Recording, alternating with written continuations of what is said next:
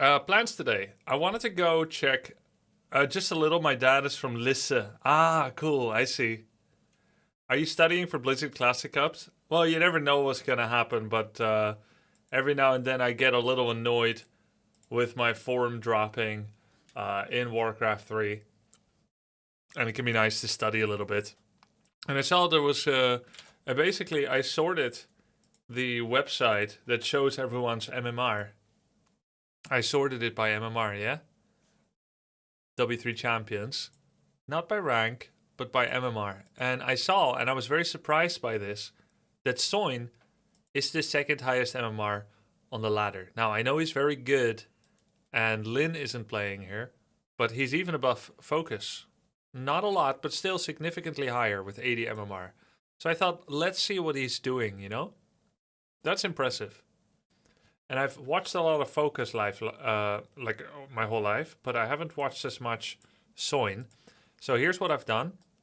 I've downloaded a bunch of replays, and I want to watch them, but not in the traditional sense where I'm viewing both people's perspective, but I'm going to be watching it from the perspective only of the orc player. But I'm not just going to learn by myself and watch by myself. I am also going to do a little bit of explanations. And the way that I can do that is with a pen. Here, let's jump into it.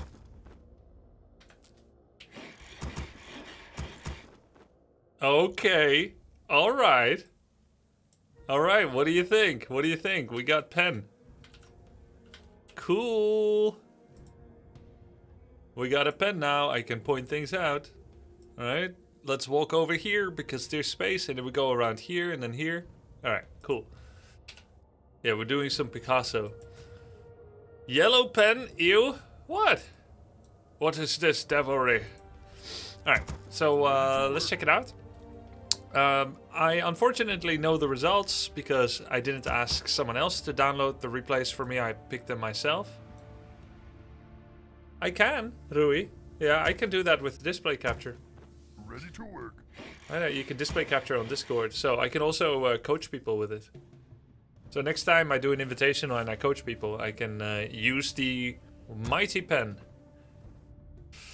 Okay, so I'm gonna be watching this to learn, but I'll try to take you guys along with me in the journey of learning Warcraft 3. This is of course a high level game.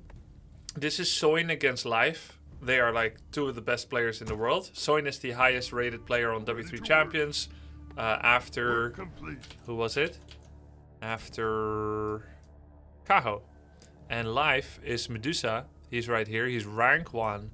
But his MMR is actually 6th. Behind Jens, Infi, Starbuck, Soin and Kaho. So it's the rank 2 in MMR versus the rank 6 in MMR. Alright, let's watch what Soin does. So he was doing 4 peon micro for a while. You can see he keeps selecting a peon to send it back in. And so because he was doing 4 peon micro, he loses a little bit of gold. He's at 12,750. Enemies at 12,800. He lost gold as well because of a fast Ancient of War. So his gold income is pretty okay. It gains him more lumber faster, and therefore he can tech faster. Is Life the guy from ST2? No, it's a different Life. So, I'm gonna try not to have too many presumptions about how I think the matchup should be played. I'll try to kind of clean slate go into this. And based on his decision making. And the cool thing is, so this is not about entertainment, okay? Entertainment is, I hide the result. And then I hypecast it. You may still be entertained, but it's more like a deep dive into decision making. So this game is lost by the orc. And technically it's better not to know the outcome, but I already know it, and I'm not going to hide it from you guys. Right?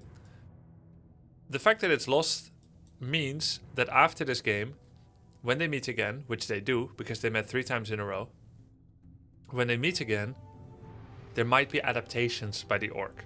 But he's going to lose that one as well. But then later he starts winning. So what I want to see is I want to see the progression of the frustration of losses and how he then adjusts his play. That's what I'm trying to build here. Alright? So I hope you forgive me for the spoiler, because a lot of people like the suspense of not knowing.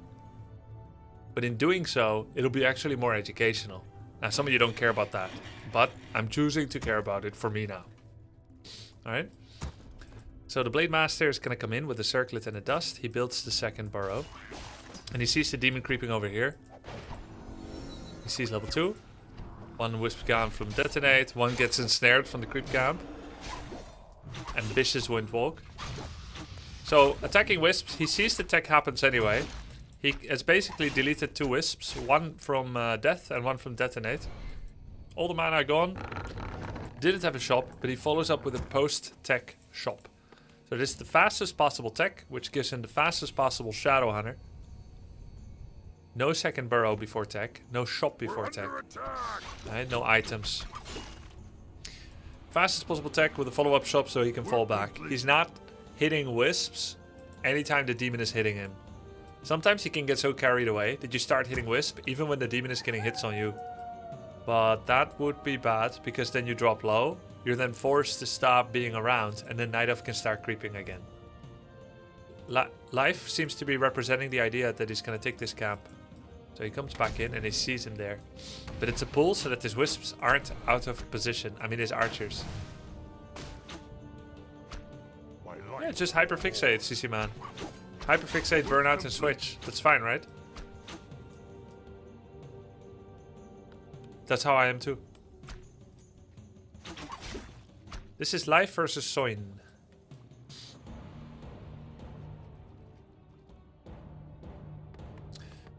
He's making a third grunt, no war mill.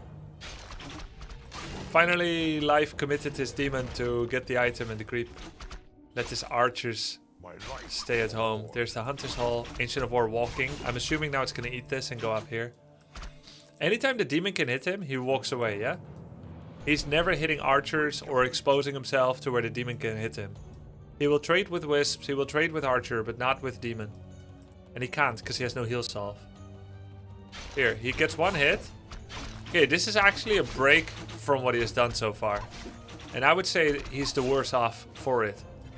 This time he went to chase an archer. He kind of had the idea, maybe I chase the archer a bit. And he takes like 6, 7, 8 hits from the demon hunter. Heal salve clarity. The grunt saw demon going top. So I think maybe Night Elf is creeping this. So he clarities, walks here immediately. Confirms, are you really here?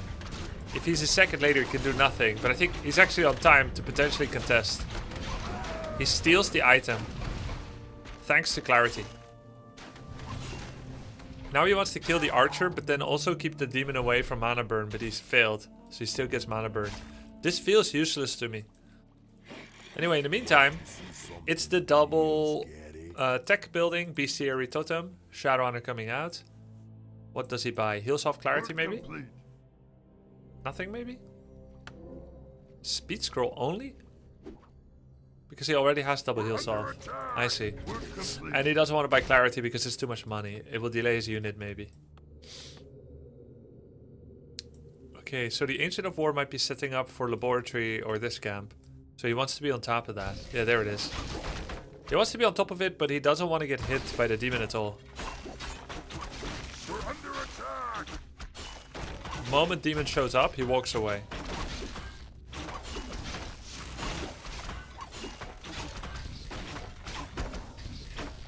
If he had tried to get the Overseer, Keeper would come in and there would be an entangle. And he could die. He wants to try and bait an entangle surround attempt while being far enough away to where that's not possible. But he's playing a risky game and he knows it. And he didn't get mana burn, so he can actually go away, save his mana, come back in with WW later. Oh wow, okay. Research complete. Oh. So no brute strength on grunts, yeah? That's how he has enough lumber for expo. He creeps with snakes, which is the biggest damage accelerant. Whereas Hex and Heal are damage reducers on self. Doesn't even know if it's lures for dryads or bears. Just go snakes anyway. Hasn't overbought items, no clarity potions.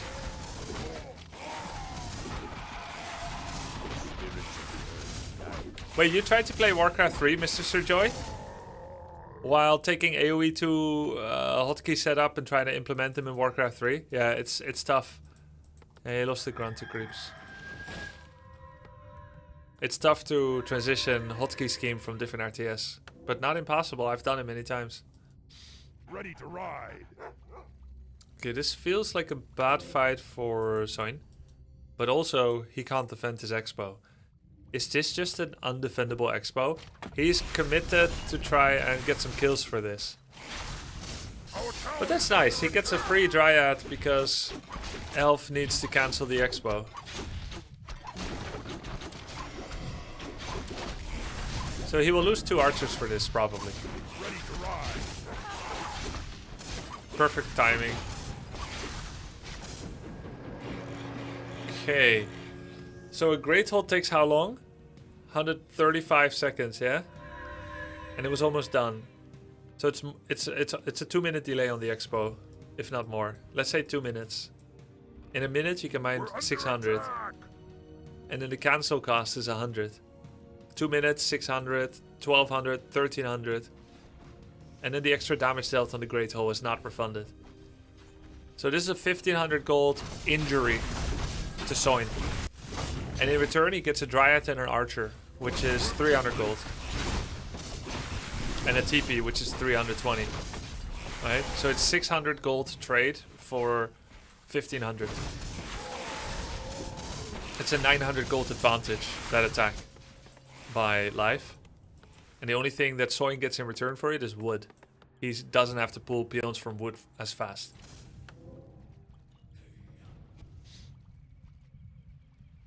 There was also Goblin Lab reveal. Yeah, 100. Still 800 gold advantage. Level 3 Shadow. Huge items on Blade, but he's only level 2. And now he's attacking. I think he's attacking not because he has a power spike. He does have 1 power spike. Shadow 3. That's the main reason he's attacking. And because he will soon reach a power valley. Right? Because he just reached the maximum amount of army he could make in 41 population. But his burrow is so far away that his threat will not develop over the next minute. Because the burrow is not finished. So by attempting to attack the moment he has Shadow 3, he's trying to leverage a power spike of a level 3 hero. The moment he gets it. While also temporarily having the highest army he'll have somewhere in the next 1.5 minutes. It's not exactly a triple convergent power spike, Blade 3, Shadow 3, big army. It's only Shadow 3, which is why he didn't commit that hard to it. If he could get a compromising position on the Night Elf, then he would take it, but he's not going to hard force it to do a frontal attack after coming here. That's interesting. The not earned gold, you can't count. You should count the not earned gold from cancelled expos. I did count it. It's more like a 900 gold denial, not really advantage. Well, that's an advantage. I know what you're saying. You're saying it's not like he mined 10,000 gold against 9,000. You don't really have 1,000 gold advantage. But what I'm saying, with the steps that they've taken so far, and you have a choice to cancel the expo or not cancel it, you will either give away free 1,000 gold to the opponent, difference between you and him, or you don't. And so if you do take that away, even though it's a complicated situation, you can call the 1,000 gold advantage anyway. Let's see, what do we got? So we have a heal potion over here on the Keeper of the Grove. And then we have 1, 2, 3 bears. And then we have 1, 2 dryads and an archer. Okay. And then the items on Demon. Oh my god. Demon Hunter has 15 armor. That's a damage reduction of 46%. That is disgusting. 46%. That makes it so that he has an effective health of 1800 against physical attacks. Actually. Right? That's how much damage he can absorb. And then to think that raiders do half damage on heroes, and walkers do half damage on heroes, and piercing does half damage on heroes, and it's only grunts and shadow and blade that do full damage on heroes. This demon is virtually unkillable. But you can't ensnare trap him with raiders unless you have 4 at least, and he only has 2. So what do? Do you hit him or do you not hit him? Because the keeper has the heal pot. There's no staff, no TP. But there's also this bear ready to rejuvenate twice. And you've got 2 disenchants over here. But if you do that, you have no spirit link. He's got snakes, but there's a camp. That's distracting. And you've got peons about to mine, but they're not. And then there's 7 population in production. So it feels pretty tough. Ideally, you would be able to have all the snakes target onto the dryads. This one is too far, so that doesn't work. He doesn't have enough. You can have up to 6 snakes at the same time. Overall, it looks pretty hopeless. Demon Hunter also has Mana Burn level 1, which can remove some of the shadow mana pool. Let's see. Even if he tries to do a mass focus fire on the Keeper, which is 1 point of attack, the problem is Keeper does represent some power. He's got Thorns and Entangle. Alright, but there's the heal pot to heal him up. And there's Rejuve. You would have to disenchant it. But after the first disenchant from Walker, Demon can mana burn it and then guarantee that the second Rejuve actually procs. What I expect to happen is that Soin will play a straight up fight where he tries to target the Dryads, not the Keepers. Alright, target everything onto the Dryad and then ensnare one of the bears. I think he will try to ensnare this bear and this Dryad. Focus this Dryad with his whole army. And this Kodo eats the bear. That's what I expect. Okay, let's see what happens now.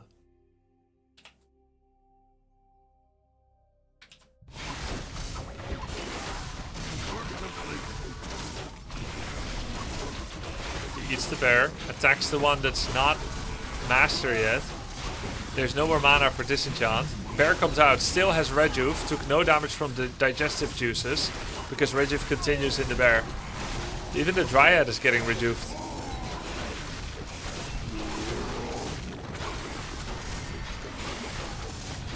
I mean, it's hopeless. Still getting some serious damage on the Demon Hunter. It is impressive, even with all that armor. The snakes and the blade together. Wait, someone dropped something on the floor? What is that? Potion of healing. He wanted to give it to the demon. He got it. To be honest, I still feel like it went better for Orc than I expected. Much better. Yeah, the Keeper dropped the heal pot. I think it went much better. So what did he do so well? Let's watch the fight again. We're under attack. Work complete. Work complete. Upgrade complete. Work complete. Ready to It was at 11 minutes. work complete. Pretty sure if he attacks Demon with his peons when Demon was in the gold mine, he gets the kill.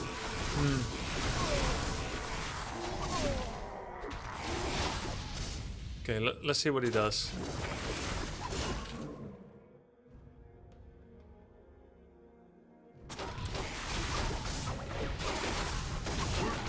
He gets that ensnare on the 2 bears. Alright. Demon Hunter ST. Demon Dunner. What's up, Cola? Thank you, man.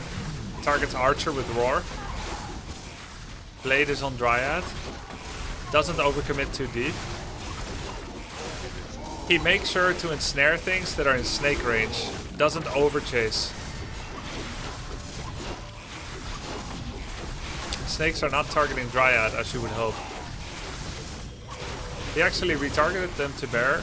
Oh, there it is. Now he's targeting Dryad with the snakes.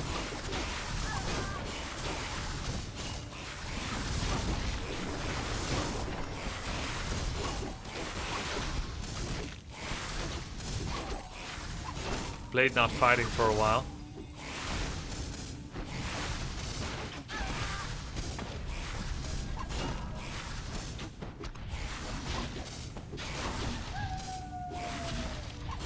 Yes, he could attack the demon hunter here with peons. True. Yeah, that should have probably been a demon kill actually. Yeah, 100%. 100%. Quell. Quell colol. True. My life is more spirits of the earth. And then it goes on. Items. And now it's tough because now the back of the camel has been broken. He's still trying to prevent Night Elf from going home without losses. Good damage on that bear. Only one snake got mana burn for 100. He can eat 2 bears. He's trying. Usually when I can't get the bears, I'll try to eat dryads instead. But he still ate both bears actually. New dryads come in. Ooh, that's big for focus fire.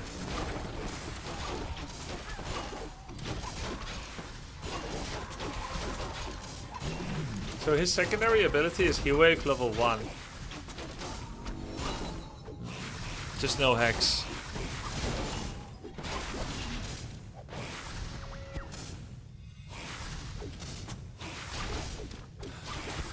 Ready to work. His expo is still up.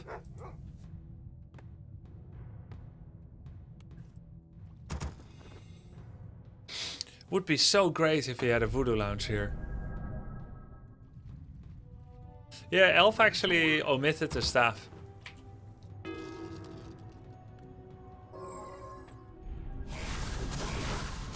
Ready to work. Now he has Staff of Telly. Spirits of the earth guide. Okay. Fight approach.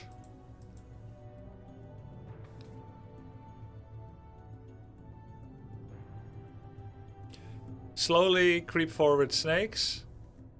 And don't overchase out of your snakes. So you actually have to save your ensnare.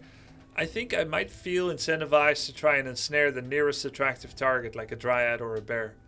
But I think you have to play aggressive defensive. So kind of like tug of war. You go in, but you pull them back to your snake pit, and then you ensnare something, and you try to target that. Because there's no point targeting this guy, right? With an ensnare, because these won't play any role. You can plant one snake down and like try to target him as well, but you'll have to walk everything through the demon, funneling in. So you have to play patiently, but that means that Night Elf can leave 1 or 2 bears here, harass the peons, and you won't be mining.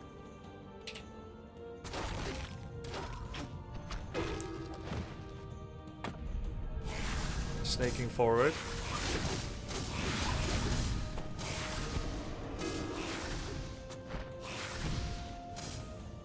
Your will? Hi Grubby. I've sent an idea for BM me build order, see Discord. It is a video message, 3 minutes. Please check it out when you have time. Okay. Thank you, Ivan. Our town is under attack. Okay, so he ensnares the first thing that comes in range of the snakes. And tries to get that.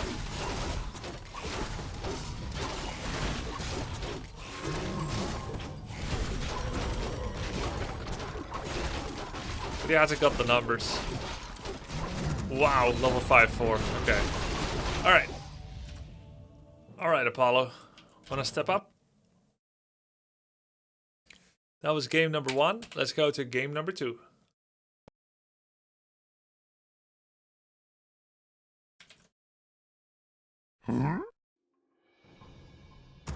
Zenithon, thank you for the sub, man.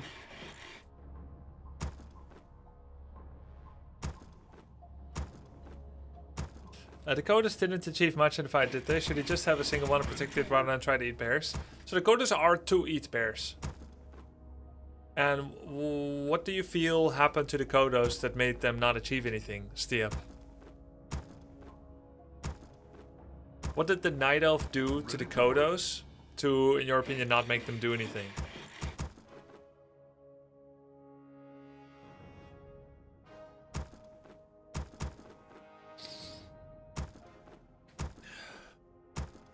Ready to work.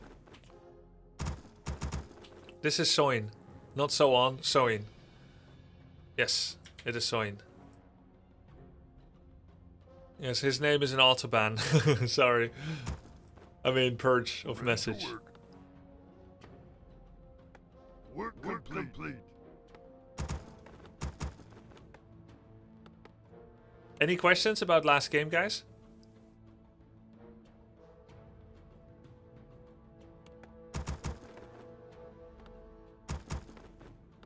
Ready to work. Before we get into the thick of things with the next. Do you feel Kodos against bears are effective?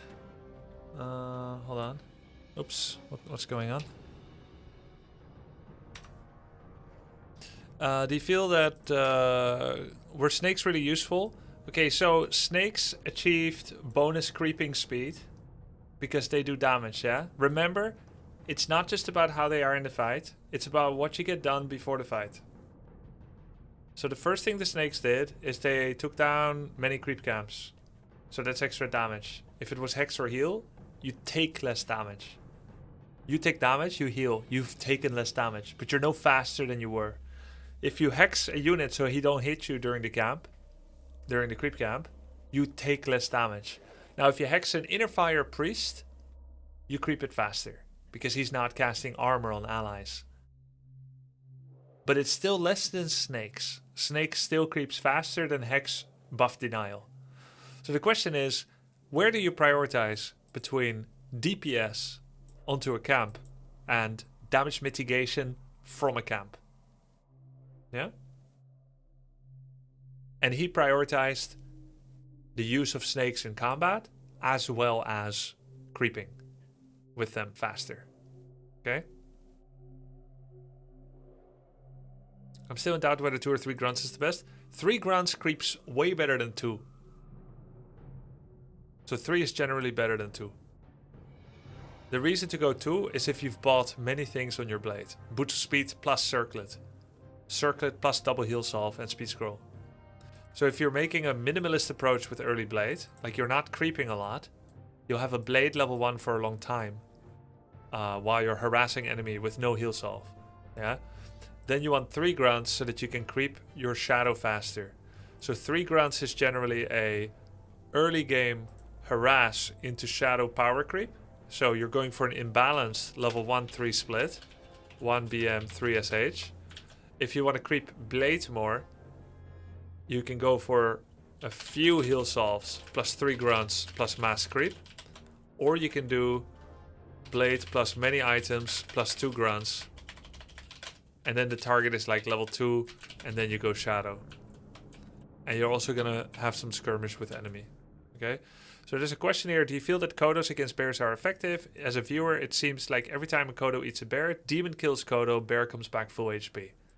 Excellent. That's a great question. So you're seeing the futility of the Kodo eating a bear.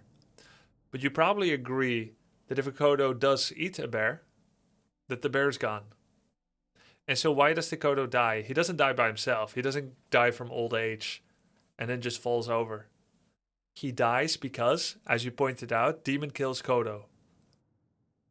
Now why is the demon killing the Kodo if Kodo eating bear is not good? The Night Elf puts the highest priority on killing the Kodo so the bear comes back. If the Night Elf puts the highest priority on that, that therefore means that the best thing you can do is to eat the bear with the Kodo. Does that make sense? Because if it wasn't a concern to them, they would just let you have it. If you go 16 peons to mine lumber, they're not going to stop you from doing that because they don't care. You don't need that much wood. Are there any good hex creep targets on Tidehunters? The Morgul Snarecaster on the Expo does a slow. So technically Hex makes you creep it faster. But do you guys understand what I'm saying? I'm kind of missing the feedback of where you do or do not agree. You are allowed to disagree. But what I'm pointing out is that the Kodo dies fast, therefore you think he's useless, but he dies fast because the elf decides it is the most useful thing the orc can be doing. That's why he kills the Kodo.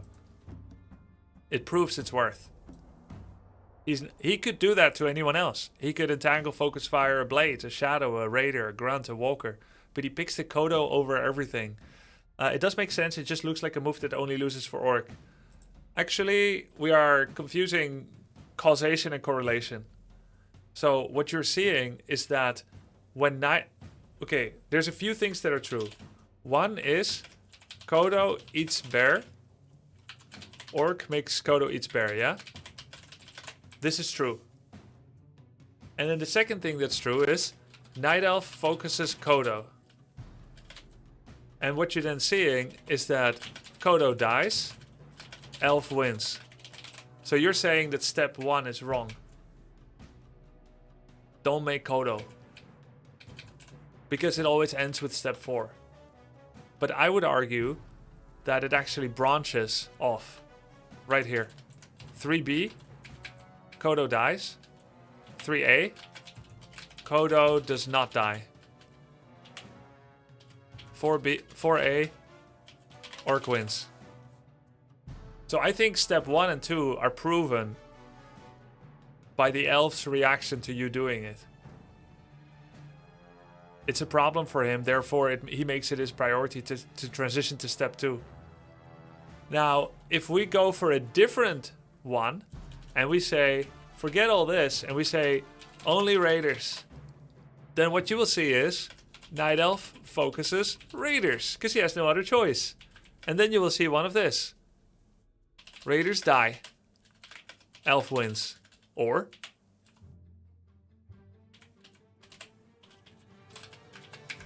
raiders live.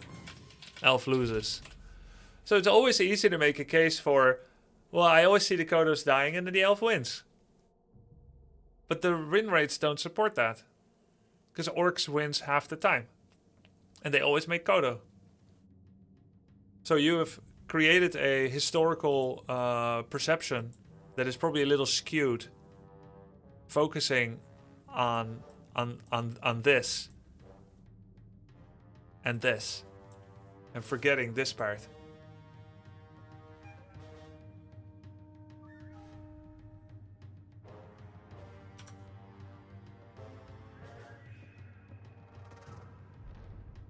Let's see. Any questions? It seems wards are better if you can't cheese pool with Hex. Yes, and if you don't need Hex to immediately fend off an immediate tier 2 early all-in by Elf or early harass.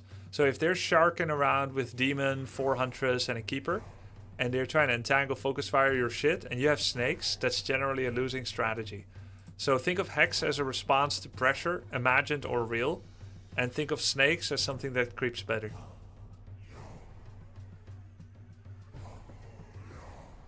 Kodo eating bear is an easy strategic win that the Night Elf then has to dedicate resources to revert. Exactly. Exactly. 255 gold for 280 gold. The bear is gone, the Kodo is still there. That's a huge win for Orc. So they have to respond. But that means your Blade and Raider are not getting focus fired. So the Kodo is just bait. It's not bait. The Kodo is the most powerful weapon to bear. It is not bait. It has become a priority target to take out. Because it is so strong against bears. Yes, the elf could be doing something else. Exactly. He will entangle something else if there's no Kodos. There's just a priority list. I'll show you the priority list. Tupac, Andre from Outcast, and Biggie. And then me. Okay? And if I'm not on this list, that doesn't offend me. Okay, priority list. Kill priority list for elf is...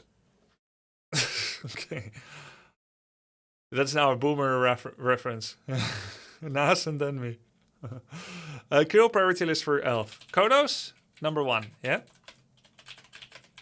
Number 2, Raiders. Number 3,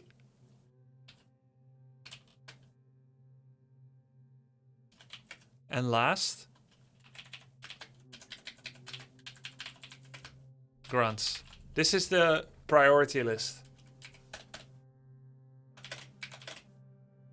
Because Grunts are tanks, Kodos -1 of your units immediately. Raiders offer control. This could be Blade, Shadow, Walkers. Okay. Grunts are last. So if you remove the Kodos, it'll just move to Raiders being number 1. You understand?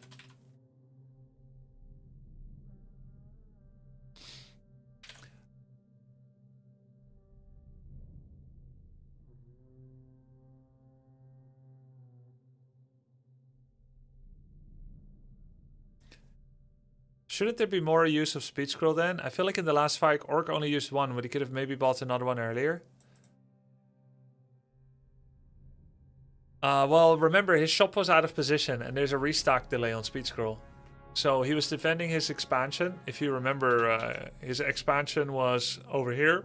And then there's like terrain here that he cannot pass. And then he could walk all the way over here to the shop to get an item, and then all the way back like this again to defend his expansion over here from this side into the Night Elf. It was not easy, and there's a restock delay of like 45 seconds on the shop. So it was not easy for him to just have 2 or 4 speed scrolls. Yeah.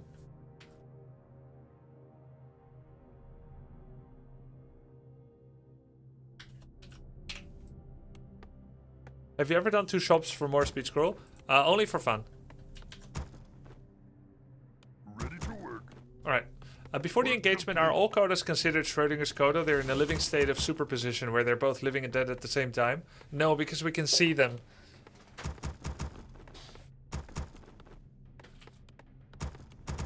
So it has already been decided that they're alive or dead. Whatever we see. Ready to work. Okay. So, game number 2. Will the logic remain the same if Kodo has 150 less HP? I think it'll only become clear with experience. The weaker the Kodo is, the less the opportunity cost to kill him. So, because he has 1,000 health, it is decided that it's worthwhile to make against bears. If he had 600 or 850 life, it gets closer and closer to the tipping point where you would not attempt to devour. You would just use them for DPS, yes.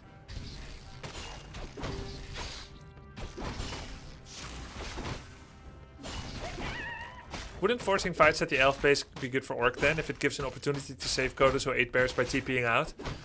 Okay, this gets to a really complicated situation, basically. Let me see. So you're asking now about high level stuff that involves the macro decisions of how you split up a map, yeah? So this is actually a good question, but it is kind of a noob's dream to eat and get out with impunity for no cost. This is what every noob dreams of, right? So let's say I'm over here and the enemy is over here, right? So how do people creep? They creep this, and then this, and then this, for example, yeah? And yellow does the same thing on the other side. 1, 2, 3. There are engagements. More and more camps are being taken. This is split in half and whatnot. Right? Eventually, we act on the noob plan, the noob dream, which everyone has thought of before. Eat everything and then get out. So the Orc marches his army across the map. Let's say that he's coming from the middle and he's moving up. And this takes about 17 seconds probably. Right? Meanwhile, The night elf is creeping this camp, let's say. So the night elf TP's home. They have a fight. And probably the orc has slightly less population because he has some stuff in production. Let's be generous and say that he has 60 population. And if the night elf is heavy on dryads and has been producing pretty well, maybe the night elf is at 64. Okay? So the orc is carrying a town portal scroll. He eats 2 bears. Let's say minus 2 bears. And then, the moment that happens, orc immediately town portals home. Bam. He's now here. Now where can he go? Here's what we know. Here's what the night elf knows. This whole section is gone. So where would you go? You can go here. Or you can go here. Where would night elf go? Keep in mind, this is with the advantage that you've eaten 2 bears. And you are currently giving vision to the night elf. If you leave your kodos at home, night elf is minus 2 bears, and you're minus 2 kodos. So over the next however long it takes for the bears to die, let's say digestive DPS is 4, they have 800 health still, so it will take 200 seconds, so over 3 minutes, right? So over 3 minutes, he's down 2 units, but you are also down 2 units. So you are no stronger than him. If you are stronger than him, you have to bring the kodos with you, and he sees everything. He knows where you are. And you just town portaled, so you're starting in a place where all the creeps are already gone. Because you crept things that were close by yourself. So it shrinks your positions of where you can go next. Right? If you go to the corner, he can wait for you here and fight you again. But if you go to the bottom, he can reach that area just as fast as you. Because this whole section of the map can be reached equally fast by both players. So what you're thinking is, I ate and killed 2 units for free, but they're not dead yet. They give vision. And if you're not going to bring them, you're down the same pop, which means you are no further on map control than you were before. You've both lost the same amount of units. Eventually, you gain experience, he loses his bears, and you can eat again. But it's not true yet for 3 to 4 minutes. Even worse, if he didn't have the town portal home, and he was just there, you just decided to take a fight on his side of the map. You walk all the way there, right? Should be yellow. And he didn't town portal. You town portal out, that's minus 325 gold. Same problem I described before. You're minus 2 units because you're not bringing your kodos. He's minus 2 units because the bears are eaten. But over the next 3 minutes, either he sees you or you're minus the same amount of units. You just spent 325 gold and you're back in the worst place to be on the map. Why is your main the worst place? Because you crept everything around. So you're forced to go outwards into danger once again. Now, when would it be good to eat bears for free and town portal out? If creeps didn't exist. If the game didn't have creep camp, no neutral resources to fight over, and there was only 2 gold mines. You're both on 2 gold mines and there are no creeps. Now suddenly, you're in a forced turtle position. I have this base and this base. All the creeps on the map are gone. I'm going to defend the high ground here, or I'm going to defend the choke here. I find a way to go on the map and eat 2 bears and TP. Now suddenly it's good. Because me giving away the rest of the map no longer represents an opportunity cost loss of everything, every creep all the way around. Got dangerously close there. Alright? I instantly thought of a horrible idea. Kill your own Kodo and then kill the bear inside. It's not that bad. Especially if the Kodo is 1 life. It's not that bad of an idea. If the Kodo has 1 life right now. Right? Because you still get an experience positive exchange.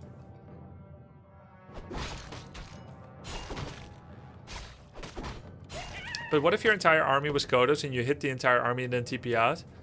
Even that is less good than you think. And the reason is, if your entire army is Kodos, then your entire army is Kodos.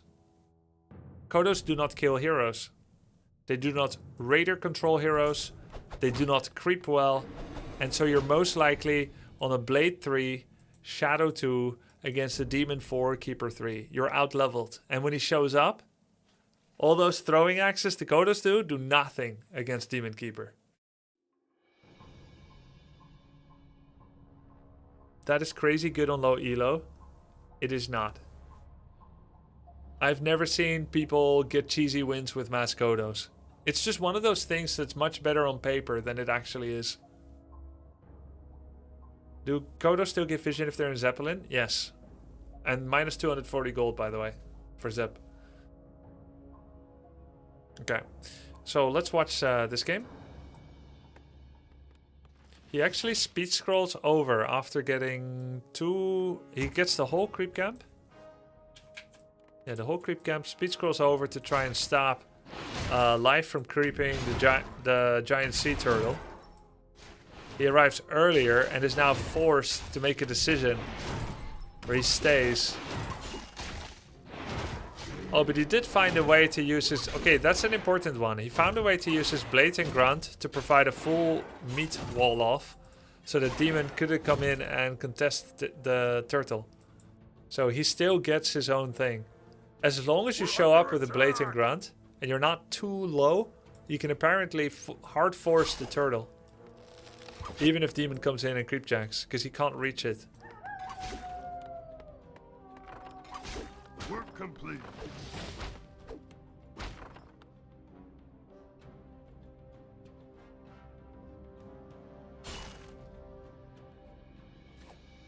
We saw Ampi get mass Kodoed several times in lower elo. No, he was not mass Kodoed by Double Bestiary mass Kodo. He was fighting a game against an orc that makes the standard meta army of Grunt Raider Kodo Walker. And what you're seeing is the consequence of a disadvantageous situation in a game. When all your bears are getting eaten by Kodos, and you do not have the firepower to take them back down, or to prevent it from happening, you're seeing the death throes of a losing game. And therefore, what you think is the symptom, the Kodo eating the bear, is actually the consequence. Right? It's being caused by something deeper already.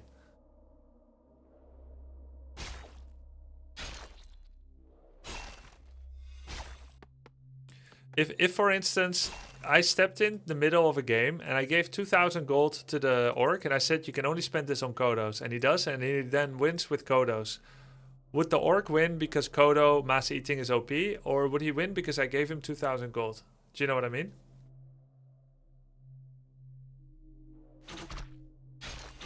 It will be because he got the bonus gold. So game state advantage is measured in how much gold advantage you have and XP. If you have gold advantage, then you can eat.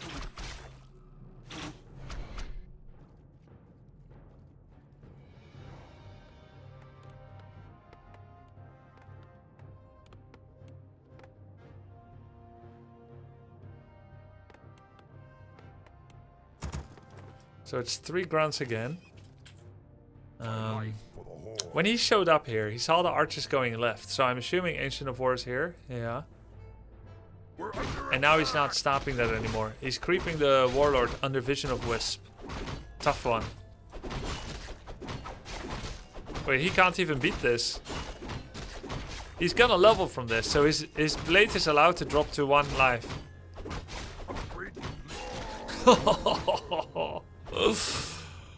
Man. My life for the Horde. Meanwhile, Demon gets level 3 from this camp. Alright. Sell Scroll of the Beast to recoup some costs. It's gonna be a burrow. He's not gonna get brute strength, right? And is he gonna take snakes again? His 3rd grunt scouts to see where Demon is. And this grunt actually also prevents the Warlord from being taken. Or at least it feels that way. See? Just being there. If he's not there, life takes this. So actually, even though the grunt takes damage, it is quite an effective grunt because the Night Elf doesn't know when the blade is going to show up. And now he has to check, do you have Expo? Because I know you crept it. And maybe he will check here as well to see if Expo was making. But at this point, wouldn't the Night Elf already have turned into Creep the Troll Warlord again? No, because he sent his archers back. Crystal Ball to get the mana burn. It's level 1, so you know it's Immolation level 2.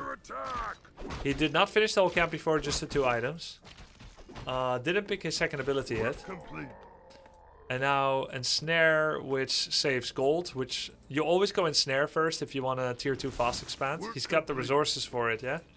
So Ensnare, Walker, no brute strength together gives you enough to expand. So same idea, 620 expand basically. Now the trouble is, if Demon level 3 shows up here, nothing that Orc can do. Because he doesn't have Hex.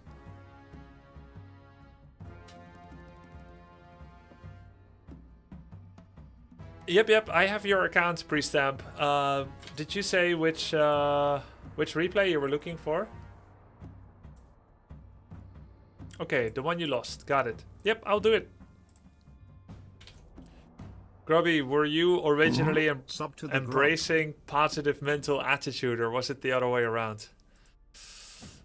I have elements of optimism and pessimism. I'm complicated like all of you guys are too. So sometimes I think I'm an optimist and sometimes a pessimist. Right? So when I'm competing in Warcraft 3, it is a journey where I meet myself along the way and I see all the errors in my thinking, and there's so many errors in my thinking that I do not see. I can only see what I see. Right? So I try to navigate through the web that is my own mind through sheer motivation for the game and the will to improve. And I get moments of despondency where I just don't have any faith anymore. And I grind through anyway, and then suddenly epiphany, revelation, advancement. And then I try to create a rule for what I've learned so that I can repeat the success of new discoveries. So it was always very difficult. I'm not some kind of crazy PMA guy. But, you know, I learned that a growth mindset, the attempt to improve oneself and improve your relation to the thing you're trying to improve at, is helpful. I learned that when I'm mad and blame other things, improvement is very minimal. Right? But when I try to internalize the responsibility of the way that I can affect the game, then I have better success. So PMA is not something that I have originally, but is a consequence of discovering that it is the best way to absorb new information. Curiosity over judgment, and willingness to learn, and humility over, you know, just shooting down ideas and not having any faith. But it's an eternal struggle. I used to think you can find the perfect mindset and have it forever. But those moments where I feel like I have it all figured out, they're fleeting.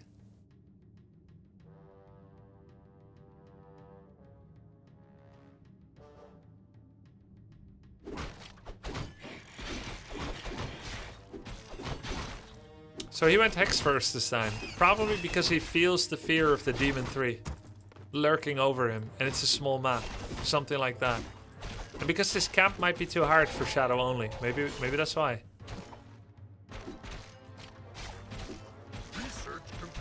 So now Shadow isn't creeping as fast. He won't reach a level 3 Shadow power spike.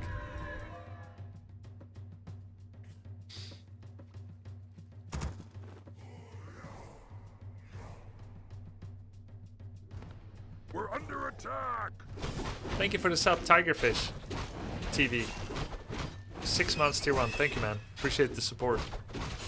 Power spike is rank 2 chain heal. Yes, rank 2 chain heal or rank 2 snakes are Shadow's biggest power spikes.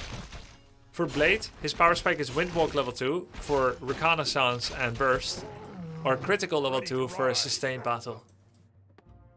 And army-wise, your power spike is when you get your first Kodo Beast, so that you can eat a bear. And the second power spike is when you get your second Kodo Beast. Power spike 1 is usually the Kodo comes at 37 to 41. or it comes at 41 to 45. Right, 40 to 44. That's your first Kodo. And then I think the game got faster. Because in the past, as Orc, you would either fight at 50 or 60. And my answer was 60 is better than 50. Even if the enemy also has more. That was like better time for Orc to fight.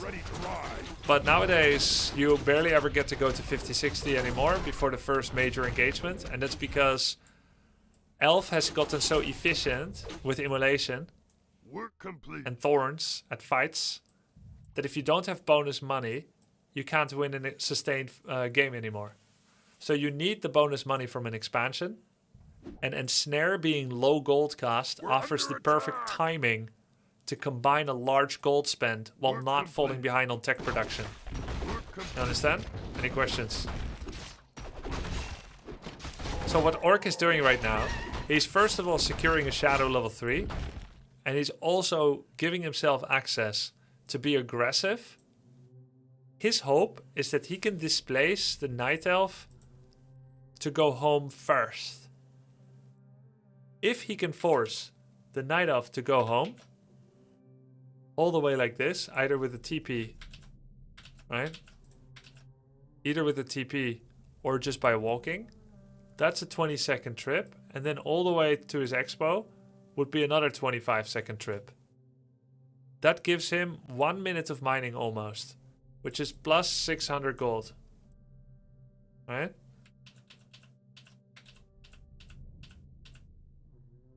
But unfortunately, while he's doing this, the Night Elf is already striking him, which forces him to go home with the speed scroll or accept a base trade. But base trades are best when you begin the race. Imagine a marathon race. No, not a marathon. Imagine the 100-meter sprint, but you start 12 seconds later. There's not a lot of people you can beat, even if you are faster, because you started so late. Right? So at this point, it's a very bad situation for Orc after a very good idea of getting Shadow 3, creating a positional imbalance that Elf responds to because he doesn't want to lose all his Moonwells.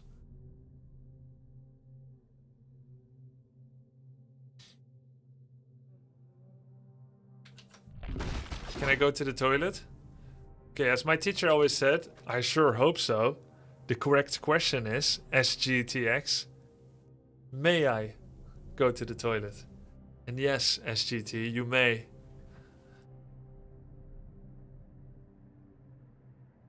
So base race are almost never going from 100 to 0, Raggle Fiend. Base race usually is a race to pick up as many high value buildings as possible fast. Nobody usually waits until the end. Because there's always someone for whom it is the advantage to go to 0 buildings. One person will kill the other buildings faster than vice versa. So base races, I'm not talking about full-blown base race. Let's kill the final building and oh, by the way, I'm hiding a Moonwell here. Right? I'm talking about who can take more high priority units or buildings down fast before the other loses the game of chicken. So I think Orc has to speed scroll home now. The town is under siege. But he doesn't. So he's actually going to choose to lose all of his burrows. Are under attack. And that means he has to elevate this base race to start killing high value units and straight for the Tree of Eternity. Because of starting the base race late and how these burrows are underprotected, it's no longer good enough to kill Moonwell by Moonwell. Because Night Elf can put a unit on the expo and then kill all the burrows and then all the peons. And then it's over, even if you kill 4 Moonwells. So the only way that Orc can escalate this is by, yes, he has to kill the bear because it's too much value to kill an untransformed bear. He has to do it, but then he would actually go for the Tree of Eternity. And Life decides, not only does he not want to give the Orc his Tree of Eternity, which will still take a while, but he doesn't even want to give him half of it, but he's even going to try and protect the bear. Instant TP. And that's because he just reached the value point of killing 1 burrow, and the second burrow will still take a while. His bear will already be dead. The player's forces are under attack. So he's really trying to save it. He doesn't, but now the orc is dead. Detonate. Perfect. Okay, that's a pretty good getaway by orc. I didn't think he had it in him. And technically, you should say that he should not have been able to get out this way. The base would be closed up if dryads moved here to stop some of the units. Losing a single grunt, kind of a W. So AP is being made. Walker sees it, starts attacking it. Not many burrows were lost. Orc gets a town portal, which shows his intentions. Straight back to the main. Save the walker, sacrifice the grunt, just outrun your friends.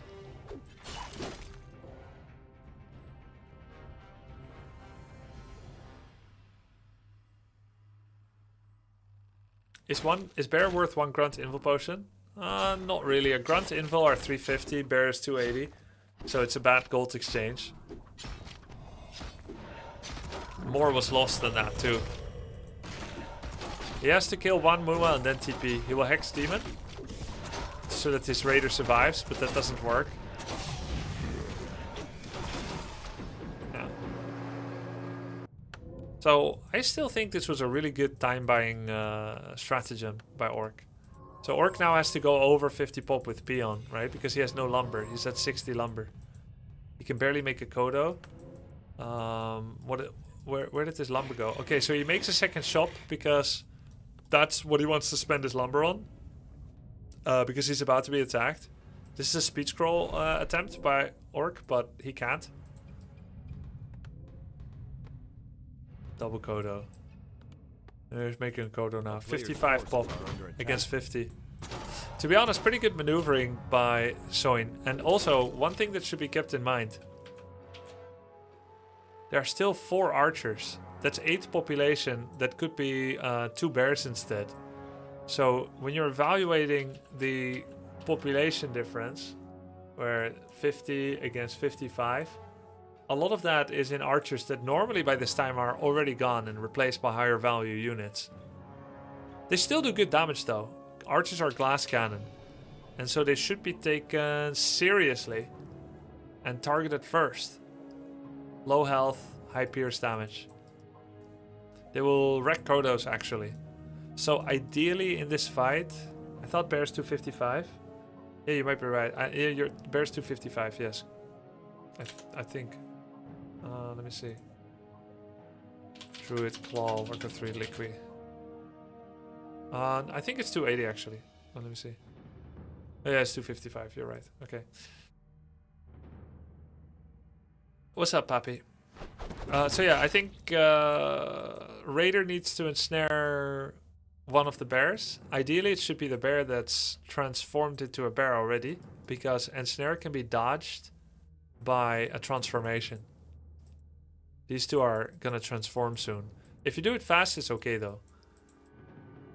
If you do it fast before they rejuve, generally they're gonna greed. They're gonna want to rejuve the most exposed dryad and the exposed demon. So ensnare would actually probably work. No speed scroll though, so Kodos cannot get in position. But ideally, we should be targeting archers with blade and grunt. So he ensnares the bear, indeed.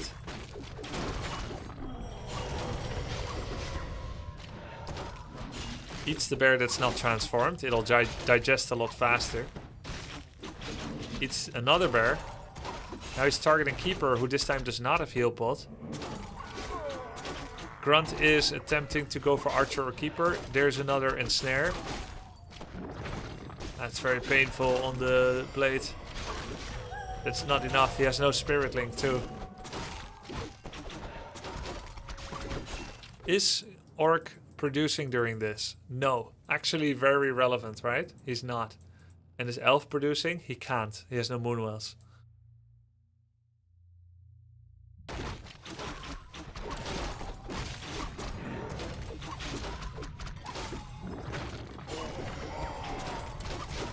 He's just taking a lot of free hits here, trying to run away. Devour miss. Devour hit. He can save the Kodo here.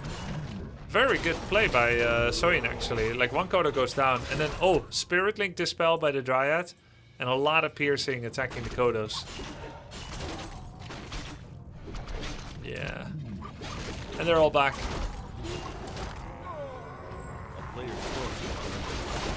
Ultimately, I do think the Night Elf had more firepower. Demon being 4 is kind of a big deal, so he's hitting really, really hard. It's hard to keep anything alive. Oof. Painful Green Iris.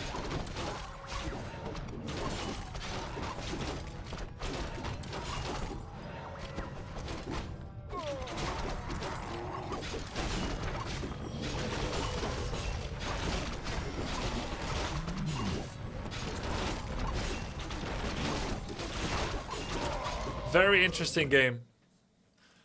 Very interesting. Okay, let's watch the third game between them. 5 walkers seem too many. Well, the thing is, that is a good point you're making. But basically, the way you should see it is like this. +3 grunts, that's all you can make, right? Then you get to tier 2. And you can make Ensnare plus Raider and Walker plus Dispel. So now you're 3-1-1. Agree? So what's the next thing you do? Raider Walker. Now you're 3-2-2. Next thing. Grunts die. 2 grunts die. Why? Because they're in front. So now you're 1-2-2. And then you make Kodos. So you're 1-2-2-2-2. Maybe 3, because you made 2 Kodos. You're probably making something else as well. And the question is, should you make grunts? Keep in mind, you don't have brute strength. So is it better to make a grunt against the bear or a walker? Well, walker is better. Now, if the raiders start dying eventually, and if the Kodos get focus fired, remember, the priority kill list is Kodos first, then raiders, then other things. So unless you have 2 bestiaries, you cannot replace the thing that gets killed the most. You'll be producing the gold you have into units that make sense. Non-brute grunts, trash. Headhunter, trash versus bears. Kodos, Raider, being produced at 100% capacity. Walkers produced at secondary capacity. But Kodos Raiders are dying at top prio, so walkers remain. So it's not that he made 5 walkers, which is too many, it's that everything else died. And the thing that you see is that he has a lot of walkers and it feels like he made too many. But in reality, he has many walkers, which seems too many because he lost everything else. And it's the natural consequence of a losing game. Do you know what I mean? I used to think too sometimes, why do I have an army of 6 shamans against human and nothing else? Well, it's because everything else died. So I don't think 5 walkers is too many. Because if he had 5 walkers, 3 raiders, 4 Kodos and 2 grunts, 5 walkers is amazing. It's amazing. But it's because everything else died that they can't do much anymore. What if you make shamans to purge demon to control him? Purge is not that mana expensive. It is mana expensive. It only slows for 2 seconds. Kind of. And it's 65 mana.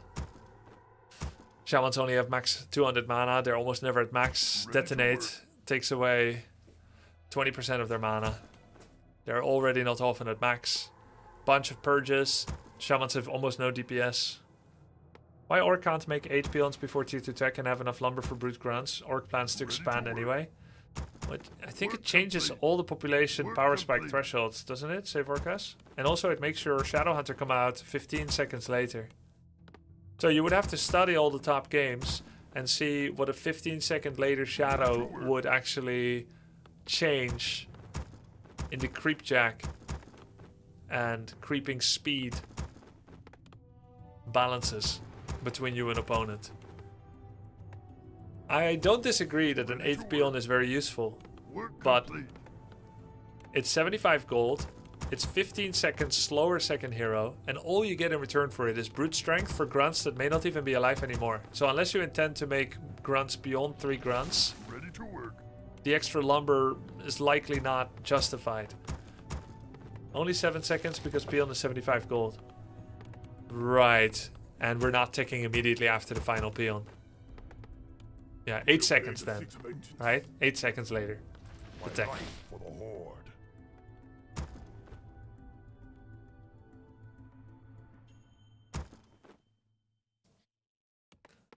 8 seconds later, second hero.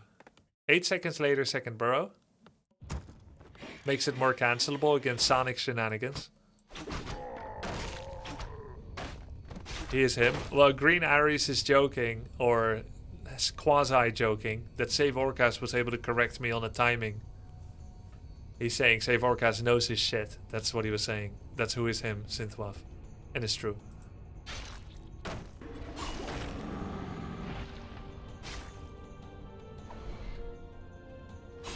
Now he wanted to greed and save his Windwalk to kill an archer, but he got mana burn instead.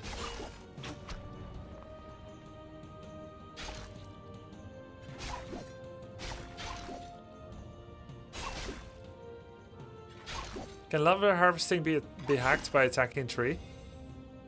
Can lumber harvesting be hacked by attacking tree? What do you mean? Hey, Krivash.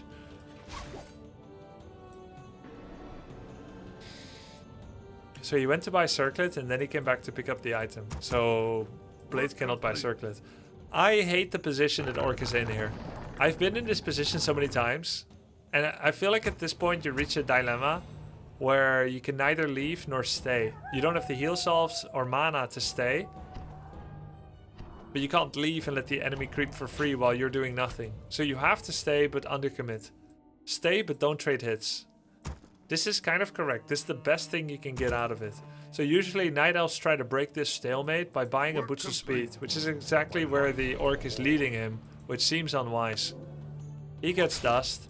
Night Elf does not get Boots of Speed, which shows he wants to maximize army production instead of playing the harass and anti-harass game. Night Elf goes here and wanted to creep this camp, but wanted to check, are you coming? And he is coming. Wants to come around the corner, get a free hit. Orc reacts too fast. Can you destroy trees near the enemy so it delays the income? It is not valid. You can do it, but it's not valid. Not a valid play. The opportunity cost is too high. Yeah, soft stay, Kinghorn. A soft stay while trading as few hits as possible. This is the best result for Orc. He's doing it very well.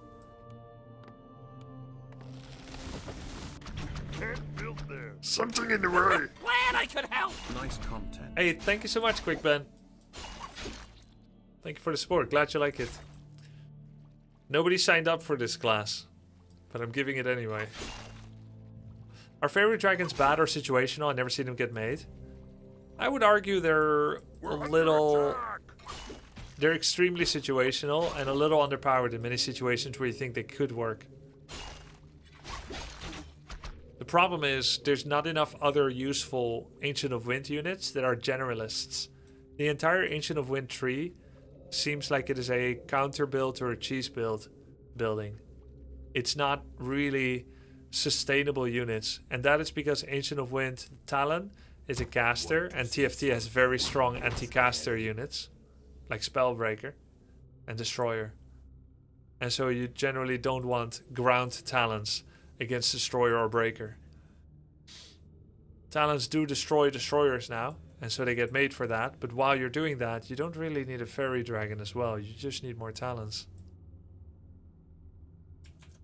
I think it's good for everyone to know that currently my DOG is dreaming and spasming. More updates at 7. Wait, it is 7.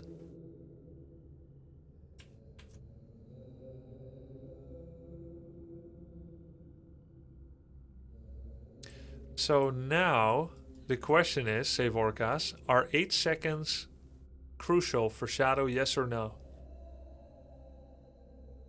So let's see how many seconds he's wasting. We're under attack. None. So now we have to see where they would have intersected instead if he was 8 seconds slower and doesn't waste any time? Where will they meet instead? Where will they meet now, and where will they meet instead had there been an 8-second difference? We're under attack! And this expo could have already been made.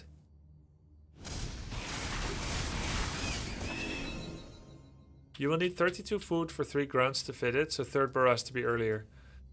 Yeah, and that's kind of a problem as well. Ready to work. Work complete. I think it's a problem. So what does he do with his money now? It's a shop. We're under attack! Yeah, so it can't be now. It could be now. And then if he makes the burrow earlier, before his tier 2 buildings, that cost him 160 and 40. Orcas, do you know how long, do you know how much lumber 1 minute gives you at this distance? 1 peon, 1 lumber? 1 peon, 1 minute? I'm thinking they return 10 lumber every 20 seconds. So let's say, 15 seconds. Okay. So he gets 40 lumber a minute. So a burrow costs 160 and 80. We're under attack! Work complete. But you're also getting bonus lumber from the peon. And you're making that peon some time ago. So let's say the lumber has been completely offset. So we're just down. We're down 160 gold. Let's ignore the lumber component. We're teching 8 seconds later. Which does mean we are gaining 80 gold more so far in the game.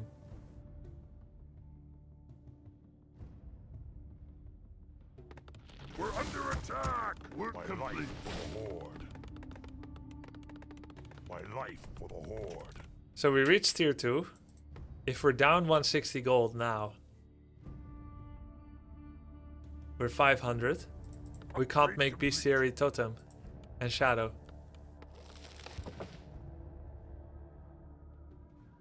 Even if, and I'm not sure if you should add 80 gold to his income, to his bank. Grub. But even if you add 80 gold from the 8 second later tech, which means that the demand on Shadow, Bestiary and Totem is 8 seconds later, you still spend 16 gold, 160 gold on the burrow. So you're still down at least 80 gold. Right? Which means you will actually, with the peon, you will delay your tier 2 buildings for 15 seconds. Oh, you didn't sell TP, that's gold. Not really, because when you sell TP, you gain 190, but you buy a circlet for 200. He didn't sell TP partially because of the timing he wanted to get here to, and because this map is difficult to buy circlet, because Elf at high level often walk here to buy circlet first. He probably already makes his decision matrix based on the idea that the Elf is gonna buy the circlet, which means he doesn't need to waste time to come here to sell TP and buy circlet, because then he'll be late to harass here. So TP is almost never sold unless you buy circlet, and it's done at the neutral shop. So it's a gold neutral change. Yes. And of course that's another 50 gold Orcas, but yeah. You'll have later Walker and Raider. Upgrade finished. Thank you for the sub, Tahib.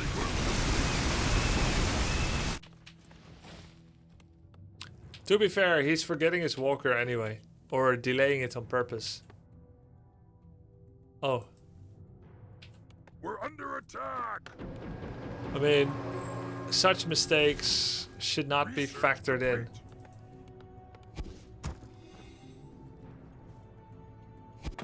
When evaluating the value of timings.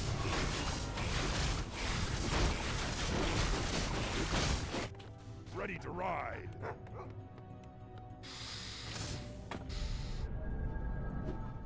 Good he didn't sell TP. Well, he would have changed his decision making if he had sold TP. He wouldn't have been in the same spot. So the main question is, what did he achieve by forcing the Night Elf to attempt to surround him here with Entangle?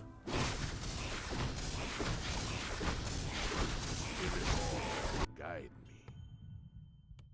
Or what would have been the reasonable belief, taking greater risk with TP, where maybe you have to TP out, or maybe he entangles around you, or maybe he fails. What would be the reasonable achievement you could achieve?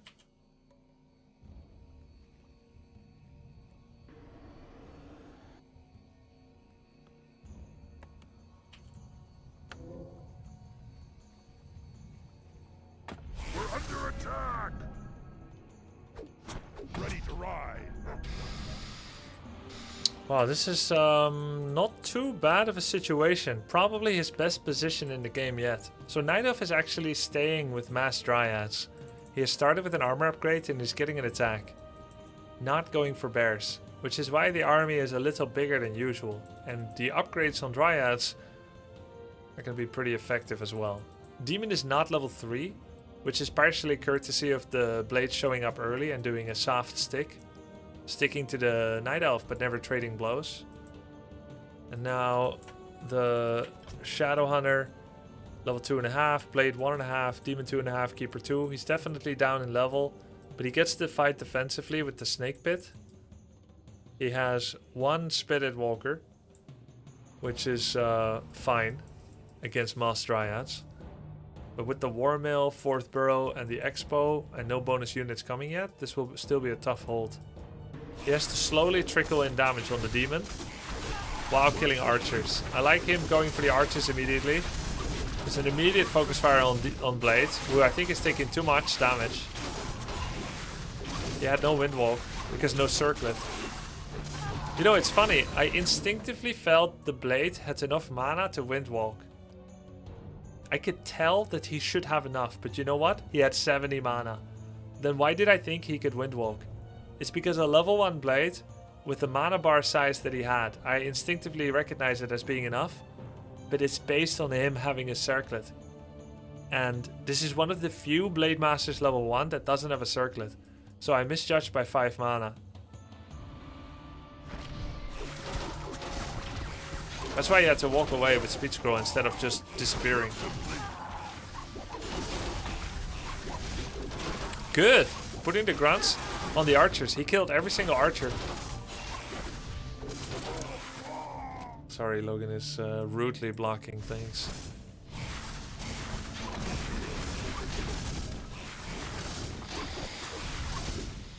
So there's still Anchor of Reincarnation. He gave up on the Expo. So, surprising the game still goes on for quite a while. Considering it looks dire indeed.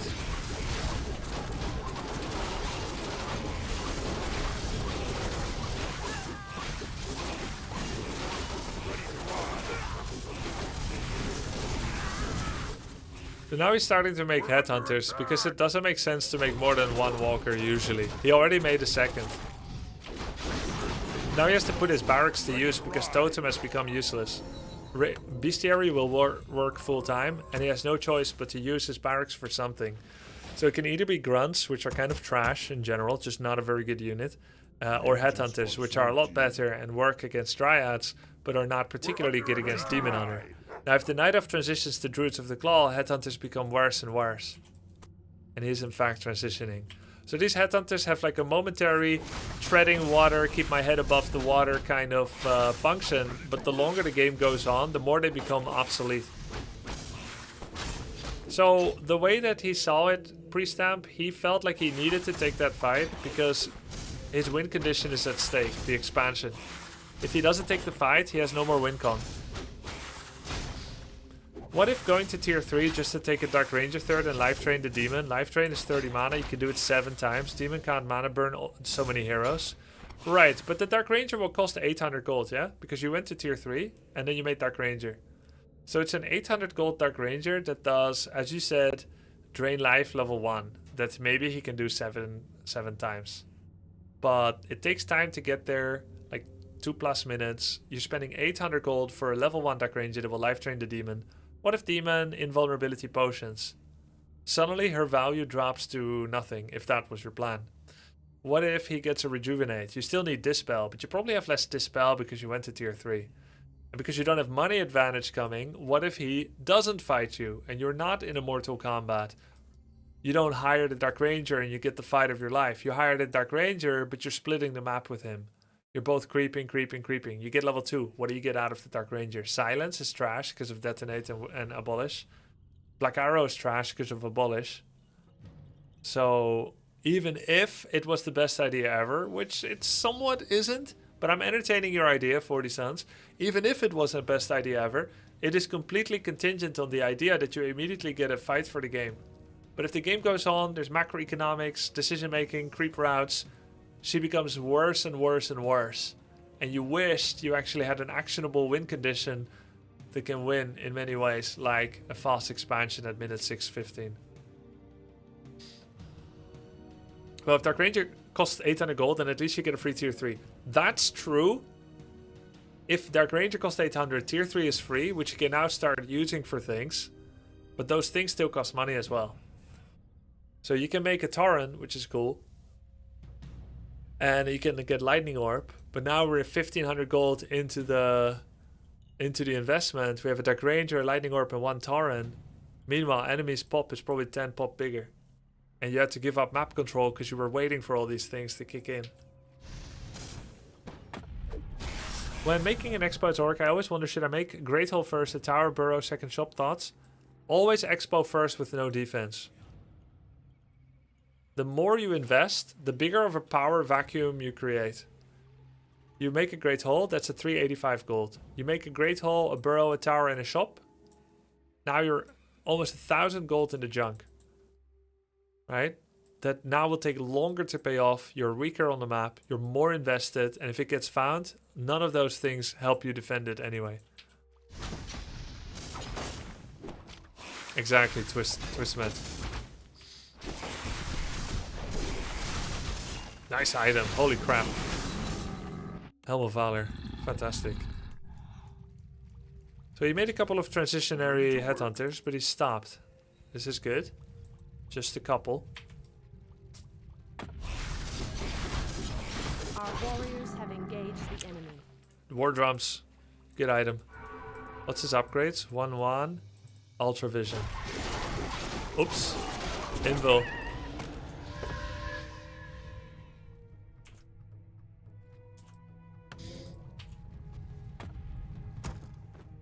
We're under attack!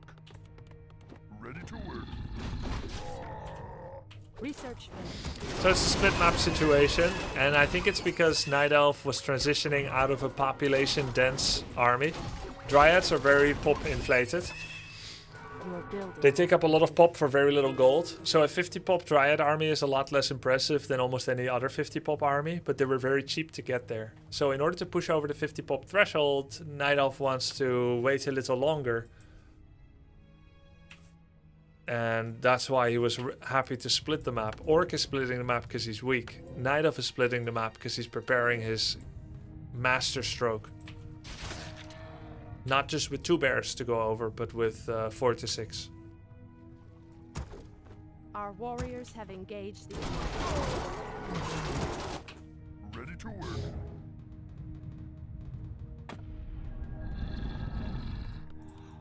The spirits of the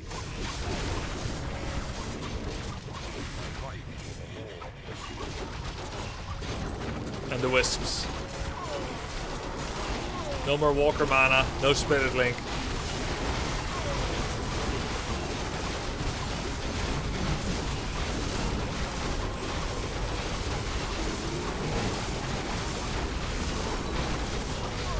Demon 5.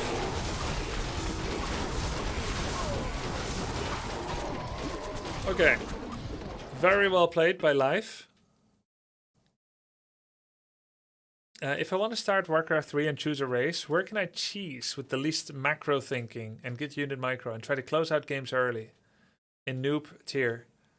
I would say the best cheese, low skill wins is from Cryptlord Expo.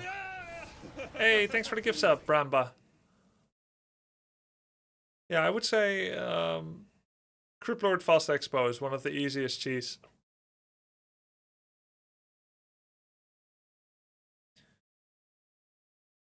I'll search your YouTube for it. Yeah, you can just type exclamation mark website. It's right here. This undead build is perfect for beginners. Okay. Let's take a little intermission and watch a replay from one of my viewers. Since a while ago, I have a special channel point reward.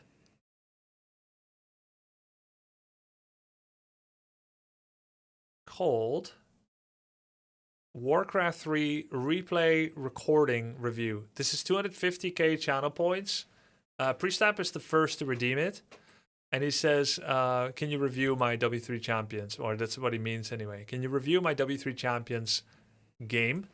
And I can. And I coordinated with him on Discord which one we're going to be watching. And he said, please review the one I lost in an orc mirror, which we got right here.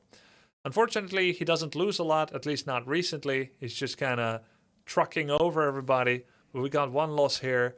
So let's watch it, and I will do a coaching replay review for Pre-Stamp.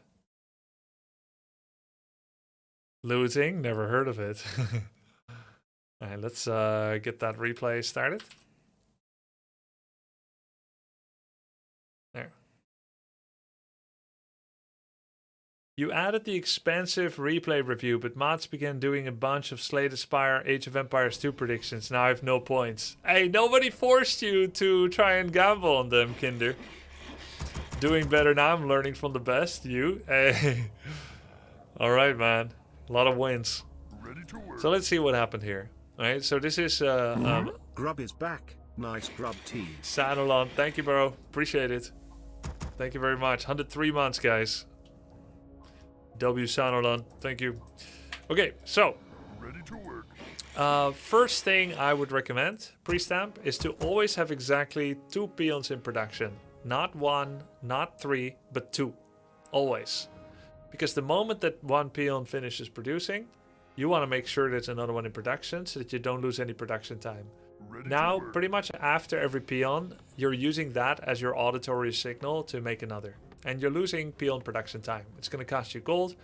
It's going to cost you lumber. So now that we've pointed it out, let's go to the next step. I see that you're doing a lumber before gold build order. Funnily enough, we saw the exact same thing in Soyin just now. But he's got a method to the madness. For you, it's just madness. This costs you gold. Right? The way that he does it with micro, he does it with particular goals. You should just fill up your gold mine first and then send everything to lumber. The reason people do lumber before filling is because they do a lot of peon micro with the gold to mitigate the losses. Ready to work. And also they have a very particular goal and clean build order where they tech to tier 2 as fast as possible to rush their second hero and tech as fast as possible. But at the end of the day, in Bronze League heroes, you can't do everything as efficiently.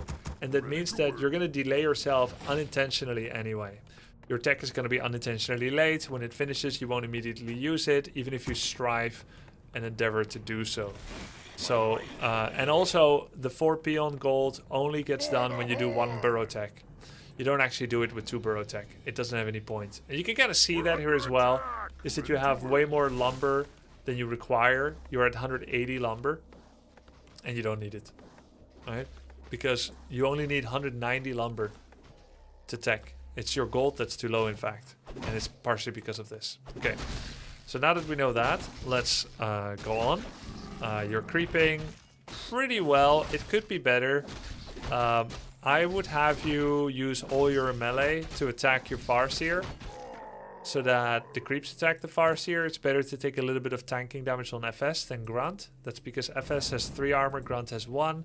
FS has hero armor, which takes reduced damage from Pierce. Grunt takes 90%.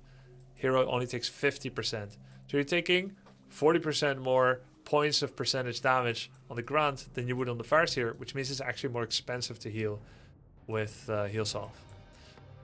Okay, you've gone to tier 2 with only 1 Grunt. So everything we do has a sensible explanation economically. We want our build orders to Grubby, achieve goals. Love your stream. Thank you so much, man. GLH chef. Thank you, Surf Shield. Thank you. Thank you for the support. Everything we do tells a story, whether or not we are aware of it. So let me give a couple of examples. If I make a war mill, what are the things that I can do with the war mill? Well, I can get upgrades, right? Upgrades. I can get bonus lumber harvesting because they don't have to walk as far, so they get more lumber. And also they unlock headhunters and demolishers. So my question to you is, for what reason did you make the war mill? Now, Warcraft 3 is a game with opportunity cost. And so when you do one thing, it costs you another. For example, if I made 3 barracks at tier 1, that would cost so much that I would never get tier 2. And that's a choice. And after that, I would only be able to use 2 racks because you cannot afford 3. So this 180 gold is wasted. So we can't say that it is a good thing to make 3 racks just to be ready if we ever want to produce a lot, because it literally doesn't work economically. Now there are things that are good to get early. There are things that are good to get and there are things that are bad. So we can decide that 3 racks isn't good because the amount of spend just cannot be realized on 1 base. But maybe it's good later if we have 2 base. So 3 racks tells the story, I want to be used. You don't make a racks to not to be used. That would be bad. And we're trying to learn to do things that are good. 1 barracks is good because he wants to be used and you can. Burrow is good because it gives population. Teching is good because it gives a second hero. Everything has a reason. So I would like you to assume that everything that you do has a reason, whether you're aware of it or not, and then to try and become aware of it. And the same thing for the opponent. When we are looking at the opponent and we see something, we must assume the most logical explanation is the right one. It's okay to be wrong. If we're wrong, they're wrong. But if we're right, then we're prepared for the biggest danger. So, I would like you to become analytic about what you are seeing and what you are doing. We see he's teching to tier 2, therefore we can assume that he's gonna make second hero, right? He's gonna make maybe tier 2 units, and so on. We're not thinking, oh, I think he's teching to tier 2, but actually it's a psyop. He is gonna mass tier 1 units and rush me at minute 5. Doesn't make sense, right? Because it's illogical. He's wasting money. So let's not assume it's a psyop. Let's assume it is what it is. He says his name is James. We assume it's James. He's teching to tier 2. We assume he's gonna use it. So when I'm looking at you, it's the same thing, right? I'm assuming that you're gonna use the war mill when it finishes. And that you need the lumber that you get out of it. Now, if we fast forward and you're not using it, then I would ask, why did you make it? A lot of people in Bronze League, they make something because it exists. If there was a red button that said, don't touch me, they would touch it. And that's because you are doing, you're just clicking things that are available, and you think this is good because it gives me lumber. And it is good to get lumber, because the bonus lumber you get can bank up, and that means that later if you lose peons, you're saved from it. But what you should remember is that the earlier spends are actually deciding on opportunity cost. If I make a war mill here with 3 peons and a war mill here with 3 peons, that is even more lumber efficient. If I make 17 peons, that's also very lumber efficient. But now I'm later with everything else. So every spend, no matter how big or small, is delaying something else. If I get level 3 and I attack immediately, that's very powerful. But if I get level 3 and then wait 5 minutes doing nothing and then attack, he's already level 4. So with this, I'm trying to show we're playing a multiplayer competitive game. We're trying to levy threats against the opponent as fast as possible because faster is better. You will feel stronger if you use a threat earlier. So again, my question is, what do we use the war mill for when it finishes?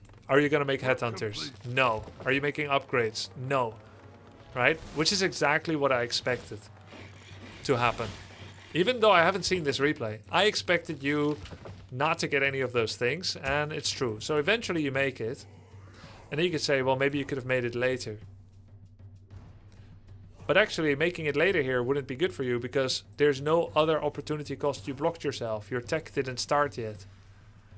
So it feels like you're doing the right thing because you're using a headhunter that came from the war mill.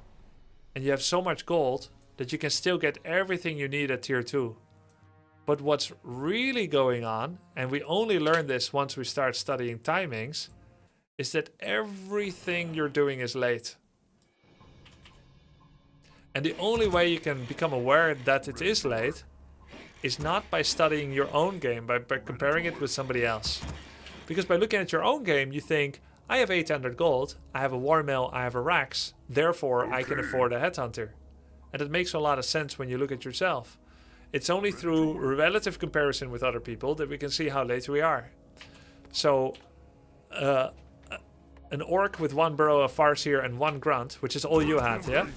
You have a farseer and a grunt, and then from minute 2, you're not using your barracks. Minute 2. Let's see when you use your barracks again. Work complete. Work complete. 440. So you had a 2-minute 40 seconds idle time of your barracks. And during this time, the barracks could have spent 800 gold in grunts. Almost. So whatever gold you think you have here could have been spent on grunts or headhunters. And it could have been spent into headhunters if you had made the war mill even earlier. So your quasi-random spend here is only justified because of the big bank. But the big bank is there because you don't have a plan of what you want to get to fast. So I would ask you, let's start at the start. What's our win condition? Or what is our, how do we get strong? How many units do we want? Do we eventually want 5 headhunters? Then we should start making them as fast as possible. Because now we're doing like slow trickle stuff. Let's get a war mill. Let's get 1 headhunter. Let's get 1 shop. And everything is late and we don't even know why because we don't have any goals. Now let's look at, we just looked at your barracks. I'm still pointing at the wrong gold. Okay, I'm not pointing at the wrong gold. It's because of W3 booster. I'm sorry about that. I'll turn it off. That's because actually I don't have the overlay that you guys have. My bad.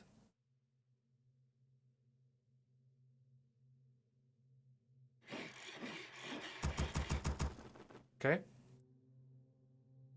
Yes, my bad. I didn't mean to have the overlay. I didn't see that. So now let's do a comparison of when people tech. A farseer 1 grunt, which is what we established you had, can actually tech at 2 minutes and 15. And if we do that, then we can make everything we get out of tier 2 at 2 minutes 15 plus tech time. So the later you tech, the later you are compared to optimal. And your tech is at, it could be now at 230. But then you make war mill, and it could be now at 250. And there it is. Okay, so we're 35 seconds later with tech. And what do we get out of it?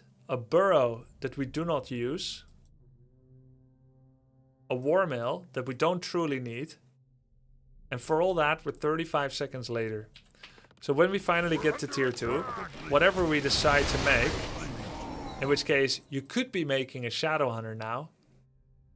You have the money, you have the altar, but you're busy, which is fine, right? We're always going to be slower at things because we're not so experienced yet or not so good yet. But everything is slower now.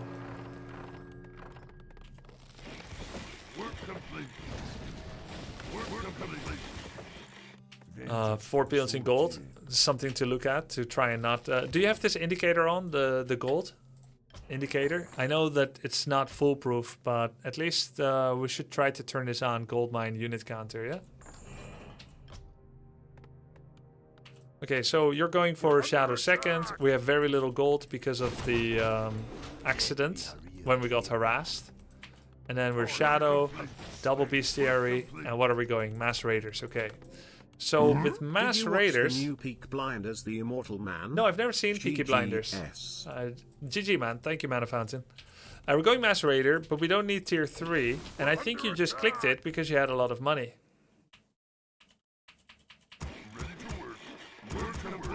And this is what a lot of people do. But again, everything tells a story. Tier 3 tells the story of I want to make Torrents, I want a 3rd hero, I want to make Bloodlust, Healing Ward, I want to get a Lightning Orb or Tiny Great Hole. I would say unless you specifically target one of those, don't even click it. Just spend it on units. The only reason you upgrade it, and I'm certain of this, is because you had money in the bank. Alright, so now we're making decisions reactively based on bank instead of making decisions because we want to get them. That's like being given $1 million from an inheritance and then starting to like expensive designer products even though you never cared for them. And you're now getting them because it's the thing to do. But they're useless to you. And you now feel more exposed than ever because you're afraid someone's going to steal it and you don't even enjoy it. And you even hate your friends who you even are trying to impress with the status symbol in the first place. So instead, let's have a goal. Let's have a dream we work towards. And not just dump money into something because it's the thing to do. Okay. So you're going to get to tier 3, and I'm sure you're not going to use it when you get there. Tier 3 finishes. Nothing. No lightning orb, no tiny great hole, no third hero. We're not getting a third attack upgrade. All the things we can get out of tier 3, we're not getting them. Raiders, that's a tier 2 unit. Headhunter, not Berserker, that's a tier 2. No third hero, no lightning orb, no tiny great hole. We clicked it because we had the money, and that's because we forgot to make units. Okay? So, what are we gonna do from now on? We're gonna focus on the 3-3-60 rule. This is what our goals are gonna be pre-stamp. I'm gonna give you three goals in your game that are gonna be much simpler to follow. Pre-stamp version 2.0.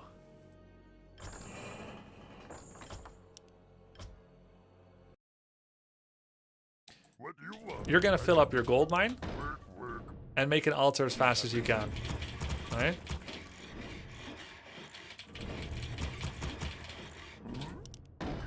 Okay. Then we're gonna make the barracks, a farseer, and a grunt. Now we're gonna make a decision. If we want a second grunt, we're gonna make a second burrow. And if we don't want it, we don't make it.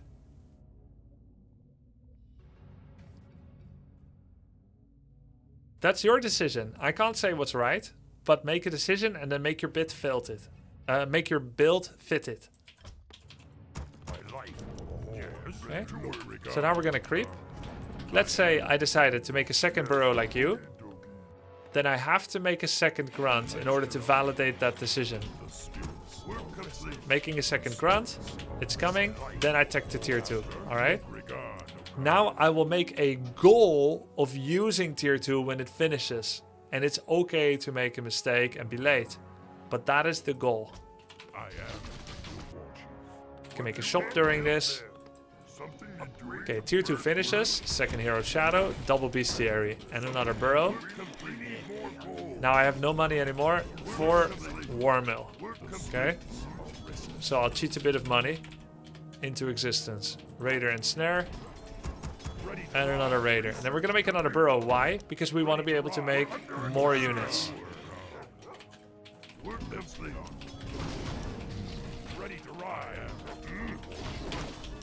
Now, what is the 3-3-60 rule? The 3-3-60 rule is a phrase I'm coining of having a goal to get your heroes to level 3. First your Farseer, because he's the only one that can creep at tier 1. Then your Shadow. And we're also going to prepare another burrow to be able to access 60 population. That's the 60 part, okay?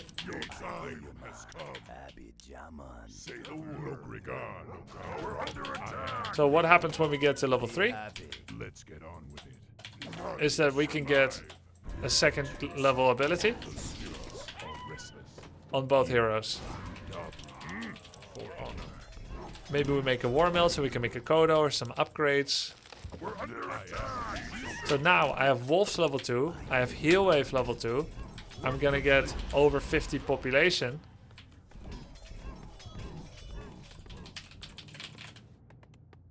How much over? Well, as close as I can to 60. Now I'm 60. So what happens when you're 60 population? There's two things that happen. One, you're in low upkeep, which means that you no longer get as much income as you used to. And the second thing is that you're supply blocked. So if we're making a burrow at 50 population, that costs 160 gold, yeah?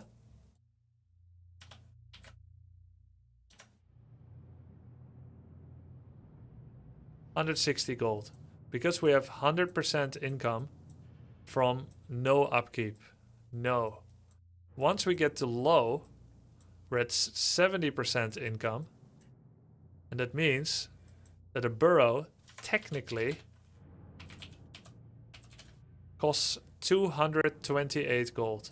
It doesn't really cost that much, but it's inflation, yeah? We're not earning as much as we used to. So a burrow costs more. So the easiest to reach threshold of population that goes over the no upkeep limit is 60. Because after that, everything costs more. And in fact, while you're going from 50 to 60, everything costs more. But at least we don't have to make another burrow. I'm not saying 70 is bad. I'm saying that 60, from 50 to 60 is easier to reach than from 60 to 70. And a lot of people are incentivized to stay on 50 because it is an economic population to be at. That's the greed pop to be at. Whereas 60 is significantly larger than 50. 70 is less percentage extra army compared to 60. And it's more expensive to get there. So when we speak about the power level development that you can have as a player, this is your income graph when you're on no upkeep. And so your power can grow in the same way. You can keep making units at a steady rate. Then suddenly it goes like this, your income. That means your army will also go off. But this point is a lot higher than this point. And then it gets harder and harder to like get stronger. Should have probably made the curve a bit more aggressive. And so this part beats this part. This is 60. This is 50. And so what do we call this? This is a power spike. It's the top of a pyramid of power that you can reach for a while. Here we got less income. And here the army is tiny. So once we reach 60, we're at the summit of power. You're beating all the greedy boys that are staying at 50. But you're also beating the 70 boys. Why? Because in order to get to 70, you need to save more money at 50. So that you can make that big push all the way there. Remember, the burrow is more expensive because you're already in upkeep. So going to 70 has a longer pit stop at 50. And that means that 60 beats 70 by timing. And 60 beats 50 by power. That's why this is the biggest army power spike you can get in the game. Level 3 hero is more accessible than level 5. It's the same concept. It's a power spike. 5 is too late. 1 is too weak. So that's why I come up with my 3-3-60 rule. If you follow this as a beginner, I think you will have a high power spike chance that converges 3 simultaneous power spikes. Namely level 1 hero, your first hero, your second hero, and your army size. That's 3 power spikes coming together. And what is this when you put it on top of each other?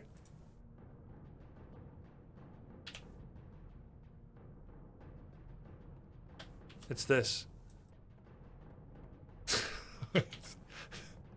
It's this right here. See? Now that's a military symbol. That's a lot of... that's a big rank. Should I go all in? Okay, that's each... chevrons, yeah. No. So what do you do with the 3-3-60? Well, you try to get one of the things. Win. Kill. Army. Destroy. Base. Right? Or earn. What do we earn with 60 pop? an expo, or creeps. So these are all the values you can get in the game. You can just win, you can kill, you can destroy things, you can earn expo money, or you can earn creeps. The point is, with 3360, you are the bully. You get to decide what's gonna happen. He needs to run from you. So once we get to 3360, bam, 60 pop, level 3 heroes, we're ready to fight. Now, will all the power spikes converge simultaneously always? No, they won't. Sometimes you'll be level 4-1. Tough luck. Sometimes you get to level 3 and your army is 40. But now we're thinking in power spikes, yeah? Now we actually have a purpose. Compared to what you were doing, random stuff. And you will enjoy the game a lot more when you have purpose. Let's watch one of your win replays, yeah? This is a 44-minute game, that's a bit long. Let's not watch Orc Mirror. This one. Here's a replay you won. Let's check it out. Thank you for the sub, Captain Lycan.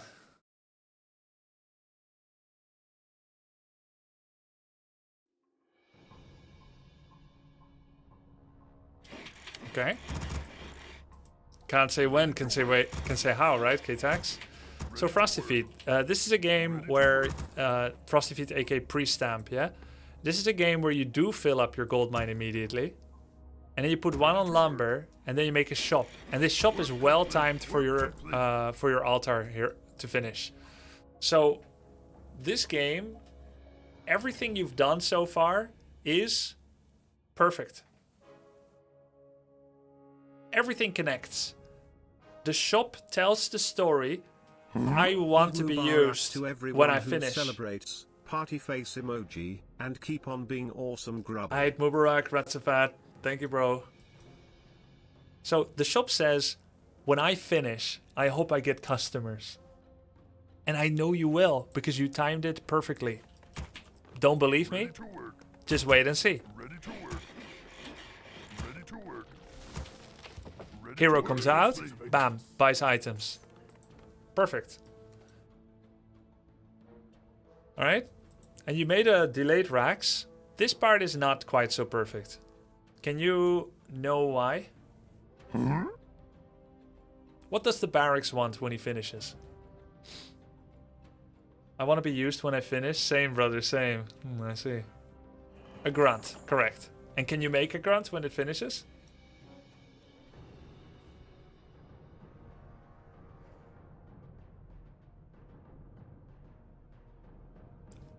Can you make a grunt when it finishes? Oh my god. Guys. Fuck, man. Oh god. 19 out of 21 pop. Yeah. You cannot make a grunt when it finishes because it finishes in 24. You're at 19 under 21 pop. A grunt is 3 pop. And you're even if you start a burrow now, that takes a minute. So let's try to do one good build order in the first 3 minutes. That's your number one homework. I'm not saying that's gonna win you your games, but let's start with the right tools and then figure out how to do the job. Because none of this interacts with an opponent. Okay, let's continue. We're under attack. So you're starting to creep. Aha. So this burrow also is not ideal. After we establish that the barracks cannot produce a grunt when it finishes, we should then go to the next best thing, which is to tech expeditiously. Tech as fast as we can. And this burrow is neither on time to support the barracks, nor is your tech early enough to support what we would call a fast-ish tech. So now everything is slow, right? We don't have a win condition anymore. Or let's say we don't have a build order advantage in any way. Work complete. Now what is cool is that you are getting this far, being at 800 plus MMR, without really having build orders. And that means you're doing a lot of things right later on. We're under attack. You will, I think, enjoy a lot of power strength growth. Strength, power growth, whatever, right? After you align the stars on your build order. Work complete. Okay, trying to target fire some units. Greeting for the keeper. He's far. But this is really good for you because his DPS is really low. In fact, you could hit the keeper right here. That's because he's low, you're high. His moonwells are emptying. Keeper has low DPS, 3 armor. You have 6 armor, high DPS. And he's going to feel incentivized to keep spamming Entangle on you. And maybe you didn't know this, but moonwells will require 4 times the mana to heal mana as they need to heal HP. So every Entangle is 75 mana. And he gets limited results out of it. 75 mana times 4 is 300 HP. If you are playing for attrition and you're trying to empty moonwells and hurt him and slow him down to be able to use the temporary generative resource of moonwells, every time he uses an entangle on you, he loses 300 HP worth of healing. So if you start hitting him now and he doesn't entangle, he dies. And if he does, he loses 300 HP later in the game. That makes all the follow-up shit you do over the next 4 or 5 minutes. I think it's daytime at 7:15 AM. It makes everything better.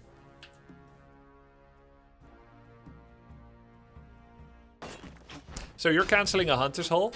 I like that because you're delaying his tier 2 buildings. I will say his Hunter's Hole was so early, even if he remakes it now, it's not delayed, actually.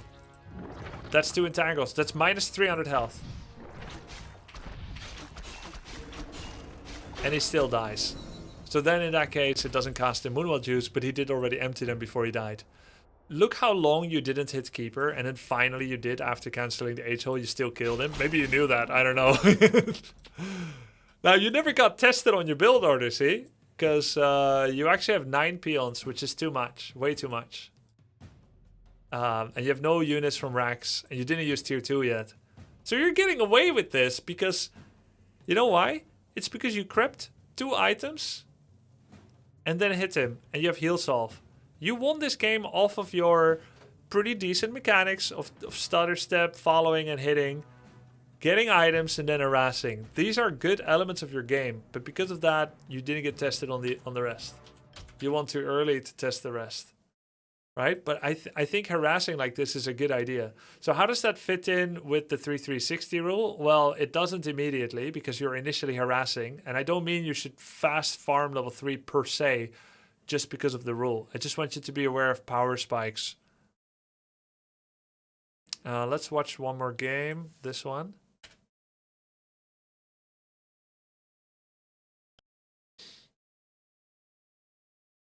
Quite the expectations for future uses of channel points. I probably won't give as much time in the future for a channel point user of replay review, but I love Priestamp's passion. Priestamp's passion for the game. I've talked a little bit to him on Discord as well, and so I'm just trying to help as much as I can. Ready to work. Ready to work complete. Ready to work complete. Ready to work. Work complete. This Warmail story says, I will make 1 grunt, then a headhunter. Or it could be like, I'm gonna tech, and then I'm gonna make 1 headhunter after tech, and then this one will allow the second headhunter. The build actually isn't that bad, but only if you tech now, and then make a headhunter, and then keep making. We're under attack. Work complete. Work complete. We forgot, right? Because we're harassing. And then we make a headhunter. But the tech is like a minute late. And in the 3rd burrow, you don't need it because you have 10 oversupply. Saturday, grub hype, grub hype, grub hype, grub Okay. Logan. I would love to review your games again in the future. I don't know if you have the channel points, but let's fix our build order first. And then we haven't really even unlocked tier 2 and tier 3 yet. But you have a lot of goals given from me. So hopefully you'll be able to make some progress. Alright again. Thank you, man. Appreciate it. So I do have more Soin replays I wanted to watch.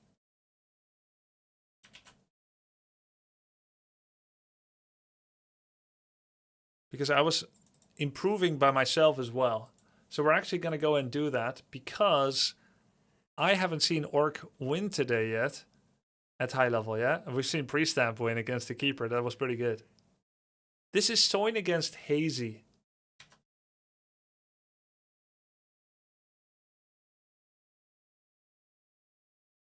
Yeah, I did the same, Charlie, last time I competed.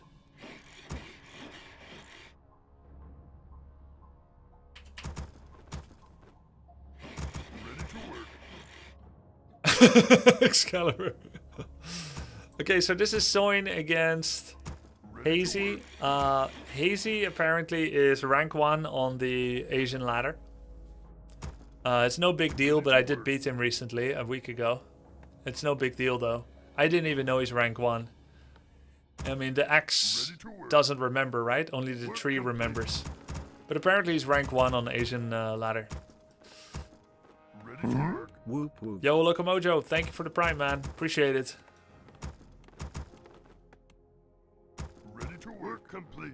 So we're going to be watching to see what Soin is doing here.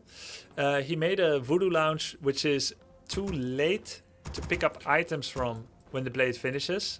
And that means that the story that this Voodoo Lounge is saying, that the blade must creep this Troll Berserker 4 or this Giant Sea Turtle 4, and then to reroute themselves to the shop to buy items. It must happen. A pro would never make a shop and then don't use it and walk past it.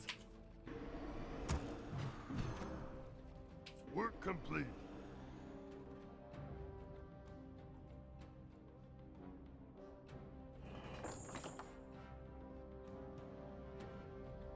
Any customers?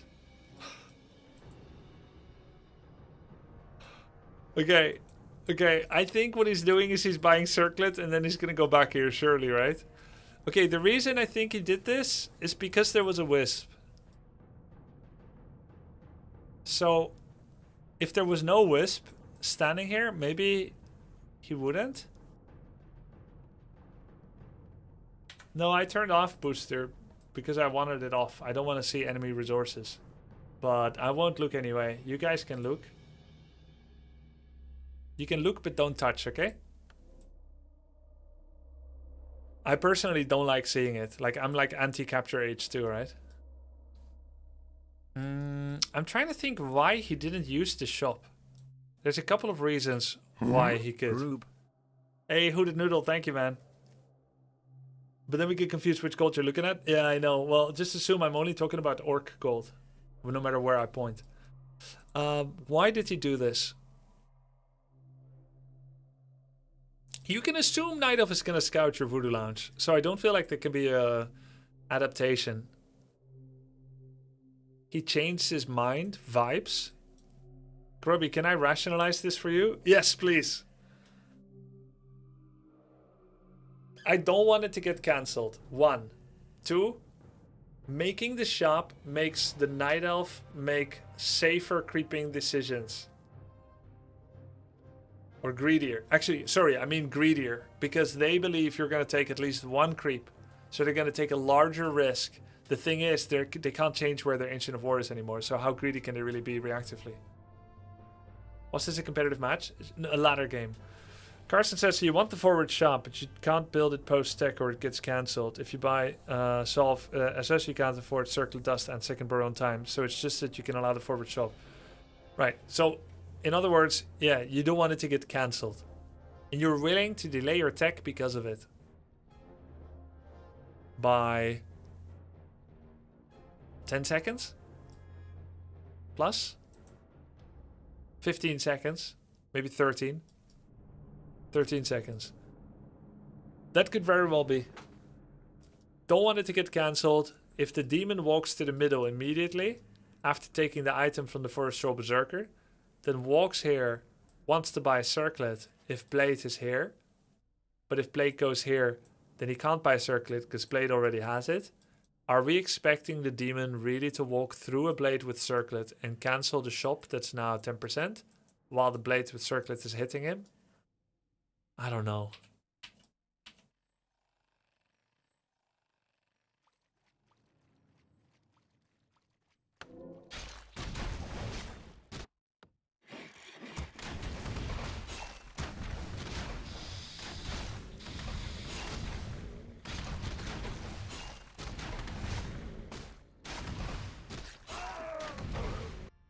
Back to the shop. Grunt will tank this camp.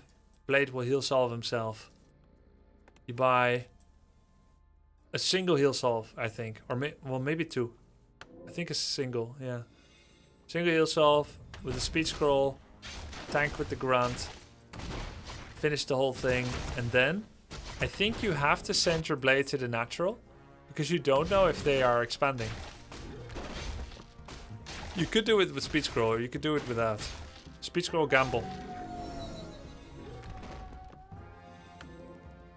Work complete. Oh, he sold mana to get more heal. Okay.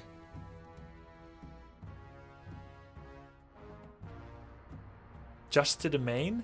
And then intuit what's happening based on the main situation?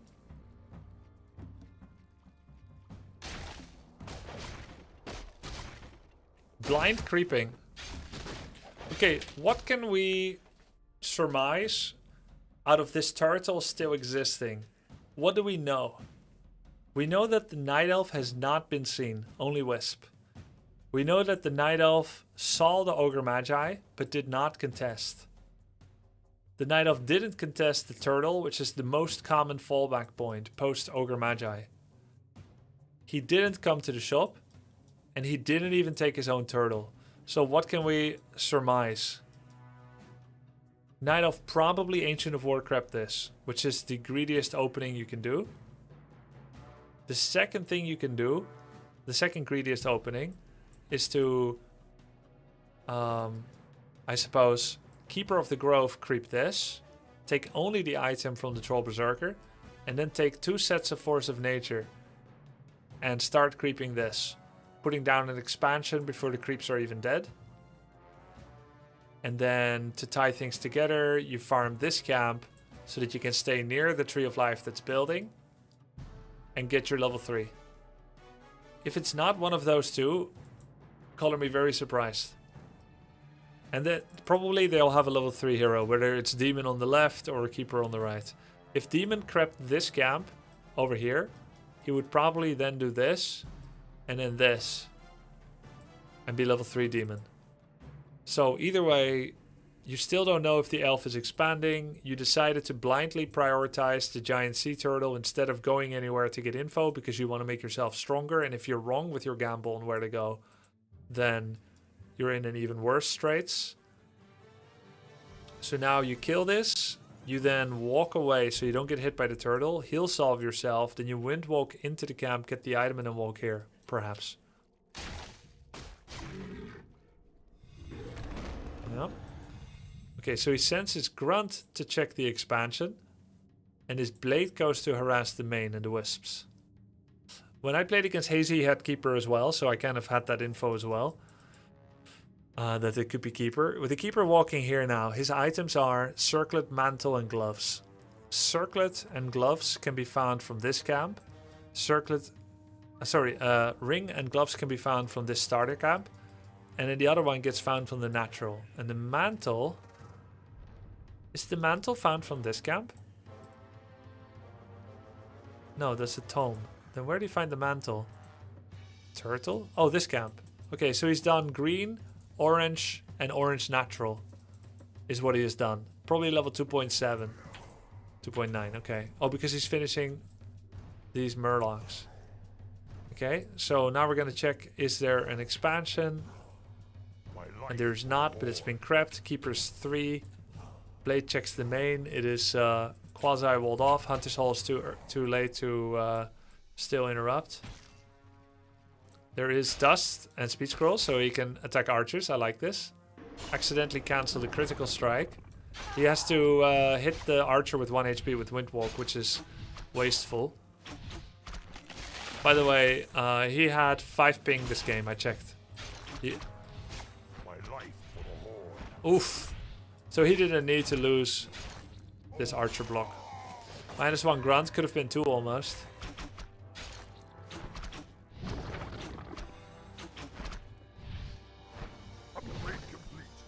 So 3 grunts total, 1 died. He established there's no expo and Keeper is level 3. He kills 1 archer. So it's -1 archer, -1 grunt. Grunt is a bit more valuable, but it is what it is. Didn't lose a second. Immediate totem and lodge A Totem and Bestiary and Shadow. Firelord second. He tried to go for the Entangle Soulburn combo, but actually he was out of range of Entangle, so he just did this discombobulated, kind of useless solo Soulburn. He can now either attack the shop or this shop. Because he's not on the Orc shop, that means he must be taking the Goblin shop. He's gonna Windwalk in to see if he can steal the level 5. It's already gone. It's already torn. Entangle on the Grunt because he decided it before the Blade showed up. Blade is negative 75% damage from Soulburn. That's minus second Grunt, no archers yet. He cancelled his Bestiary? Oh my god. I think he thinks what this is a keeper. Oh my god. He thinks this is a keeper Firelord all in with mass archers. That's a thing. That's a thing people do. People like Kevin or Smurf, they love going keeper Firelord, archer all in. It's extremely difficult to stop. He saw the Hunter's Hole though, I'm confused. Yep. I think he forgot about it. When he saw the Firelord, he short-circuited. He's now minus 3 grunts, by the way. There's no way that he should still have a chance. Work complete. By the way, Hazy is really young chat. He's born in 2000. Very young RTS player. We're under attack. He realized he's been had. He remakes the Bestiary.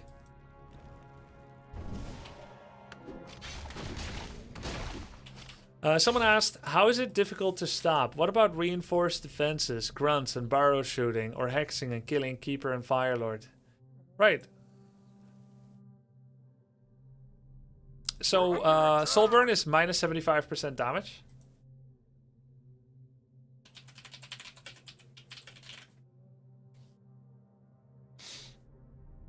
%75% less attack damage. It has a duration of 8 seconds on heroes with a cooldown of 12. So 66% of the time, you're doing 75% less damage.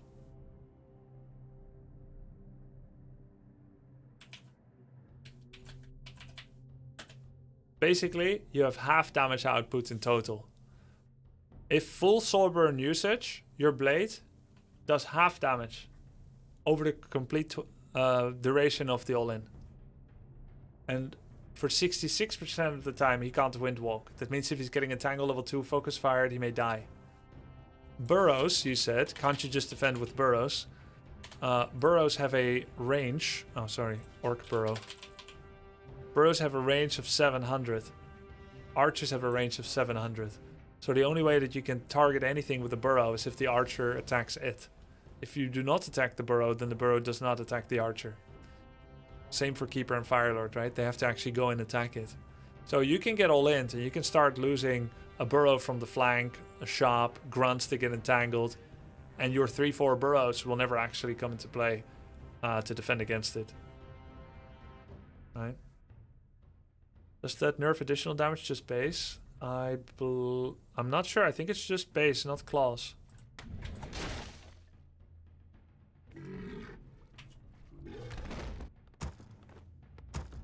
So usually the best way to survive against Keeper, Firelord is to avoid fights as much as possible and to make as many grunts as you can and to get walkers out to redistribute damage and to pull all your peons and fight.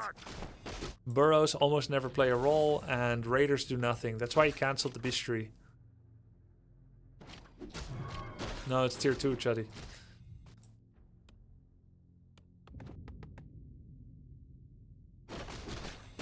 So, the same philosophy endures. It's a minute later than on some other maps against another player, against live. But he still thinks you should fast expand at 6-7 minutes. Every single time against Night Elf. He doesn't think you can win if you don't. That's what this tells. Or at least it's what he was practicing, right? Should you go Wyvern against Keeper, Firelord? No. No, you shouldn't. And it's a gold versus DPS versus effective health equation. It just rates very poorly on the EHP efficiency. EHP and DPS efficiency.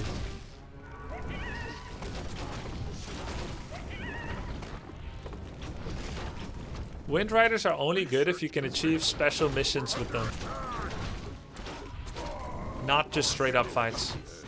Even against the thing you think they counter the most, you almost never win with Wyverns in a straight up battle. It's only if you can achieve special goals. Like worker kills, Ready to ride. fighting against an army that has literally no anti-air. Let's see, he has Heal Wave level 2, he went Hex. Why did he get Hex? Oh yeah, because he was being attacked. Expo is done, Kodo, Walker, Brute Strength. Nice blocks, Blade died. Every small skirmish was won by Elf this game, right? Right. And because of that, you would think the Elf has to win for sure. There is one caveat though. Both Keeper and Firelord are good early game heroes, and most of what they do is countered by Spirit Walkers. So instead of covering for the weakness, here's how you cover for the weakness of being countered as a hero. If a hero gets countered by a unit, like Dispel counters Lava Spawn, Soulburn, and Entangle, then you can make units that counter that unit. So in a very simple explanation, the Walker counters these heroes, but Dryads counter Walkers, because Walkers cannot hit Dryads, and Dryads do bonus damage on Walkers. And they're also faster. So in every way, the Dryad is better than a Walker, right? The Walker counters them, Dryads counter them. Now how do you counter Dryads? So whatever you make with the Walker has to at least be able to kill Dryads. And that's what Raider Kodo are. Piercing damage, tanky, siege damage, all bonus on Dryad. And Snare stops their mobility.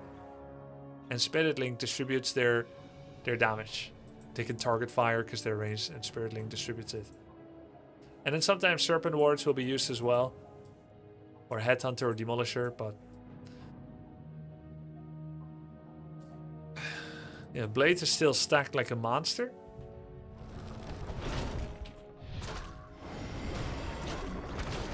So even though Keeper and Firelord won all the little skirmishes, you could argue that they're supposed to. Think of Firelord and Keeper as the... Think of Firelord and Keeper as the 50 IQ older brother. Of course they're gonna beat you at chess when they're 12 and you're 3. Because of age. They came earlier, they're very good early game heroes because they were born earlier. But then you're gonna win at chess once you're 12 and they're 21.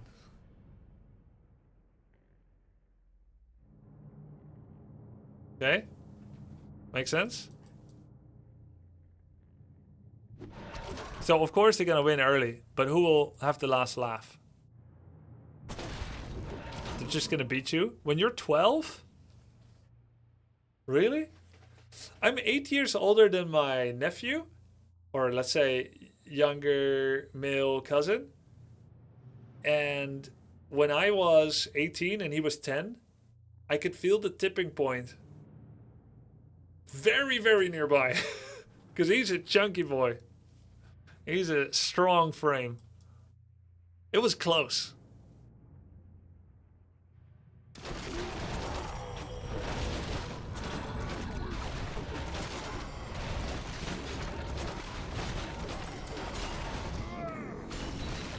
Take crit level 2. We're under attack. Our town is under Did I fight my nephew? No, we always did rough and tumble. He was only child, so he couldn't fight with any brothers, like fun rough and tumble, you know? So we often play fight, and I let him win a bit. You know, just fun stuff like, oh, you're so strong. But then I realized he was actually getting strong at 10.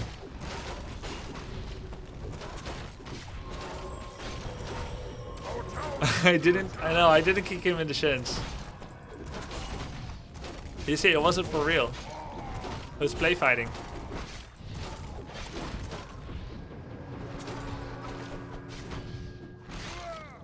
All this time, Expo's up, AOW is sleeping at the job and attack the Great Hall instead. So he basically just outscaled. Under attack. He was allowed to lose his blade with no follow-up from the Night Elf. That's crazy. Okay, so Keeper Firelord are very good at killing blade and grunts early. Our sanctuary will But then why did he not capitalize? Now the question is, could he capitalize? Let's watch his progression. upgrade. Gets to tier 2, makes Wisp, 2 lores, second hero. He's out of money. He's got like 5-6 Wisps. Gets an early Ultra Vision to be a cheesy. Bam, he's got the resources to tier 3. Research finished. He does. Our warriors have engaged the enemy. A little bit of this, a little bit of that. Kills 3 grunts. Your building is complete. Comes back, AOW's in position. He lost 2 archers himself. He gets 1 Dryad and a bear upgrade. Creeps this. Now we're value creeping, we're not harassing. Doing value creeping. We get a trash item, completely useless. No shop yet, bit low on lumber. Ah, the great outdoors. Our sacred grove is being desecrated. What's that? Blade kills a wisp. Our warriors have engaged the enemy. Shop production. Blade shows up. And he greets, right? He wants to die.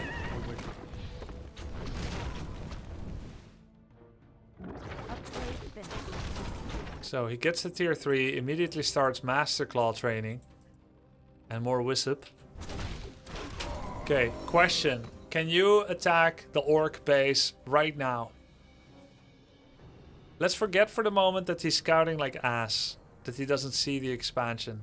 You're 39 pop. You have 1 bear. Plenty of mana. You have a town portal, but no special consumables. No staff, no invul, no heal scroll, no invul. You still want to sell bracers? You haven't. This is 240 gold. You have essentially nearly 700 gold in the bank. And because you're low on lumber, you can't make a second bear. You didn't get Orb of Venom yet, which you would normally want to go home for soon. Yes. Yeah, I think so too, Carson. He already has 2 bears? Yeah, he already has 2 bears. So there's options now. You can creep this or this. You can scout for expo. Assume he did. He could go and cancel it. You could attack main and start peeling off units. So now the question is, if Orc got attacked now, what sort of defense could he throw up? His units are hurt. He's still busy with this for a little bit. His blade just died. He's 66 seconds away from having his hero again. 66 seconds, yeah? 65. No Kodo yet. 1 walker with this spell. Second walker. 2 grunts that are very low. Shadow is going to be level 3. Maybe 2.9. We're under attack. Now, getting an advantage and then using it for creeping is almost always a good thing. But it's even better if you have scaling heroes. If you have soon-to-be obsolete heroes, that should change your decision-making matrix to be more aggressive and capitalizing on weakness rather than developing your own strength. If this is Demon Keeper with Thorns, this is 100% the right call. It's a high value camp. You're going to take the Turtle 7 and you're going to get an advantage that's very difficult to surmount. But with Keeper Firelord, I think you don't take this camp. I think you go kill the shop, cancel the expo, or if any of those aren't available, just attack the main. Don't you kind of have the early expo with Counter FL? I think so, yeah. Or Mass Dryads. Mass Dryad and push. Or Mass Archer and push. So he does want to have Orb of Venom. It's true, you're very low DPS without it. He's gonna get that. Oop. Come on. Warriors have engaged. And then he keeps creeping because he's waiting for the Keeper. He's deliberately sacrificing an archer for population efficiency.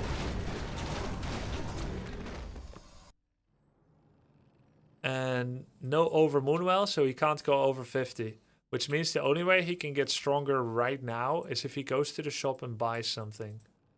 But instead he makes a Moonwell. So this is like a quasi timing all in for 350. But with a late Moonwell and therefore unable to go over 50 soon. And that's where they get the fight. By this time, Blade is back, Shadow is 3.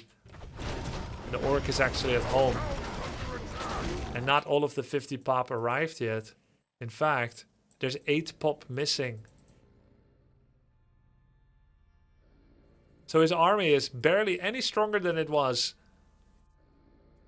75 seconds ago when he killed the blade. He has one more bear than he had, one fewer archer, and he's got more levels. But those levels don't matter because they just got dispelled anyway. He does have the orb, which is big. But you go from a dead blade and a shadow 2 to a 2-3. So probably not a good idea to mass creep.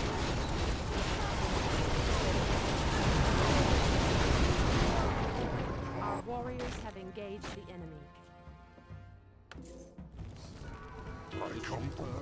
Hey Grubby, what's the best overall aura in the game in your opinion?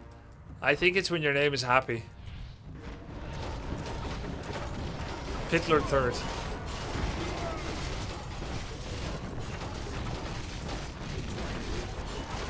Best aura is brilliance, I think. And then unholy. Then endurance.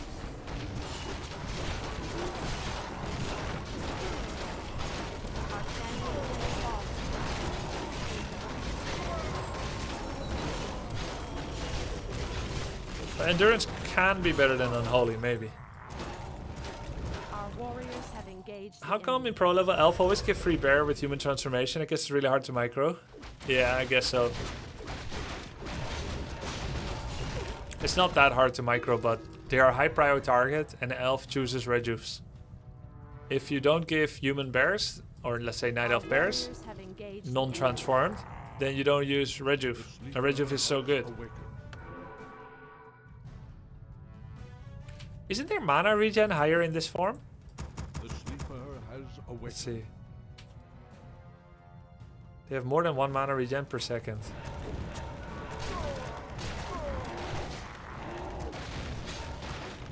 I think they have slightly higher mana regen. So you're greeting essentially while you're in night elf form.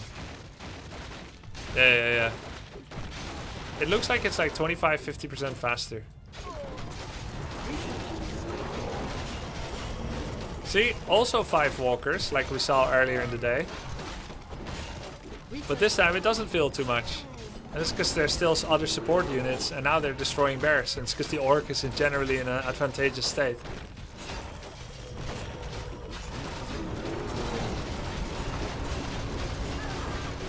GG. Okay, interesting. That's enough replays for me for now. But I feel like we learned a lot.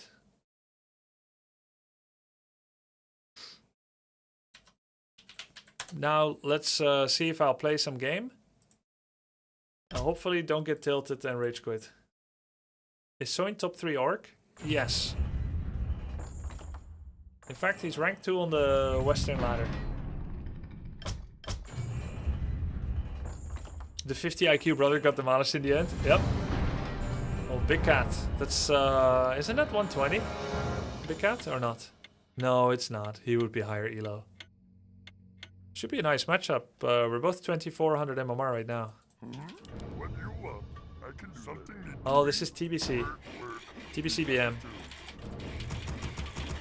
Yes. What do you want? Yes. Be happy to. Ready to work. Okay, cool. Let's do this. I am gonna go for Blade Master Torrent Chieftain with an early expansion, with the goal of getting a fast level 3 Blade Master.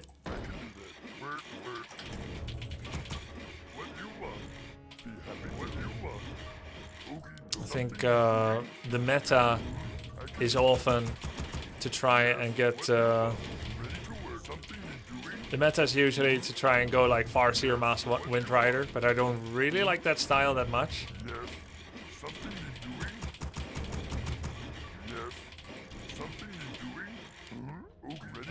So we'll get our blades. Probably gonna creep with only Blade Master. And scout with the grunt. Get an early Voodoo Lounge, which I can pick up some items from.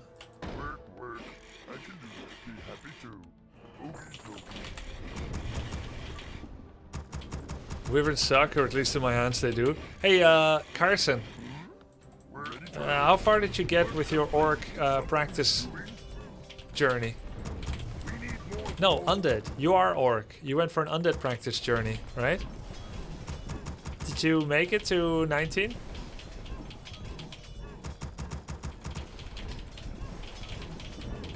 I reached 2k about 3 months ago. Oh shit. Oh, good job.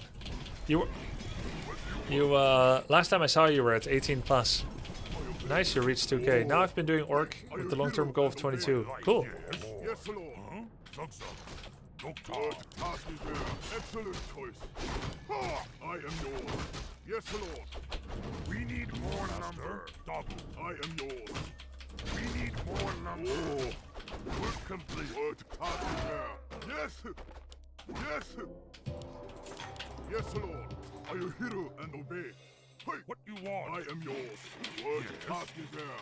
Oh, Is he creeping this? excellent. No. What you want? Double. Oh, huh? Swobo. What you want? Creeping nothing? What task is there? I am yours. Are you hero and obey? Oh, Master. Doctor. Yes, Lord. Yes. Time. I am yours. What task is there? Double. What you want? Yes. Be happy to. Yes, Lord. Taste my blade. Zug zug. I see. This guy likes burrow harass. We're under attack. Master, what do you want? Something you're doing? I can do that. Be happy to. Okay, dokie. I can do that. What do you want? Work. Okay, dokie. Yes. What task is there? Yes. We're under attack. Something you're doing? I can do that. Be happy to. Yes. Okay. What do you want? Be happy to. What task is there? Oh, yes. Yes, Lord. Yes, Lord. Oh. Something you're doing? Where you want? What task is there? Hey, yes, excellent choice. Our town is under attack. Please. Time to die. Yes, I can do that. Something you're doing? We're under attack. I am yours. Yes. Yes, what do you want? Something you're doing? This is not advantageous for me. Yes, be happy to. What do you want? Something you're doing then? I'll try. What do you want? Be happy to. Yes. What task is there? Something you're doing? Oh. What do you want? Work. Yes. Yes, Lord. Something you're doing? What do you want? He killed himself? I am something you're doing? Something you're yes, doing? Lord. I am yours. Upgrade complete. What task is there? Oh. What task is there? So no XP. Alright, well I guess I'm not getting level 3 anytime soon. I am yours. Yes. Oh man. You know, when I saw his opening, I started remembering how the guy plays, like how he likes to abuse the late second burrow, and mine was extra late. I lost so much resources, and I didn't even kill acolytes, so I didn't kill nearly as much. If I'm him, I'm 100% coming back, right, for extra peons. So that's gonna be interesting. Yes, Lord.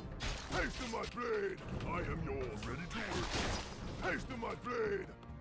I am yours. Because there's so many low peons, so it's something he's gonna want to do for sure. Work complete. Something you do. Yes, Lord. I am yours. To work. Excellent choice. Are you hero and Let's see what's still available. what you want? I'll go TC second. Oh, there he is. Something you're doing? What do you want? Oh, hey, excellent choice. We're under attack. Are you hero and obey? Doctor. What task is there? I can cancel the slaughterhouse, but I think it's not that strong. I am yours. Excellent choice. Yes, Lord. What do you want? Smoke, double. Doctor. Zug-zug, double. Master. Smoke, zug-zug. Our town is under attack. We're under attack. Something is double. What task is there? We need more lumber. We need more lumber. What do you want? Oh, are you hero what and want? Yes, Lord. Wait, yes. What task? This is also going to my main. Doctor, I am yours. Swobo. Oh, I am yours. Yes, Lord. Yes. Excellent choice.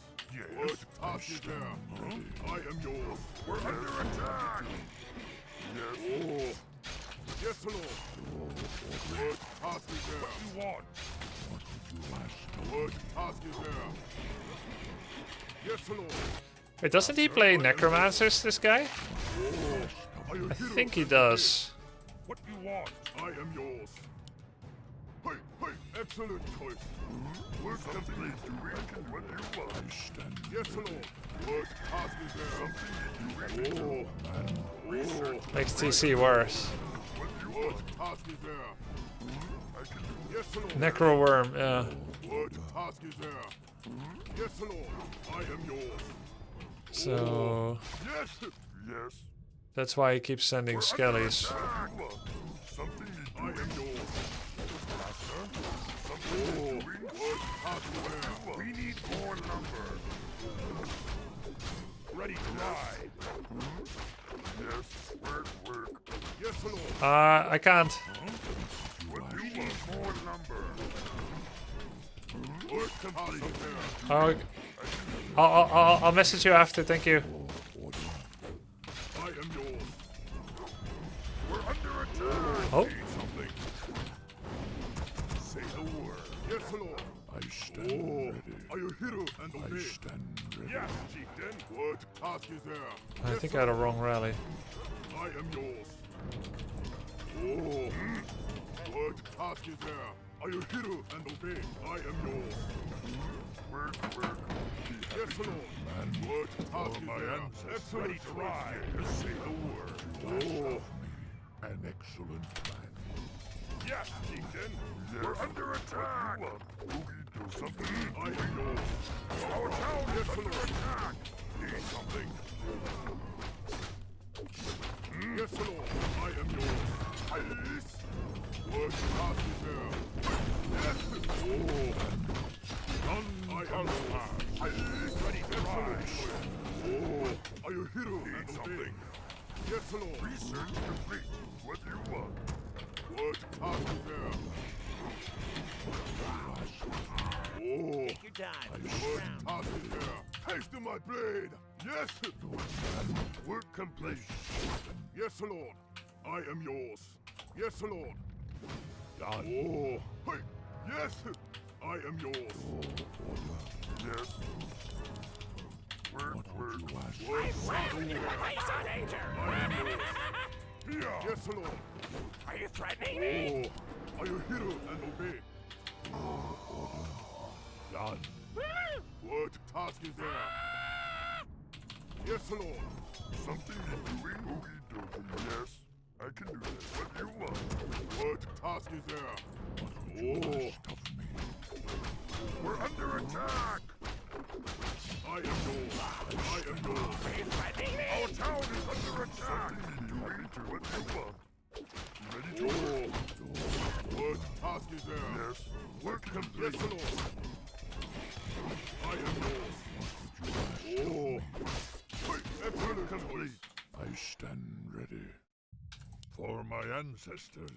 Yes, Lord. What task is there? Oh, gosh! What task is there? Yes. Can I help you? I am yours. What do you want? Yes, Lord. Yes, Lord. Oh, what task is there? I am yours. Yes, Lord. I am yours. Excellent choice. Ah! Hold a time. What cry? What task is there? Taste of my blade! I did this of the earth. Oh, our town is under attack! Task is there.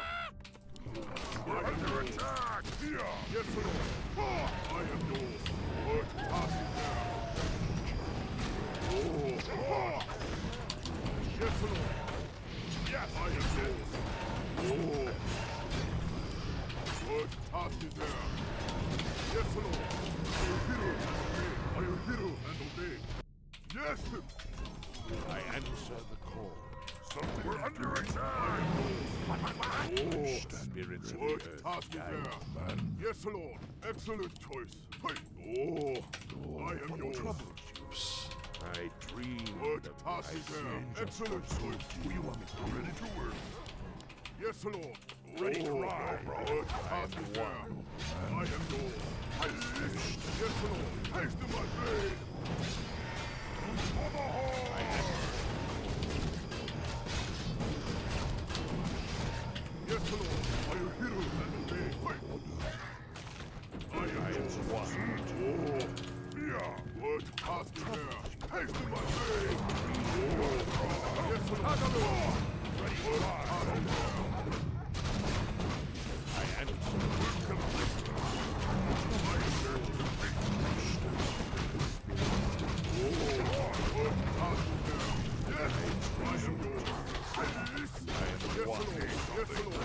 Oh, I am yours. What task is there? Yes, Lord. I am yours. Yes, chieftain. Oh, yes. What you want me to say? I am there. Oh, we need our town under attack. Ready to ride. I am one. What task is there? I am yours. We're under attack. What task is there? Ready to work.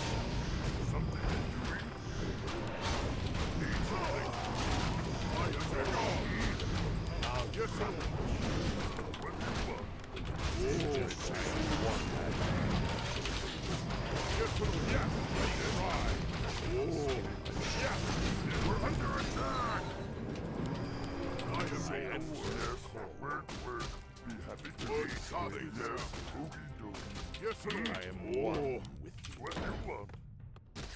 Yes, chieftain. What task is there? What? What would you ask? Say the word. I am yours. Trouble. Need something. I am yours. Excellent choice. What task is there? Yes, my answer. Something to do. Yes, Lord. I am hero and obey. Yes, what would you ask of an excellent plan? I stand ready. Oh. Take your time. What Look around. task is there? I am yours. I am one. Master, say the word. Oh, yes, Lord. Something me doing? What do you want? Yes, Lord. Something. Surround. Yes. Oh, double. What task is there? Wait. I am yours. Wait, I am hero. Excellent choice. Yes. Oh, something. I am yours. Yes, Lord. Yes, excellent choice. Say the word. Task is there. I am hero. Yes, our hero. We're under attack. What do you want? Yes, build more. Need something. Gosh, I am one. On our side. Yes, makes my deal. We're under attack. Need something. I am one. Complete. Yes. I am something doing? Yes, chieftain. What do you want? Some. Master? Need something? I stand ready. What trouble, man? Your command. I am one with thee. Yes, chieftain. What you ask of me? Yeah. Spirit, I stand ready. I answer the call. We're under attack! Man, what troubles you? What would you ask? I am one. For Doomhammer! Man, I answer the call. Inventory is full. I dream. Say the word. Work complete. What do you want? Double. Build more. Work complete. Under attack. Build more burrows. Need something. What do you want? I answer the trick.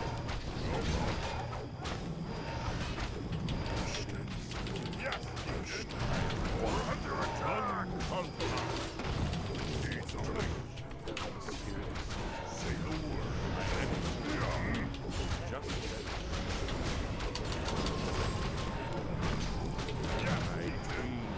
we're under attack!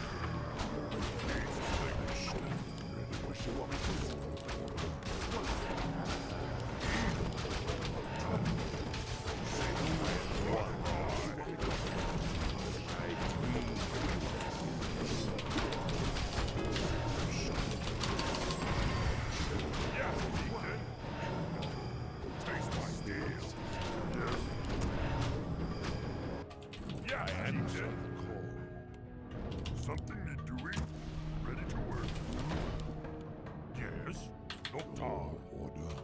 Need something.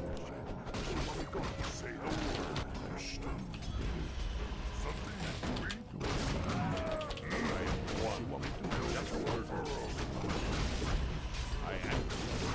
I just want to get a word in. I haven't spoken a lot yet, so there you go, word.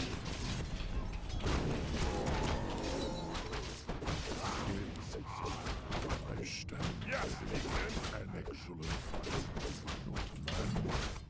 Yes. Master? Say the word. What you want? Build more burrows. Yes, work. I stand ready. Can I help you? We're under attack! Need something. What you want? Be happy to. Yes, work. Something is doing. Our town is under attack. Come to work. Yes, I am one. Say the word. Work complete, man. Done. Something to do. I stand ready. For my ancestors. Yes, chieftain. Yes, chieftain. Yes, oogie boogie. Man, my opening 6 words. Task is there. Oh, I am yours. Hello. Yes, sir. I am yours. Word task is there. Hey, master. Here's possession. He possessed Ogre Magi. We're under attack. Say the word. Word task is there. Yes, Lord. Yes, Lord. Word task It's is so there. cool. Yes, chieftain. Oh, I am something. Yes, word task is there. Order. Hello. Yes, Lord. I am yours. Yes, chieftain. Oh, yes. Yes, complete. Hero and obey. Excellent choice. Need something. Dreamed of this. Vengeance for work complete. Yes, Lord. Word task is there. Yes, excellent choice. Are you hero and obey? I am yours. Say the word. Oh, yes, chieftain. Oh, we're under attack. Yes, Lord. This. Yes. Word task is there. For my ancestors. I am yours. Ready to ride. Oh, excellent choice. Word task is there. Spirit. I am yours. Need something. Yes, Lord. Yes, Lord. Word task is there. We need more gold. Hero and obey. I am yours. I answer the call. Oh, I am one. Yes, Lord. What would you ask of the spirit? An excellent plan. I am yours. Word task is there. Hey. Oh, inventory is full. And obey. Excellent inventory is full. Word task is there. Yes. I dreamed. Oh, hey, excellent choice. You ask of me. An excellent trouble. Yes, Lord. I am yours. Yes. What do you want? I can do that. Be happy to. Yes, Lord.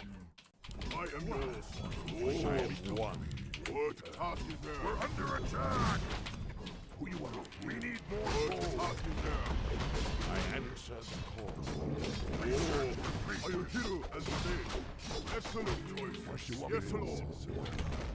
Yes. I am yours. I am one with something to do. Just for so where you want me go? Yes, Lord.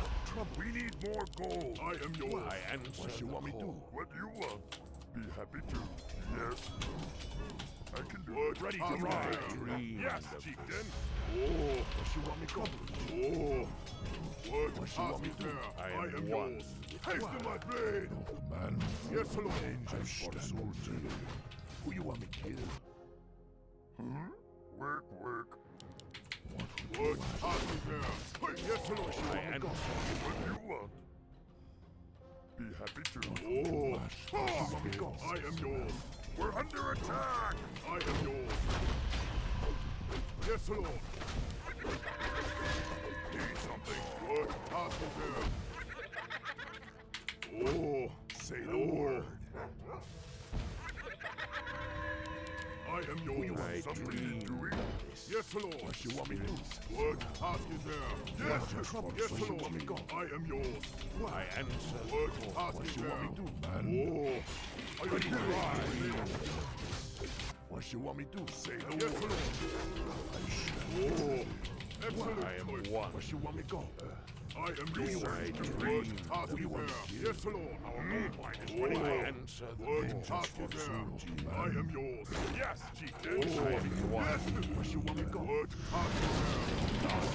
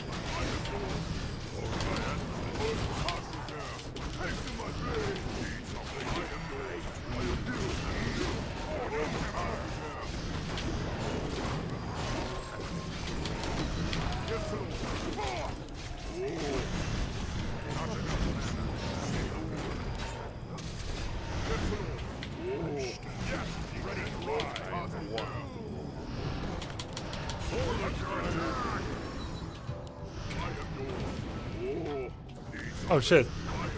That's where the worms went? Dude, that fight was way too hard to understand.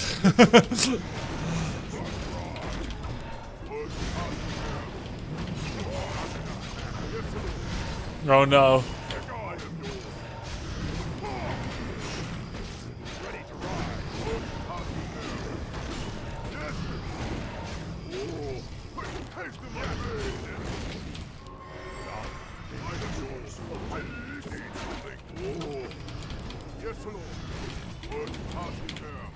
The worms actually escaped to the fountain. I thought I kind of had this, but it was so difficult to read the fight. And now it's over. He still has town portal, so GG, well played. Fun game. Yeah, I don't have Orp on Blade, of course, because I'm tier 2. I was making a tier 2 army. So I could have played that fight so much better, because I could spam Disenchant on AMS. AMS only blocks Walker and Stomp damage, but it's still something. I could have tried to put in snares on the worms much earlier in the fight, so that War Stomps would actually disable them. I lost all my Headhunters without target firing anything special. I did see the Possession better than before. Possession now has a kind of visible circle channel thing.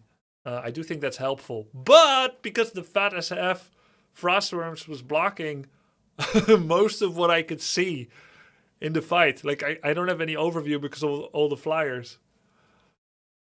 I wasn't able to see as much.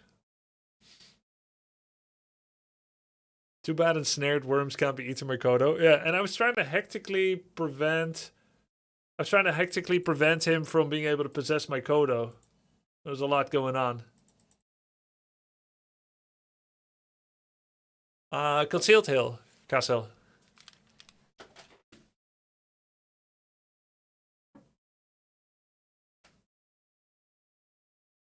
Wife baked some bread. Looked like it turned out pretty good. We have sandwiches with sambal. Ooh. Oh, wow. I think this is the best bread she ever made. Oh my god, it looks so good. Alright, it's a bit of a bread tasting. Wow, the bread turned out really nice. Best ever. So we had a lot of sourdough starter discard. So I made pancakes this morning. This was my first pancake, cooking on a cast iron pan. They turned out better than ever. These are the best pancakes I ever made. But I don't know if it's because I got the mixture better from the sourdough starter, or if it's because the sourdough was more alive and active than ever before. So there was a major amount of rising in the sourdough starter that we had never seen before. And that's to the credit of my wife here, who has been preparing it, feeding it with water and flour, different kinds of flour. So that was already a good sign. But then they turned out so good. Maybe a little bit of both. Isn't pancake much thicker? Looks like crepe. Well, this is how we call pancake in the Netherlands. It is a crepe as you would probably define it, yeah.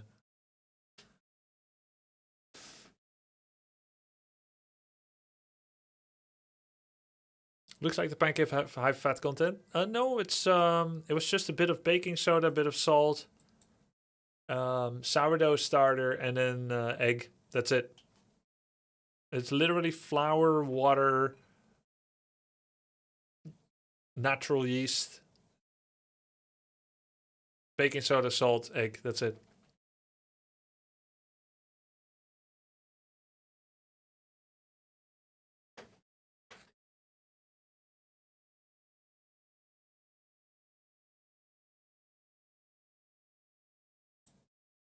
You need to have the right temperature and preheat the pan enough, then be patient and ready to swap. Yeah, the first one turned out the best. I think it's because the heat was the best.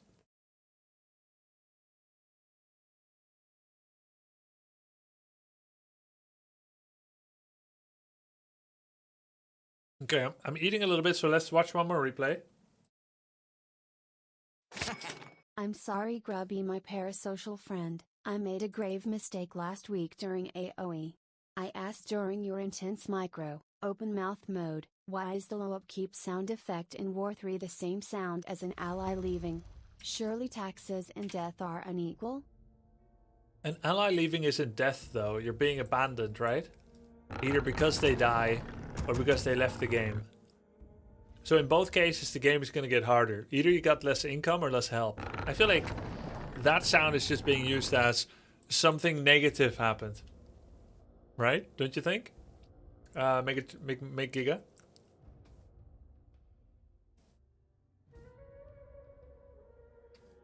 Does the bread taste as good as it looks?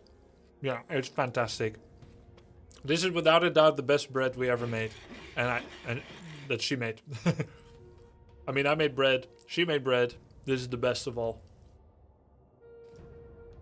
So, who's Choo Choo Love? I don't know.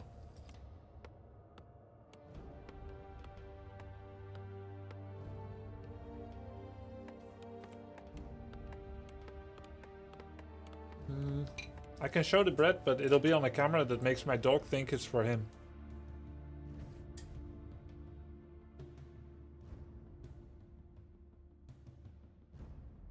That's the problem. But I'll give him a small piece. But it has to be without chili. I have to lick the chili off.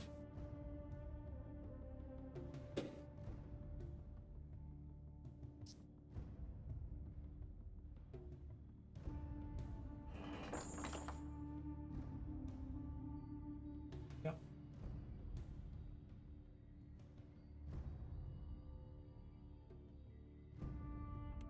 He was drooling a little bit.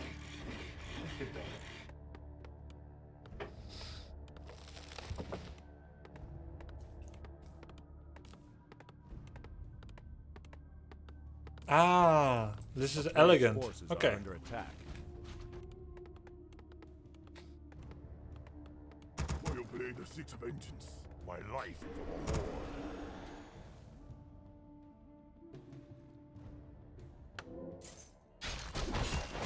Work complete.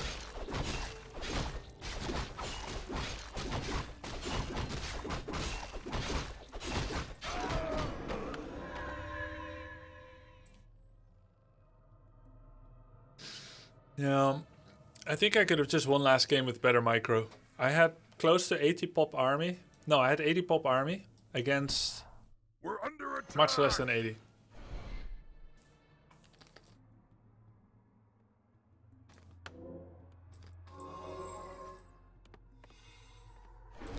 Ow.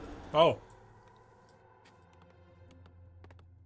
Yeah, that's true. Let's not forget about that, Bram Bram. We're The under burrow attack. damage. Work complete. And the thing is, from the peon scout from the grunt scout I did, I should know what he's doing already. Yeah, it was his dream game, true.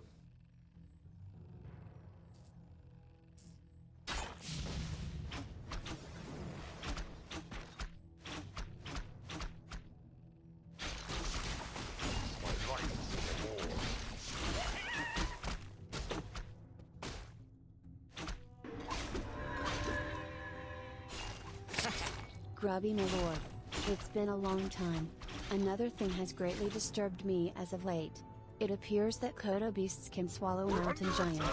This is a physical impossibility and surely a design flaw. Please explain how this is possible so I can sleep. We don't need to explain it, we just need to observe and then make sense of the universe. The laws of the universe are already in place. We see the Kodo eat the mountain giants. We believe our eyes. This is now our perceived reality. All we need to decide is to come up with a reason for it. I use the same reason that scientists use to explain heavenly bodies in the skies. Dark energy.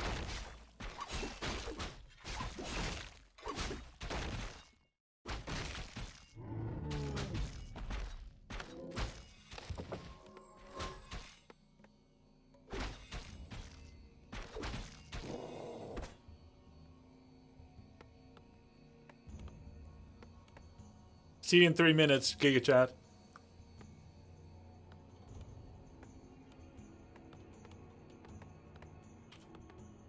We're under attack! Work complete. Thanks for the prime, MK. Work complete.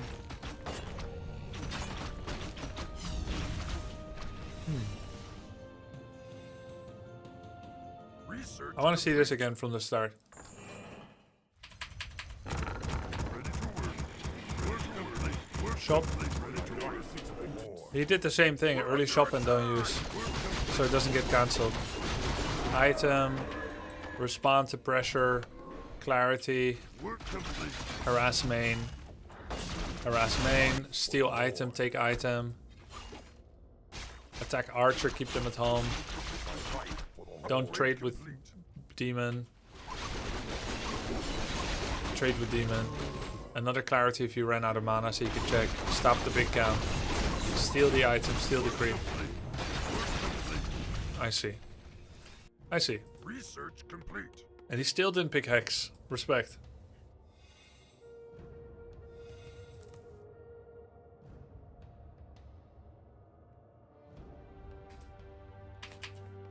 We're under attack. Research complete.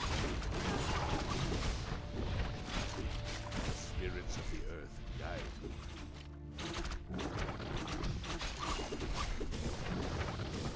Ready to ride. That felt very disadvantageous. We also missed the 7-minute expansion timing. We're under attack. Work complete. Really good grunts on Archer during all this.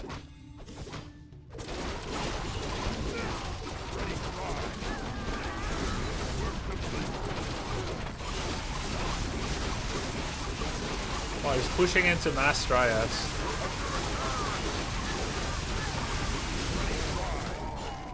Wow. So he just decided, based on the way the game went, that he's not going to expand this game?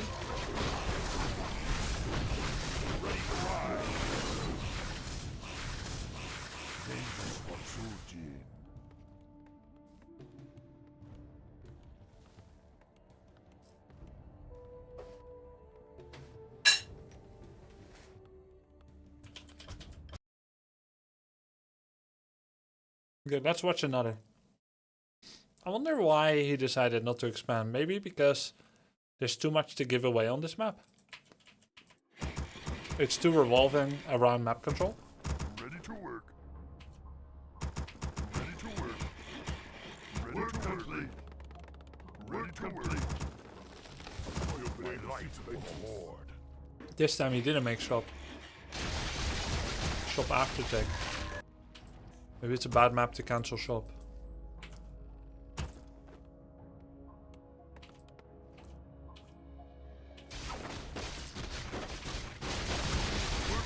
Work complete.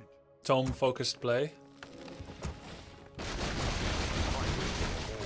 All the way back home. Our warriors have engaged the enemy. Okay, I guess...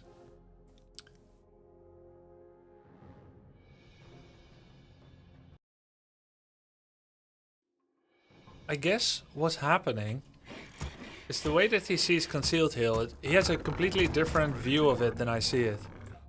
I think of Concealed Hill. I think of this.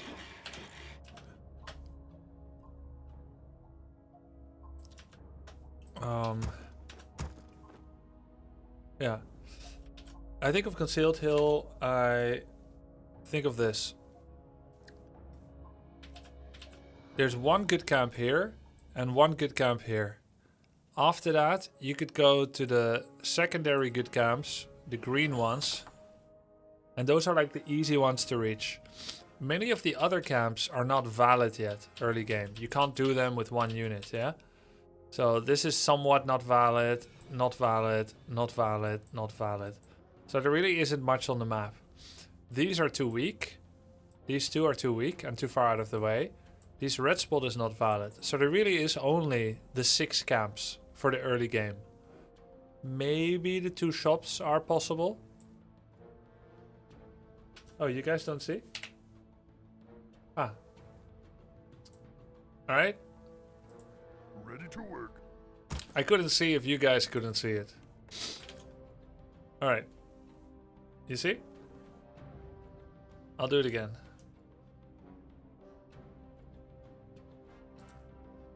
I'll do it again, yeah? So this camp is not valid early game. This is not valid. This is not valid. Not valid. Not valid. So there's only 6 camps that are valid on the map. This one, this one, this one, this one, this one, and this one. These are the 6 camps that are available. And if you start on your own side, you will then go to the middle and contest the middle camps. And then you're kind of done with the map. You'll run into him and you'll be stuck skirmishing with the demon hunter. So instead, what he does is he first takes this one, number 1. I should be having a thicker marker. Number 1. This is number 2. And then he falls back and wants his own camps. Now, the reason that I would be concerned doing this is because I'd be afraid you're giving away a premium camp over here. Or giving away a premium camp over here, yeah? The reason he's probably not afraid of it yet is because of how early it is. Watch this. Ready to work complete. So many of the camps are too difficult initially. So the Night Elf starts with this camp. While he's doing it, he's preparing for an immediate Blade Master harass by buying dust. So if the Blade Master had chosen to straight harass, he would have dust for it, and he starts getting burned. The moment you have dust and you're getting burned, Blade must walk away or he will go to 0 mana. Once Blade has 0 mana, there's no more nuance in his play. So he sends the Grunt to the center to see if his second burrow is going to get cancelled. Solo creeps the Spider Crab Limp Ripper. A Grunt harass and scout represents that Blade is here also. Because whenever you see Grunt, that's the visible unit. The Blade is the invisible unit. So it's like he's saying Blade is also here. Otherwise, what is Grunt gonna do?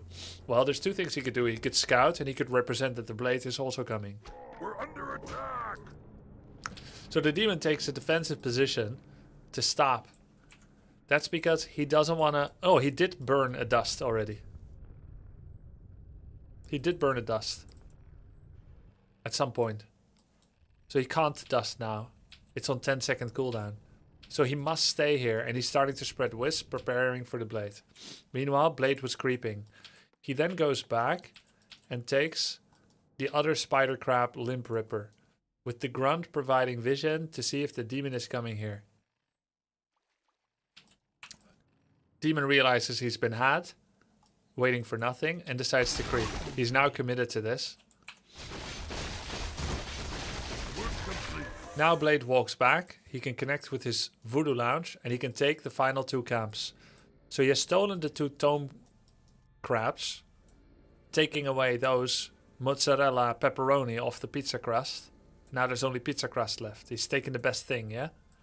So even if Demon goes for that camp, he will no longer get the tome. Blade already has the tome.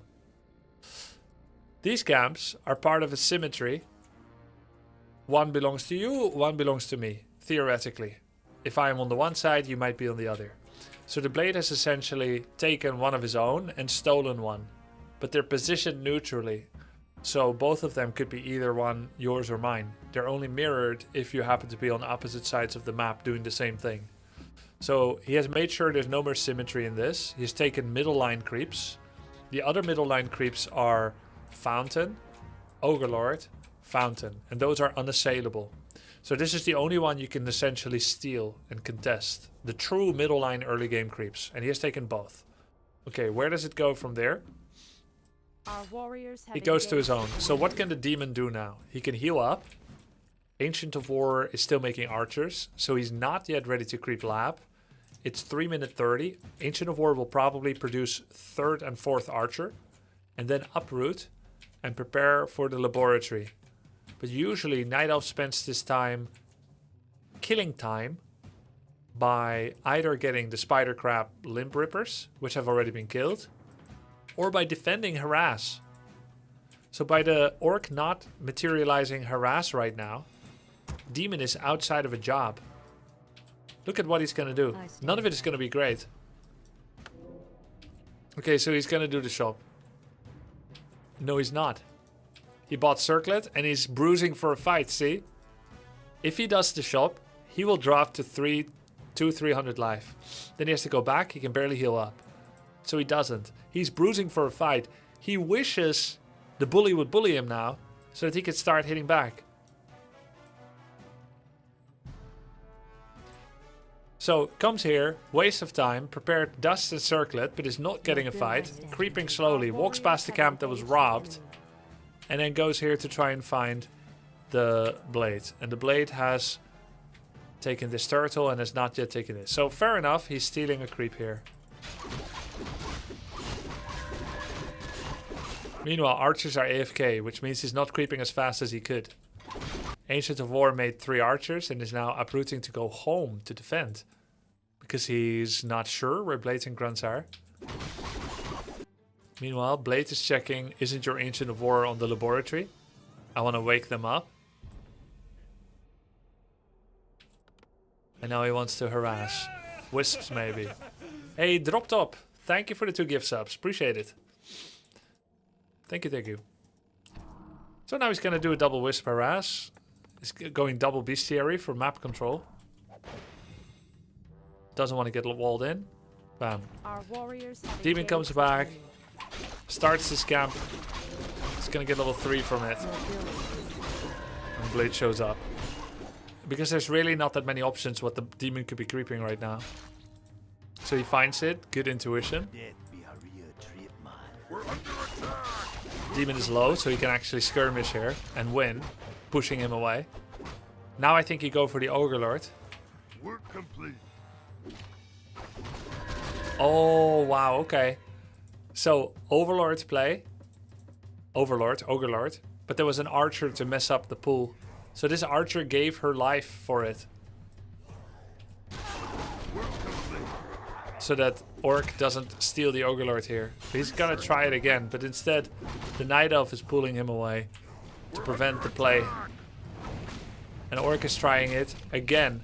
But he's been messed up, his AI. He's got enough of this shit. Everybody's inner fired. They're bloodlusted. Damage was taken. And the Night Elf uses that time to steal the entire natural. Actually, giga smart by Elegant. Our sacred grove is being desecrated. Wait, but if Blade stole one minicamp and lost one of his home camps, he just made a bad trade, no? That's because Elegant made a good trade. Elegant made a good trade. He sent his demon here to go creep this. My sincerest apologies for interrupting Grubby, my lord. I missed our agreed up parasocial friend moment the 3 minutes after our last rendezvous. Will you ever forgive me? Also, will you ever do some more 2v2 videos? I would play 2v2 with streamers from other games. I think they'll be fun. I would be down for that. Giga Ready chat. to ride. So the raiders are here for map control. And he is going for spirit walkers belatedly.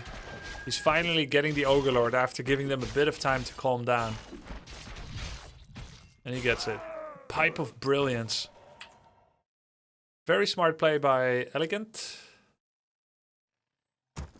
Research finished. who's playing for tier 3. Low pressure, high tech speed. And he comes to use his raiders. Attacks the full energy Moonwell.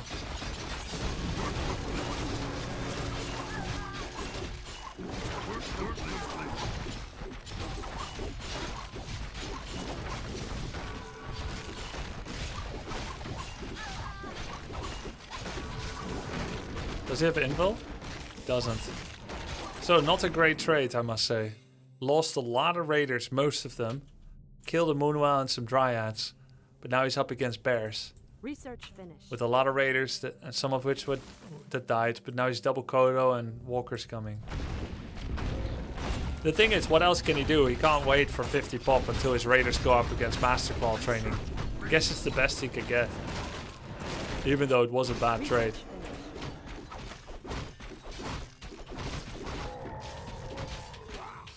Carson says, I think this is a really good example of Orc against Elf early game. Orc can make really informed decisions on what to do, but in reality they will never end up in a good position because theoretically Elf should scout and react to get the upper hand with every passive move Orc makes. This is why it always seems to boil down to level 1 blind aggro plays on the Orc. Yeah. Yeah, because you could think, oh, theoretically Elf could know that he's here with a Wisp. But this is also what I've seen from Lin against Elf, is that you cannot get too used dogmatically to a single form of opening in Orc against Elf. You have to decide from a matrix of like 3-4 different decisions and change it up from time to time. Work complete. Even though theoretically they could perfectly counter everything, they don't.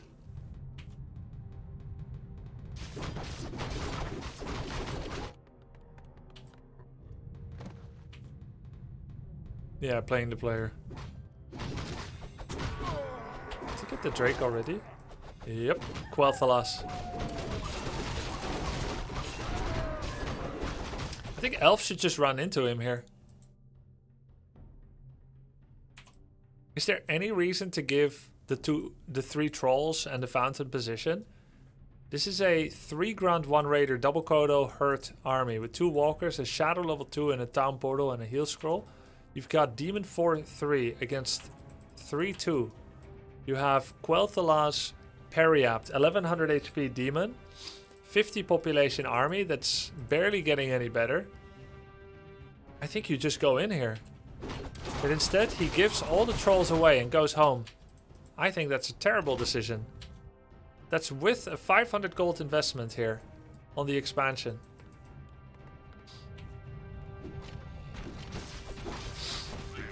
Felt like the Orc was doing a lot better when not showing Blade because Elf was playing around something that wasn't happening. Once Blade showed up to harass the Elf base, they killed 1 Wisp and an Elf knew where he was into gold camp. Yep. So the attacking of the base, the harassing of the base is often a guaranteed small success. If you don't know where your opponent is, the weakest next go-to point is to go to the main because you'll at least always know where that is. Usually a creepjack is the highest value, but harder to engineer because you actually need info and instinct. Okay, the person who asked earlier today, wouldn't it be good to fight near the Night Elf base so that you can eat and TP? It's actually going to materialize. And do you guys remember what I said, for those of you that were there? I said usually it's not good because the Kodo will reveal where the Orc is, which makes it harder to divvy up the pie of the rest of the creep camps on the map. It's only good when you both have 2 bays and you happen to fight there, you eat and then you TP out, but there's no more creeps left on the map. I guess I was wrong in a way, because if you have an expo, that's a win condition, and even if there are lots of creeps left on the map, which there are, you're not at liberty of taking all of them as the Night Elf. because the expansion is more value than even getting all these creep camps. Because you'll be 50, 60 pop against 70, 80. So in this case, when you have an expo, which can force the funnel of attention of your opponent towards you, then doing eat play is pretty good.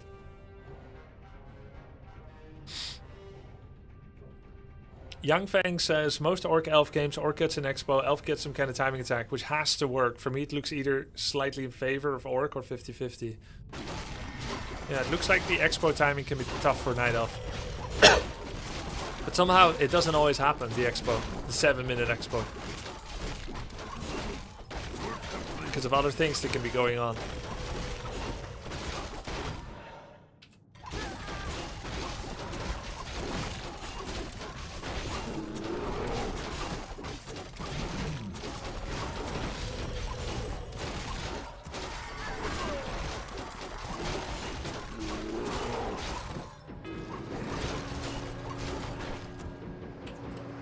That's a good fight. He's still eating one bear. He killed a bunch of dryads and bears. Expo is only just about to start, but now Elf has to go all in, over and over and over. With no access to invul potion. Ooh, he had 75 mana. Oh, he did. -0. Hey, what's up, Drop Top?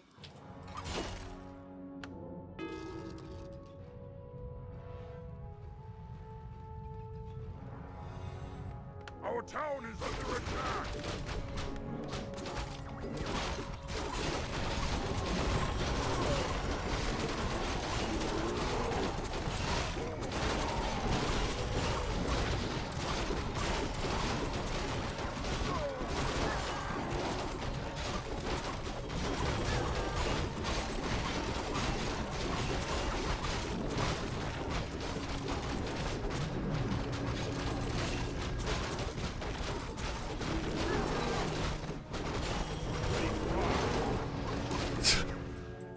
This beats this, by the way. This actually beats this.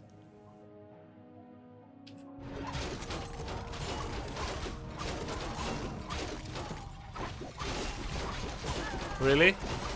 Yes. You see? He's running again.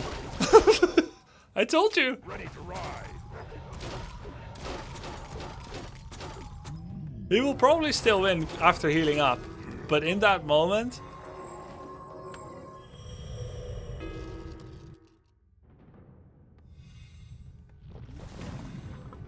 That's because Demon has 1100 HP with 9 armor and plus 15 damage.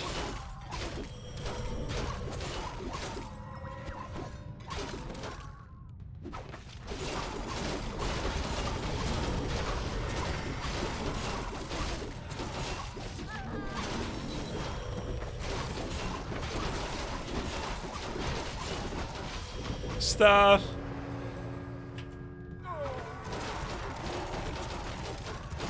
Oh my god, this would tilt me. Ready to ride! But now it's over. Now Orc wins because he managed to heal up. Without Brilliance, if this was like Helm of Valor, I think Orc still loses this. Brilliance has been so good. Yeah, now the last fight is going to be really, really easy.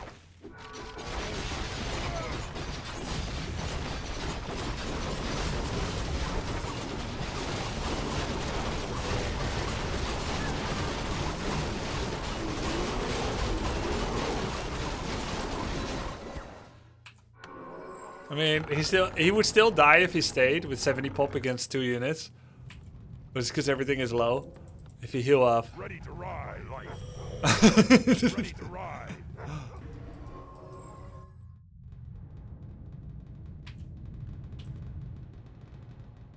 Our gold mine has collapsed. Research complete. Wow, he got melee attack for grunts and raiders, but he doesn't have brute strength. Oh, he's got brute strength. Okay, there we go.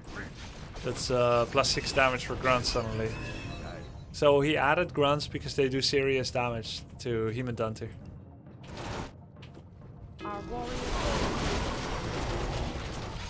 He has TP, so he can always get out. The true dream. It's the dream of eating and TPing.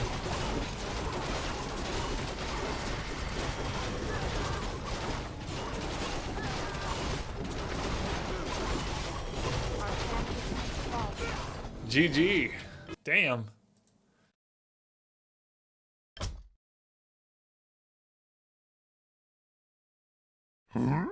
Work.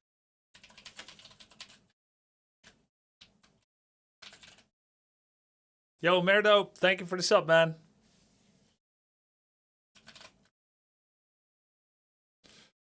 Fountain seems really good for orc. Yeah, Concealed Hill is very advantageous.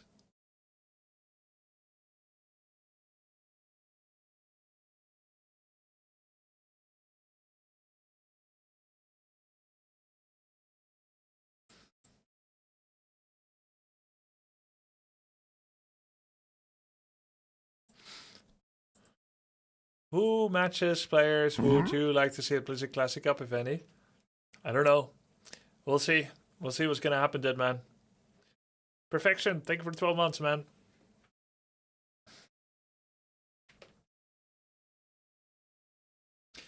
Yo, Grubby, Slay the Spire 2 has mostly positive reviews on Steam. You know why that is? Yeah. Yeah. It depends on where you are from. So if you actually look on where I'm seeing it, I'm seeing 95%. But on another regionality, it dropped to like 85. And it's because supposedly China or some other places did a review bomb purportedly in protest against nerfs. So there were certain nerfs that happened on a beta branch that's not even live yet. And this is the community's way of showing, a small part of the community, I am willing to review bomb you to try and worsen your reputation if you do not give me my ultra powerful, overpowered cards back. Which is a crazy thing to do, in my opinion. Because, first of all, it's a beta. It's not even live. You go there by your own volition. And secondly, it's an early access. It's not the final product yet. And thirdly, so much today, Zuck to the grub. Hey, I'm glad. Thank you so much, Bram. Thirdly, if there is a nerf in an early access game like Slay the Spire 2, and it's in the beta, and you don't like where it went, you should keep in mind at least that first of all, you're in love with the game. Even if there's a card that was very strong, that is now less strong, that was made by Megacrit. You gave them your trust then, you love their product, and now they are nerfing a card you like and you disagree. I would posit this. If the game came out with the cards in a nerfed state into early access, it would have had the exact same positive response it has had in the last 2 weeks. You wouldn't even know. You wouldn't think of it as a nerfed card because you didn't see pre-production. I'll tell you what, there was a card that was nerfed 5 days before the game came into early access for public play, hypothetically, that we never knew about. We never knew it got nerfed. And you know why we're not mad about it? Because we don't know that it existed, that nerf. So just because it happened out in the open and you see the design philosophy unfolding in front of you, you're gonna review bomb because you don't like the nerf? Just because you saw it? That's so stupid.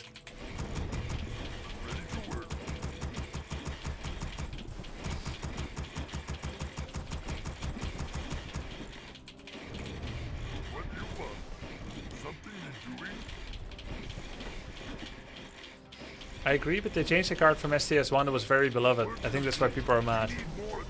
Well, they should just leave feedback. It's like they're saying... It's sad in a way, yeah? Because it's like they're saying... If we use the in-game feedback button F2 and say, I do not believe Prepared should be nerfed because it is an iconic card from STS1. If it is too powerful, please adjust other things. They think it won't be enough. It's like in a relationship, you think you won't be listened to unless you shout. Right? Which sometimes is true. Which is sad. But it's like bad conditioning. And so they don't believe that they can just appeal to reason or provide arguments. So they're just going to go straight to nuclear, full escalation, review bombing. Just feels wrong to me. Something you're doing? Something you're doing? Yes, I can do that. Where? Seeing is believing. Strike. Can't the complainers just disable autoplay in earlier version? That's the thing. You have to physically jump through hoops to play on the beta. They're not even being forced to play that way. You have to opt in to the beta.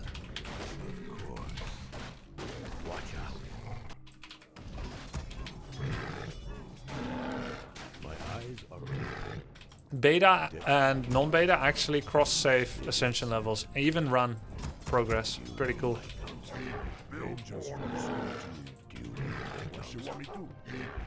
Destiny. Of course. What? My eyes complete.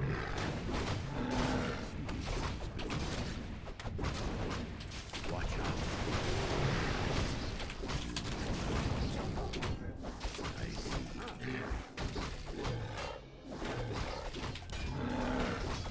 We're under attack! My eyes are open. Who you want me to kill? Destiny. Just for soon. Watch out. Where you want me to go? Destiny.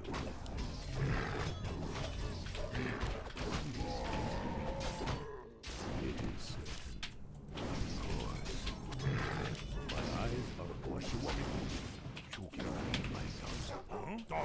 Do you need my counsel? What?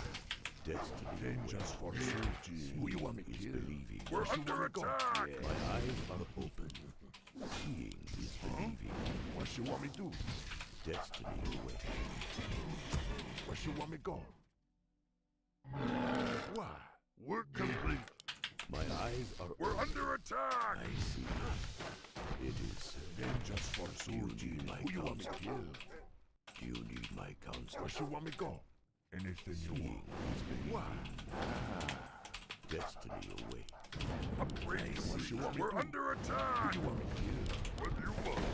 Where you want me to go? My eyes are open. What you want me to do? Yeah.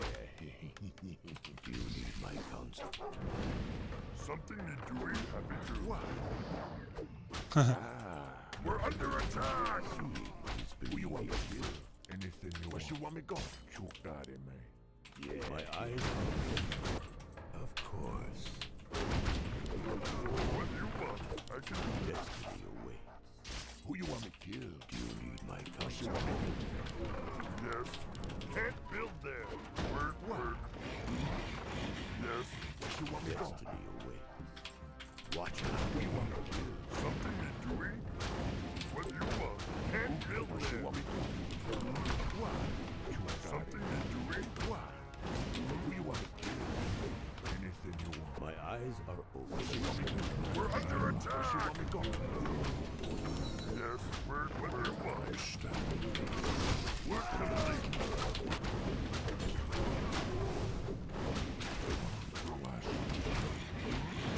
Something you're doing? Be happy to. What do you want? Master? Don't talk. Who you want? My eyes are open. Yes, what do you want? Yes. My counsel. What do you want? You need my counsel. Yes.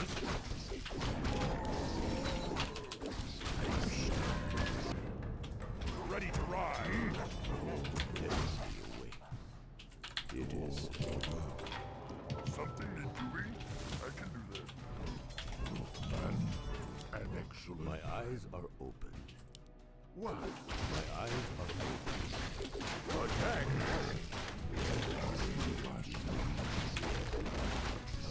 I stand ready. I answer yes. What do you want? Stand ready. Watch out. Master? Do you need my counsel? Build more power. My eyes are Not right. Got it. We're on our time wave. Need something? Yes, Chief. Yeah. What would you like? God, yes. Thumbs up. Yes, Chief. destiny away. Man,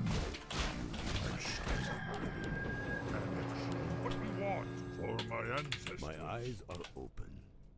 No problem.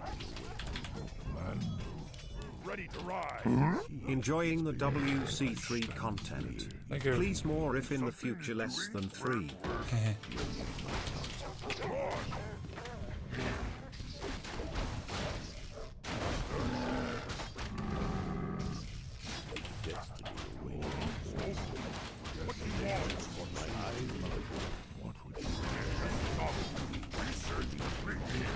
Watch out. I see. What you want? Okie dokie. Be happy to. Destiny. Your command. My eyes are open. Build more pearl, yes. Something to eat? My eyes are open. Yeah. You want me go? What you want me to ride? Hold the knives.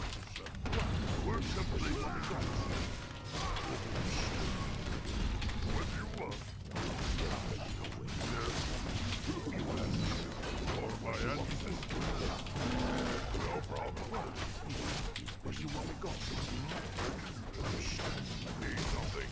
We're under attack.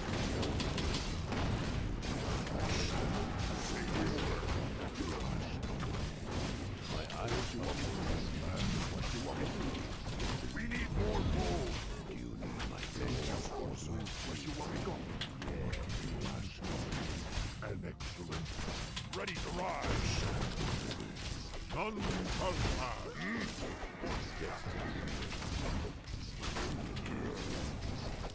My eyes are open. You need my counsel. Anything you want just for Anything you want. GG. I wonder why he thought that timing attack was good. I don't think it was. A bit impatient by him, right? You think so too, Green Aries? Yeah.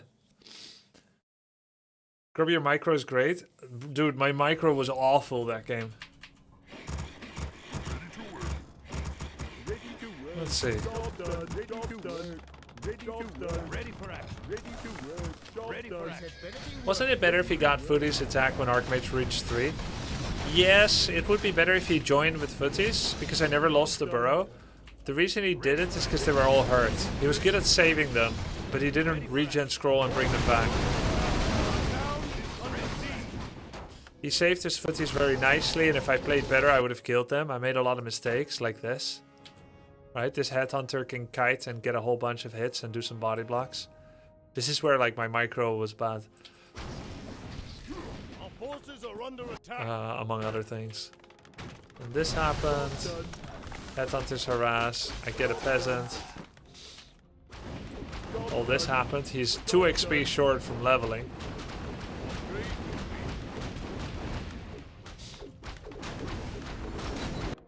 So he didn't regen scroll them.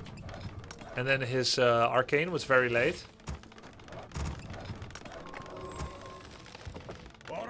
He harasses with AM again with boots and cloak, thinking he'll be safe. But he wasn't. Mantikin gets level 2. And his sanctums were late, so he's not loaded up on pop yet. And he feels like now's the time. Because, in my opinion, he should take this turtle first and then go. But he probably thinks he can get shop item or something. He can't. Even getting supply blocked. Yeah, it was not a clean opening. He decides to cancel unit, get dispel. I mean, it's very low DPS. No power spike on the Mountain King, and then I have Scroll of the Beast.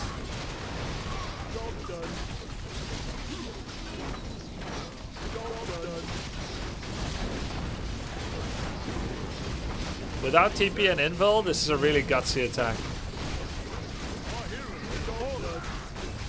Pretty decent items on Farseer and fought with Scroll of the Beast. Wouldn't it be better to kill the priests who are out of position? Yes, my micro was awful. I should kill the priests. But of course, if I can kill hero, that's even better, right? But yes, I should kill priests who are out of position. How come you focus the Archmage there? Oh, yeah, same question, right? Same. Cool. Okay. That was a lot longer Warcraft 3 than I intended to today, because, because I actually really enjoyed myself. Today was a lot of replay watching and learning. My form is awful because I'm AoE2 brained on the control and I haven't played high level for a while. But most likely I'll be doing some dub champsing again. This was a very standard load up on meta awareness again day that can lead into that. We'll let that work on the subconscious. Play some Slay the Spire now. Love Slay the Spire. And in the coming days, there'll be more Warcraft and also some serious gaming. Also, tomorrow... Yeah, it was okay, Rui. It was okay. It was good. The server. Also coming up is...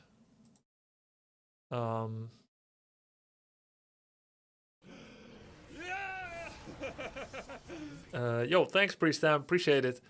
The 6th guide of my guide series for beginners will be up tomorrow. My editor and I have been working on it hard. So tomorrow we're uploading the 6th guide on YouTube, on Grubby Talks, which hasn't had a video in a bit. The link is in the chat. It's very interesting even for experienced players, I think. I teach a lot of creeping tricks.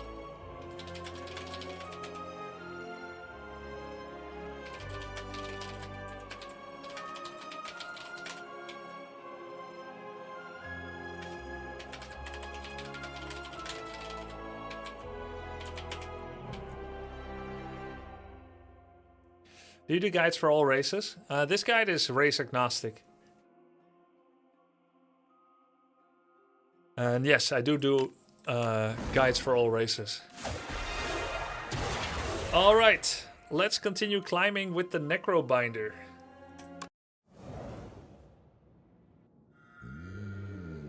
Slay the Spire to Necrobinder 5. My current Ascension level unlocks are... I've won on Ascension 0 with 3 classes, the golden oldies. So I've unlocked A1. I've unlocked A10 and not beaten it yet. I'm 0-6. Freaking hard with Regent. Ascension 10. And Necrobinder, I have unlocked Ascension 5. This will be my first try with Necrobinder on Ascension 5. I just won a run. The Necrobinder... Wait, did I? The Necrobinder tried her best, but it wasn't enough. Oh no! Huh? Oh, it's green. Okay, it's green. I won, but we didn't defeat the Architect. But it is a W. Yeah, that's a win. The Architect didn't die. Yeah. So this was a cool run. Okay. Next run. Booming Conch. At the start of Elite Combat, draw 2 additional cards. Strong. Small Capsule, a random relic. Or transform one of your strikes and one of your defense and lose max health. I like that. Ooh, that's good items. Hang, deal 10 damage. It's 1 energy. Double the damage all other hang cards and this one will deal to this enemy until the end of combat. Very cool. And Bone Shards is AoE damage 9. And we get 9 block. 6 start. But the Gamba, this is Gamba too. Early game hang can make a deck around it. How would I make a deck around it? I would have to take Grave Blast, yeah? That's the one that can take one out of the discard pile? Grave Blast, I think. Yo, shall we just go for 4 elites? If we want a short run. Wait, there's a 5 elite path. 5 elites. Can we?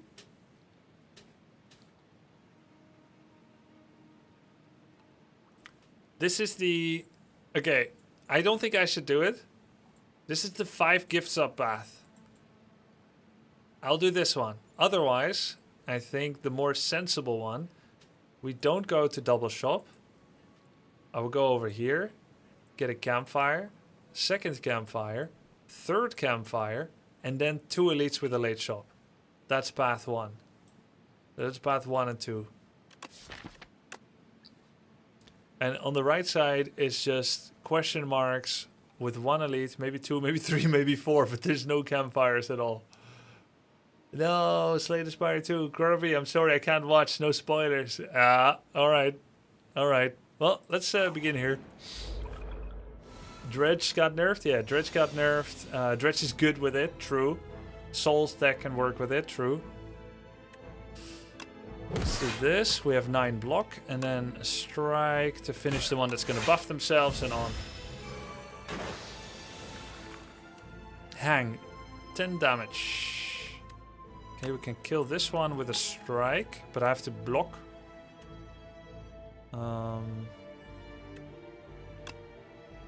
If I want to kill him.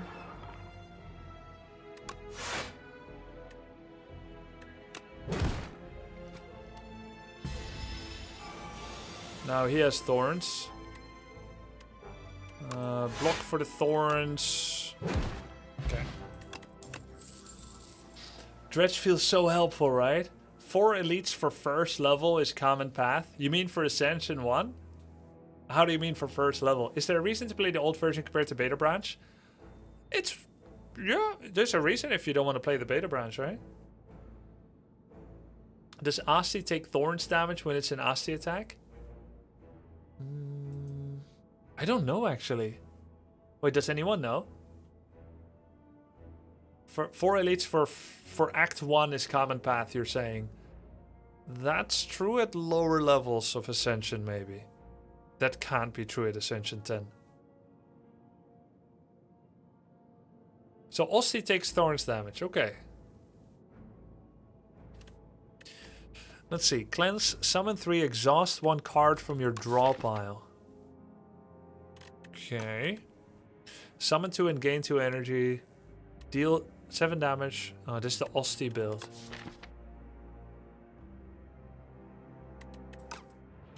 I do have some Asti attacks, but one of my Asti attacks kills him, so it's harder to summon, to play summon build.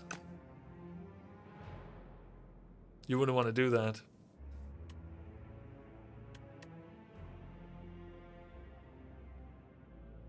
Summon 3 exhaust. I think all of these aren't that good. I mean, rattle, I guess. I don't want to skip normally, but I have plenty of other card rewards. Cleanse is nice for the exhaust. It's 3 block and an exhaust. I don't know. I guess removing some curses. We're going up against the Matriarch who doesn't have curses. How do you even choose cards this early in the run? They gotta be good by themselves, I suppose. Right? Just as long as it's a good generalist card that works in many things. Death March. Master of Strategy, Countdown, Dirge. Ooh, Dirge.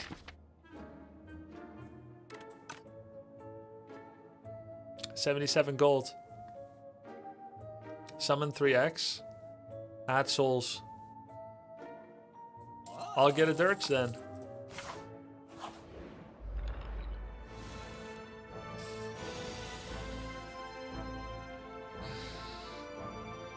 Eight block. This is 9 block. Oh. Oh. Okay, that was a good order anyway.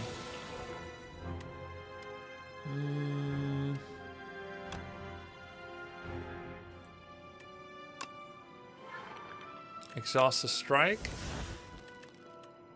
Hang. Wait. Yeah. Summon. Okay.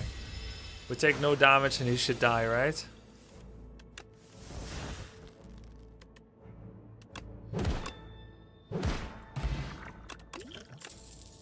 Sculpting Strike. Add Ethereal to a card in your hand. That's more trimming of the fat. Another AoE block attack. And then there's Wisp.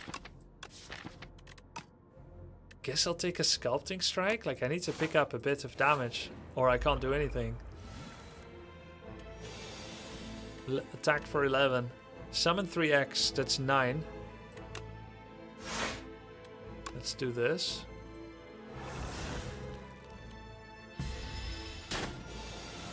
So Asti is still alive.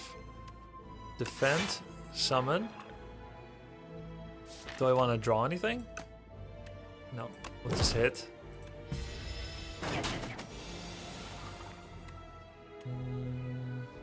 Exhaust something in your draw pile. Ah.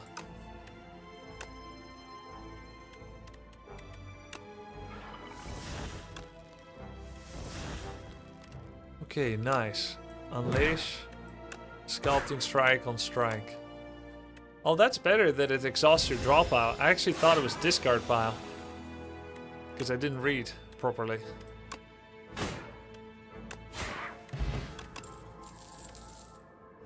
Another dirge. Hey guys, it doesn't matter if it exhausts. Just get all the dirge.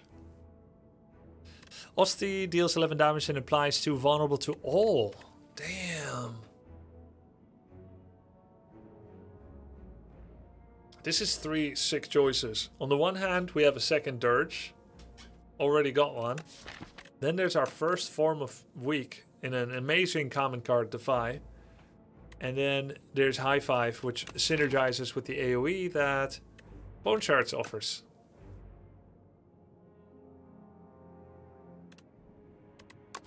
Yeah, I already have one dirge.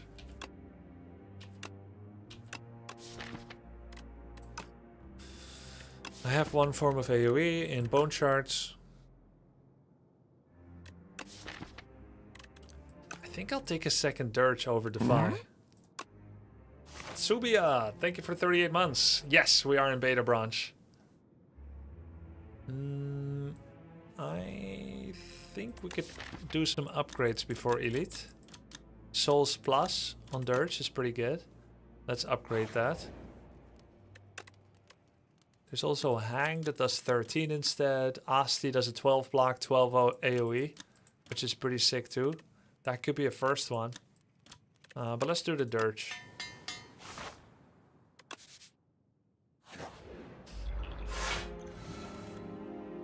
Sewer Clam. Hang 13 gets doubled. Yeah, it's sick. Very good against Lagavulin. I think you just Dirge her, right?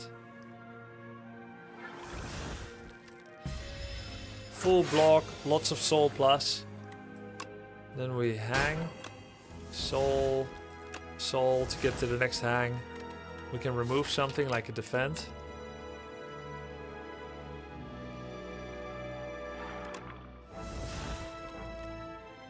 And I think we should just hit.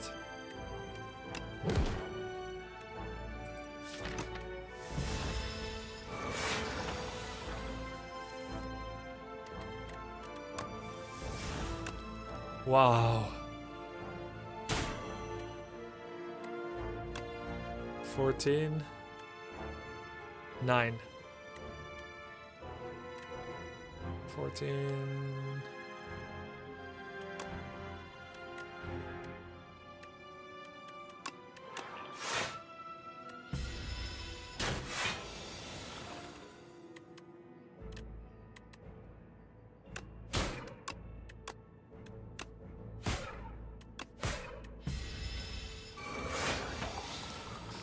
$18 damage. I have 12 plus 9 is 21 damage. Okay.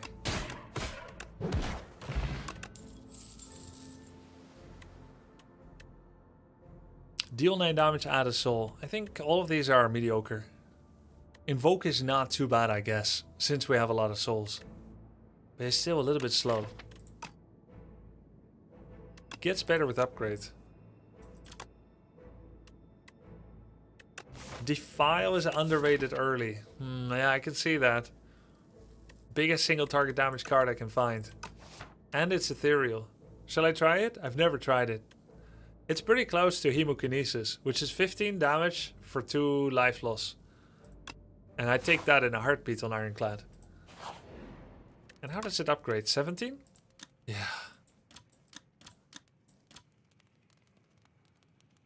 Right, yeah, you can take it and you can just let it disappear by itself.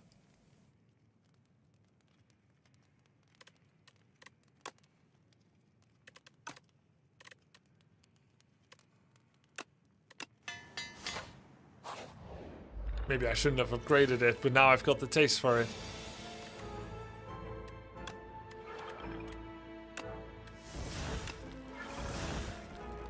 Oops. That's fine.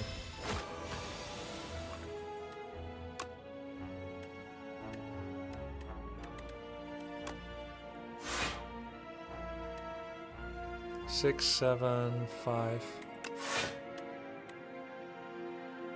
Whenever he deals unblocked attack damage. Wait a minute. Wait a minute. On Asti? It counts on Asti! No!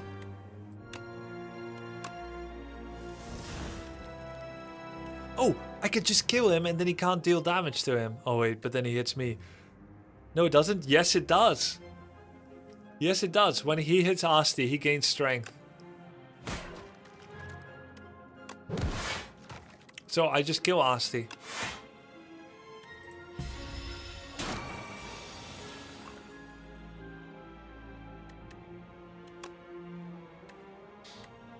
Seven, 10, 19. Shoot, I'm one off.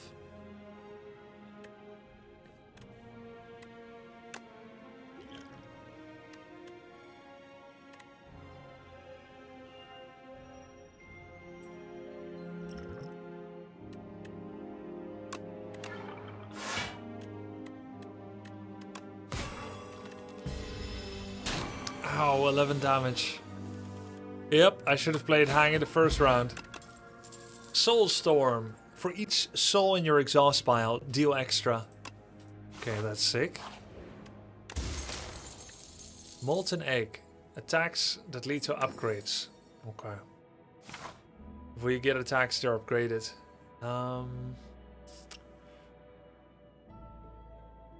If I take... I guess it's safer to take the left elite than the campfire, because if I take the campfire, I'm forced into an elite. And then 2 more battles and a pre-battle, whereas here I can choose to take another elite or go for question mark and shop. Why so limited max HP starting decision? Yeah, I transformed the strike and the defend. Health is tiny.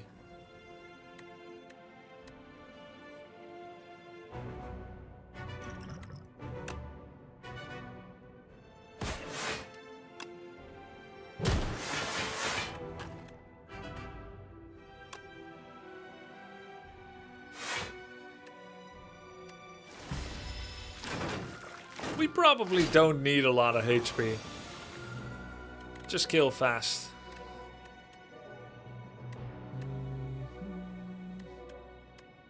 Kill him.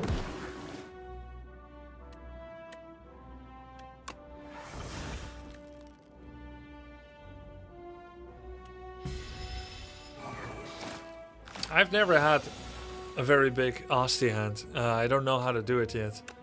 I guess there must be some scaling builds for it. Maybe I should have played Hank first.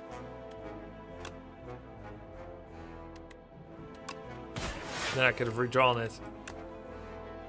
9, 8.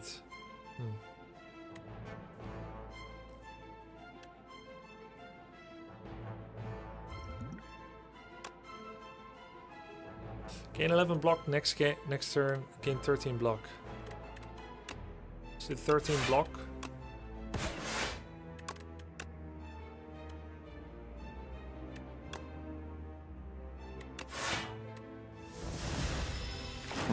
What a strange looking region. What a strange looking regent. Dude, I am 0.6 on regent budget, I see. On Ascension 10. So hard.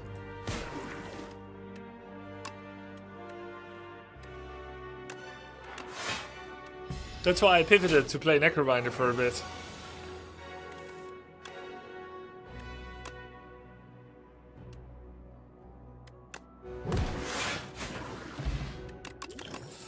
A flute. Whenever Asti attacks, gain 2 block. Ooh. And a defile plus.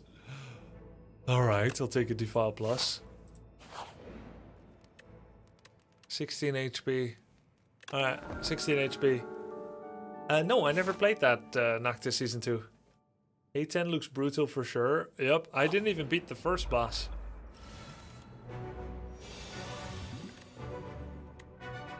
Okay, we're definitely playing Hang. Defile is nice also.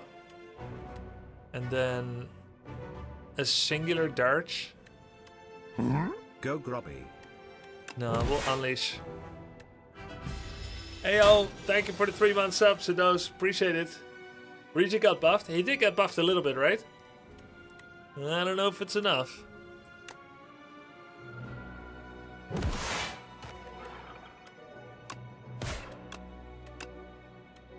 So after the stun, he has a charge up turn. He will then cast Vulnerable with a Shriek, yeah? Scary stuff. If I defile him now, he's 1 HP from stun. And I probably don't want to stun him this turn. Or do I? Maybe I should. I could block for 6, 12, 12. That should be enough.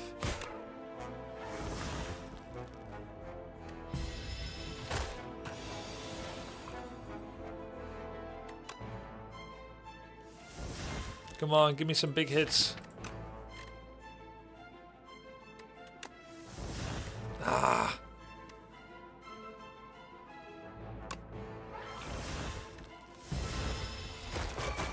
I think that works. Okay, this is a big turn.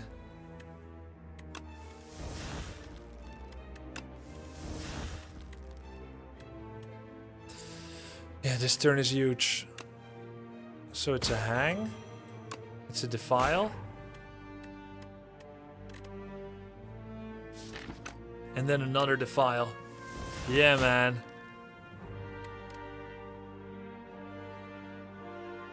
Soulstorm would have been more.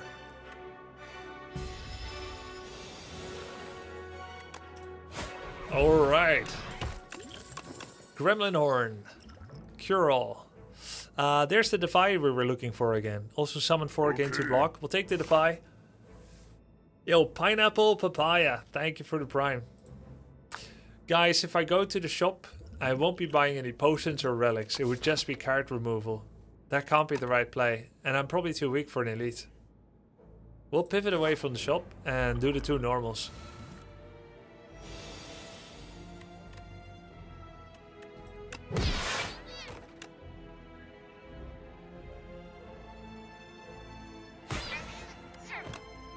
Bro! Gremlin Horn, thank you. Whenever an enemy dies, gain 1 energy and draw a card. Okay, Death's Door was so sick last run, but I was a Doom deck. This time we get So. So plus with Retain. Aha. So the Retain is what makes it better than Bone Shards, and it also doesn't kill my Asti. End of Days. It's gonna be a clunky curse, isn't it?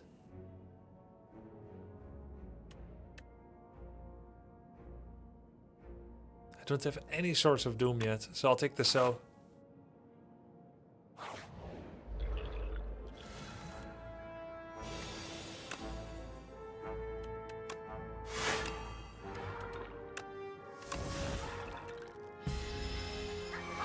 Pretty cool, Retain.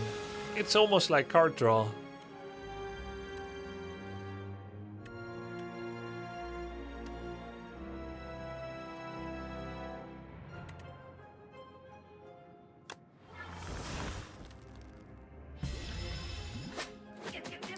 Is Slay the Spire 2 similar to Slay the Spire 1, where dot damage and orbs is just a million times better than direct damage build?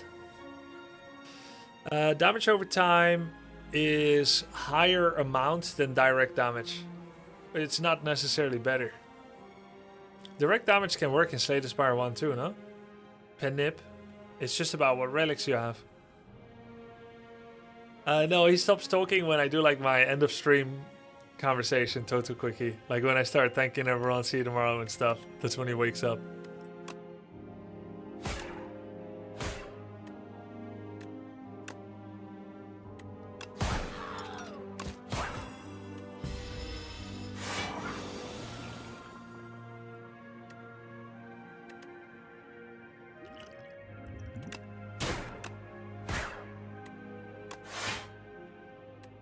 I think 2 damage is okay.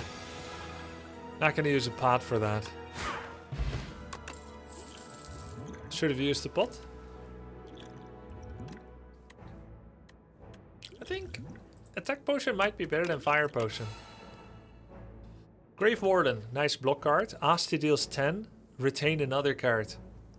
Deal 12, add ethereal to another. We'll take the Grave Warden. I didn't mean that damage is not doable. It just felt like it's a lot harder to get started than the gimmicky orbs and stuff. So you're saying, so with defect, orbs was always better than attacks. Oh? And others don't have orbs, so I'm not sure I'm completely catching your drift.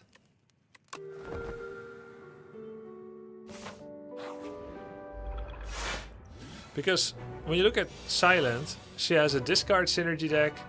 In Slay the Spire 1, she's got Poison and Shift. Those are the 3 major archetypes. And then there's some weird things you can do with Nightmare, Wraith Form, Grand Finale, Well Laid Plans, and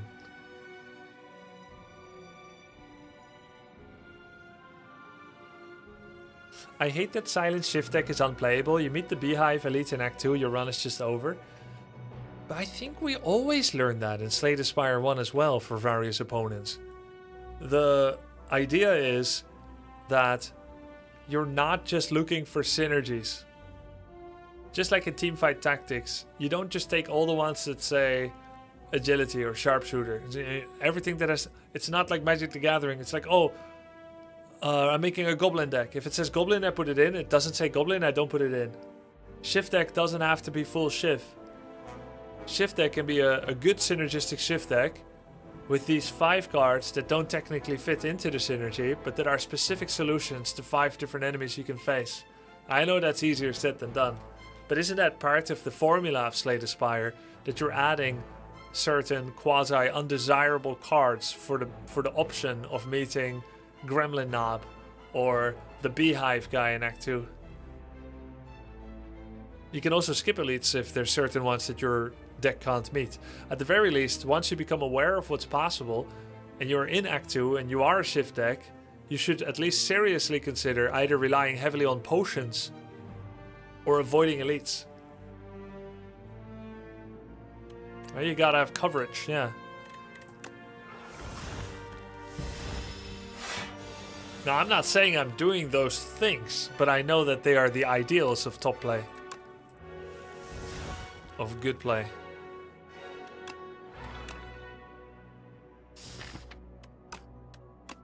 I feel like that's a good damage start. Could have dragged it for one more turn, but I have Defy this turn. I can open with a Hang. Block.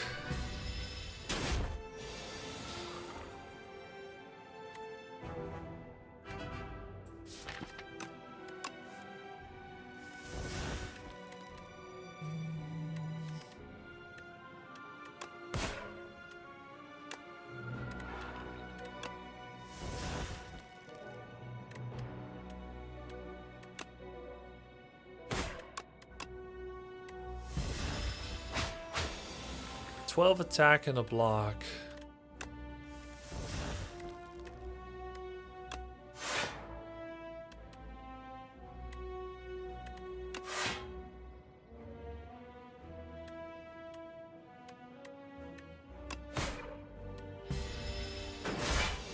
You hit Immortal rank and leave Dota. I'm still Herald. How fair? Being talented should be banned. Grubby did not pay to me yet. But you're having fun, right, Egeranto?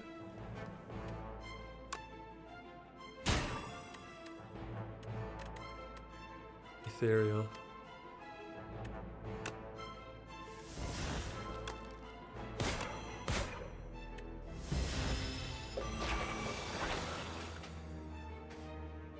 Would you consider that attack that works like hologram for hang synergy? Yeah, Grave Blast? Yeah, I would consider that, definitely. I would have taken it 100% in Act 1.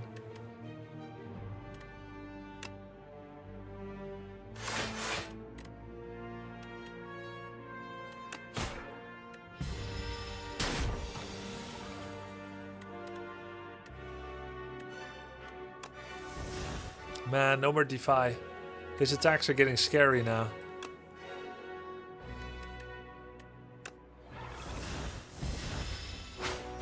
Ow. Okay. Isn't this crazy?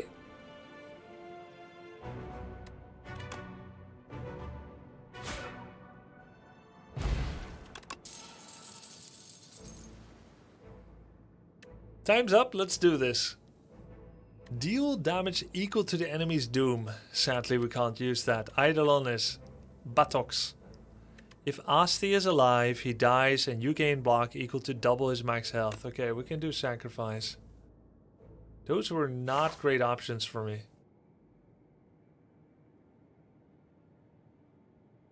If we can find another hang, it's GG. Okay, I like the right side path. Guys, Eidolon is absolutely unusable. Am I wrong?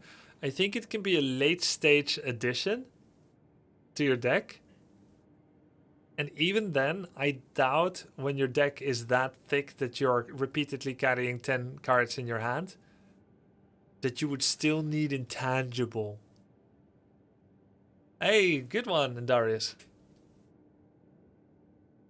Like, if you can actually get 10 cards in hand, you probably don't have many problems. It's a setup card for Infinite. Yeah, but they're trying to nerf Infinite. I can tell you're a serious one. What can I do for you, Missy? Anything to help me kill a most loathsome man. Very well then, have a gander.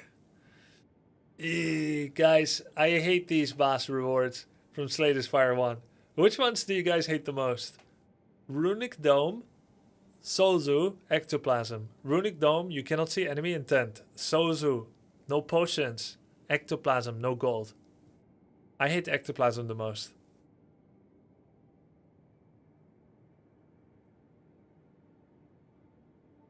Because the better you get at remembering the moveset for all the characters, the less Dome matters. Of course, sometimes it's chance-based, then you don't know. I've never taken the enemy intent ever. Yeah, you just don't like ruining your game like that. Black Star. Elites drop an additional relic when defeated. Hey, this guy represents Slay the Spire 1. These are all the Slay the Spire 1 things. Darf, the Hoarder. Oh. Oh, that's so funny. He's a Hoarder. Alright. The events in Slay the Spire 2 take place 1,000 years after STS1. So this is all the stuff he found from way back when that he's still hoarding.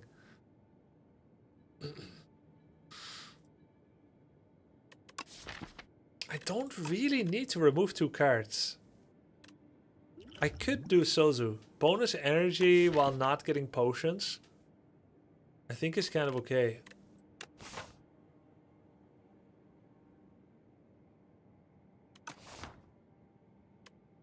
I'll go for the Sozu. Yeah, I think Black Star, I've pretty much never been happy with it. The only runs I win with Black Star, I could have won with that. Do you know what I mean? I have 2 dirge. I definitely need the energy.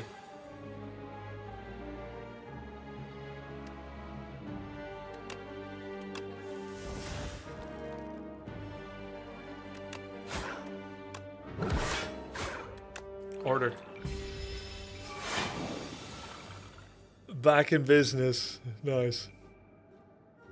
Today I had this sick Ironclad game. I had Cascade, Bloodletting, Battletrons, Bludgeon. Got rid of all strikes in defense, and I cascaded a few times per turn to win. Too bad, I don't understand the joke. I don't know what Cascade is.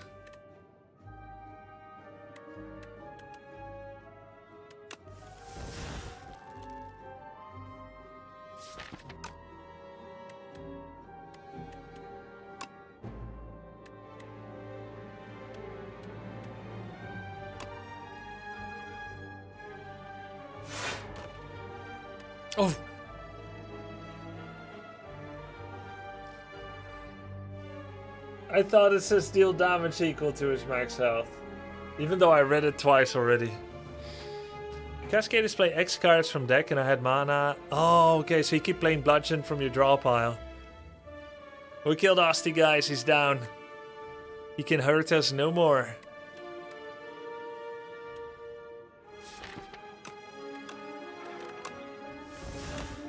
Poor Asti, he did nothing wrong. I wish there were more payoffs to having high Asti health. Same, bro. Read it thrice then and don't get slain today. Yep. What? Oh, okay, never mind.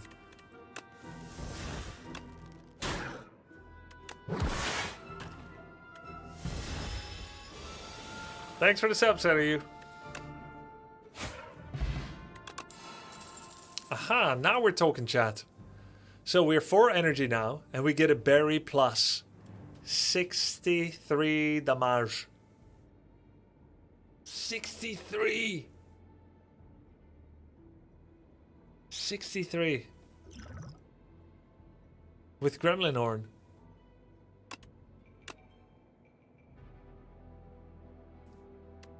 Or Invoke.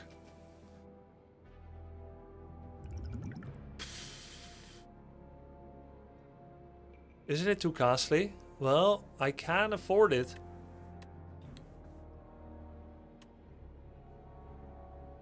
Even Berry Plus is just 16 damage per energy. That's not very impressive. That's true, but it's in one card though. So it's like 4 defiles, but it's all in one card.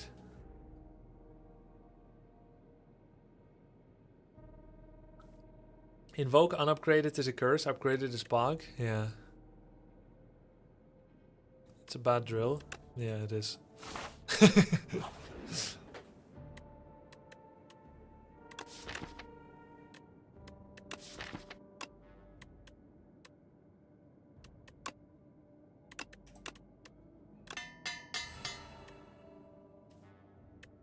Wait, did they buff Ultimate Strike?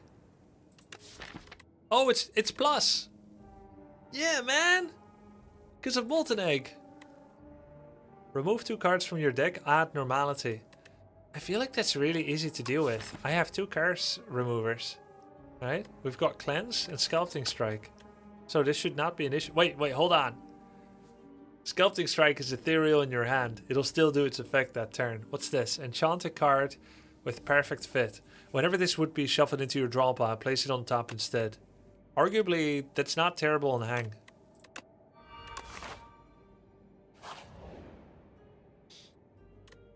Gain a debt. Yeah, man. Oh, yeah. Oh, yeah. Wait, do I have this yet? No, right? Yeah, that potion would still do. Ooh, what's that? Is that a potion? Oh, money. Oh, no artifact. 10, 10, 10, 30. So why?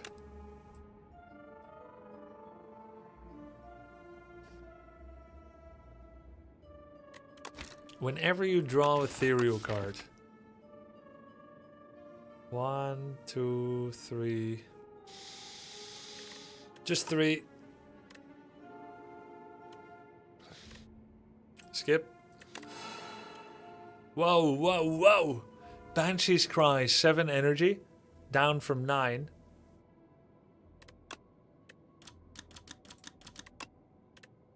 For each ethereal card played this combat.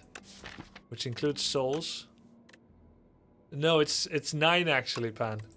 9. Eradicate, 14x. Wait, it's worse than Barry, guys. The souls aren't ethereal. Ah, crap.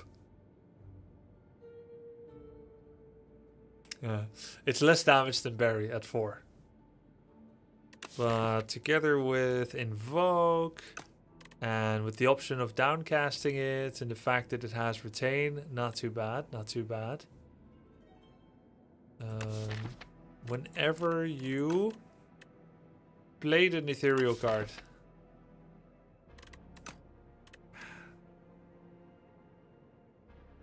I like Eradicate more here.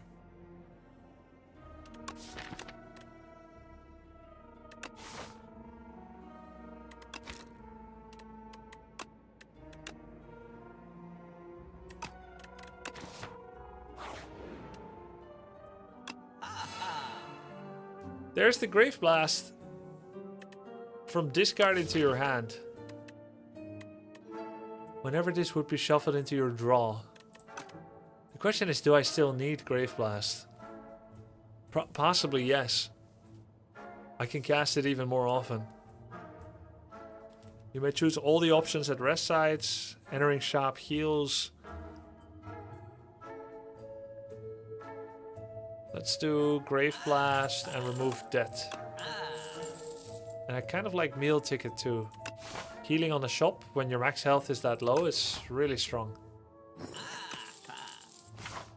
Didn't buy any potions.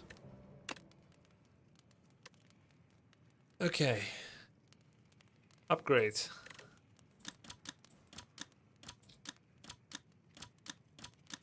Hang, I guess.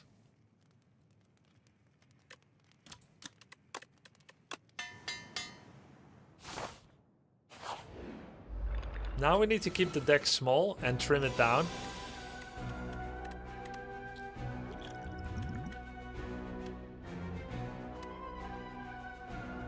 Ah, it's the nerfed Decimillipede. Lower health. It's lower because of Ascension, but also because it got nerfed by 3 HP.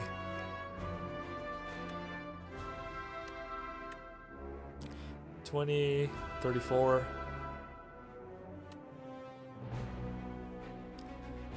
48.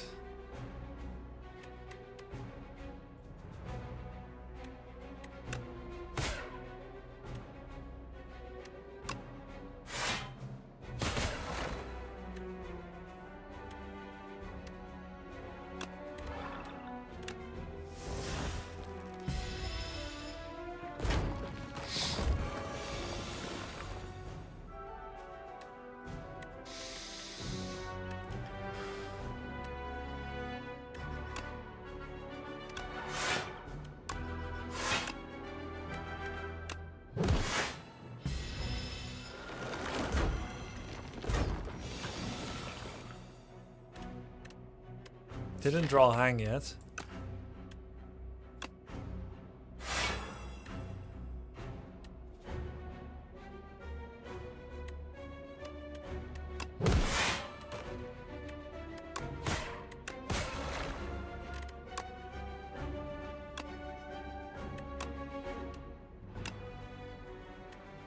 Ooh.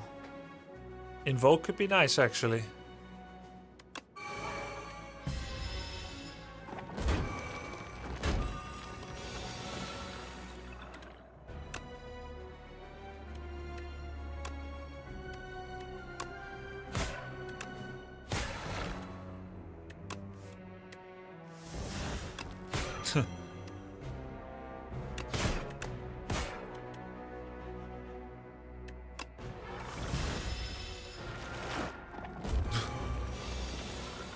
I just got to Ascension 6, I haven't ran a good hang deck yet. Yeah, this is the first time I have it.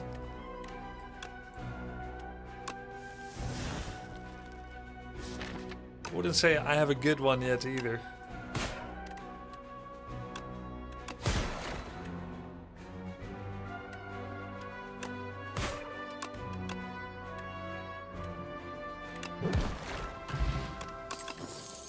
Eternal Feather.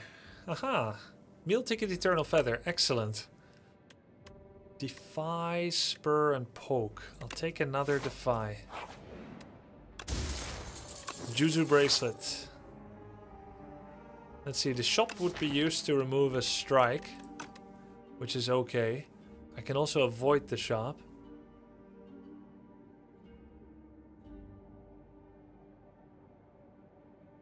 I don't have much money. Let's avoid the shop. Oh my god, no! Why are you doing this, Sozu? Why?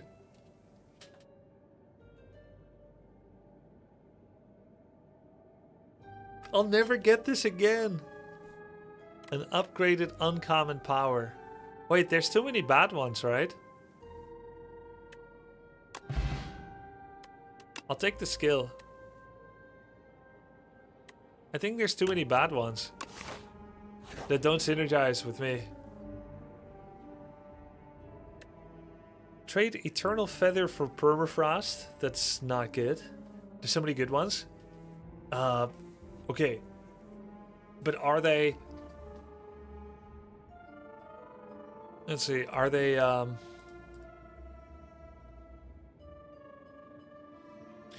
Slay the Spire Compendium.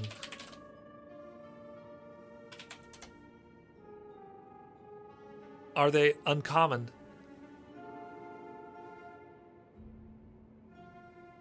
Not relics. Cards. Rarity, uncommon. Color, necrobinder. Type, power.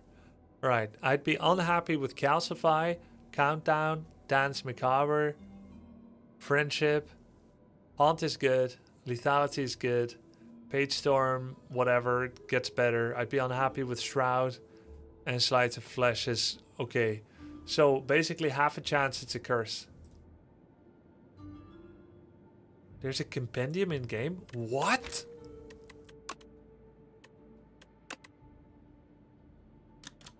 Yeah, man! Oh my god! What do you mean friendship is OP? But I don't need it, I have 4 energy.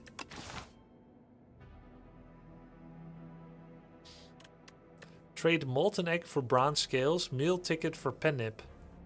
Oh man. Yeah, okay. Meal ticket for Pennip. Can be pretty good with Hang.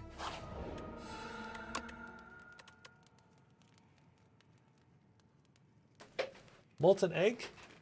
No, I want the next Hang I find upgraded.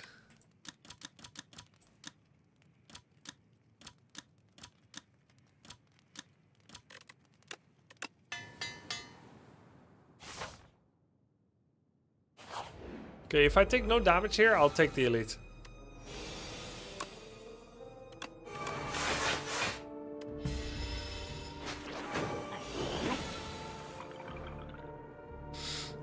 Ah, Dirge Plus. I have 7 energy.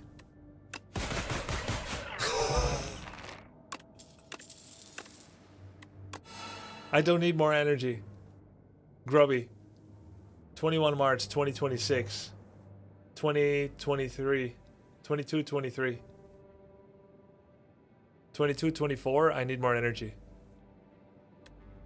Deal 11 damage, add a soul plus. Asti deals damage, draw a card if it's the first time you played it. Pull from below, deal 7 for each ethereal. That's gonna be a triple skip. Oof. I hate this guy.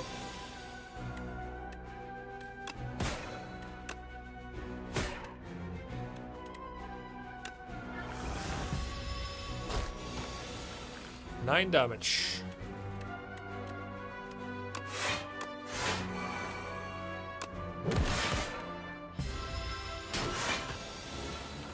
Zero damage.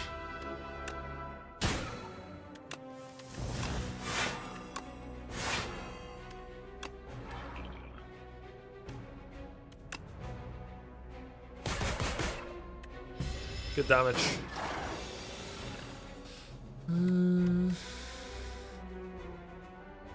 Fetch is free damage, no? The first turn, yes. The second time you draw it, it's not free anymore. It costs you a card.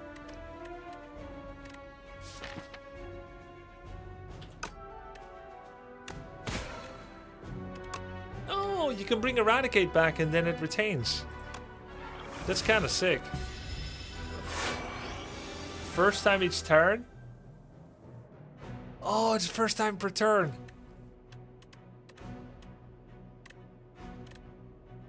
Free damage except not part of a snack.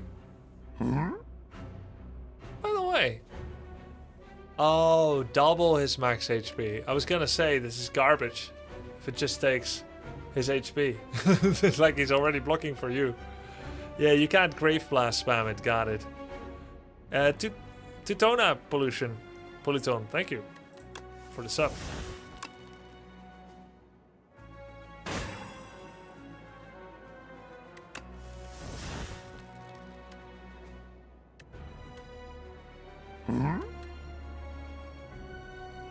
Okay, I guess I'll block for free and then try to draw hang again with pen nip. Okay, lucky. This one has retain. Get rid of a defend. And then remove a strike. Carrie B, thank you for the 42 months. Should I eradicate him? No, I should spam pen nip value. Need to bring the smallest attack.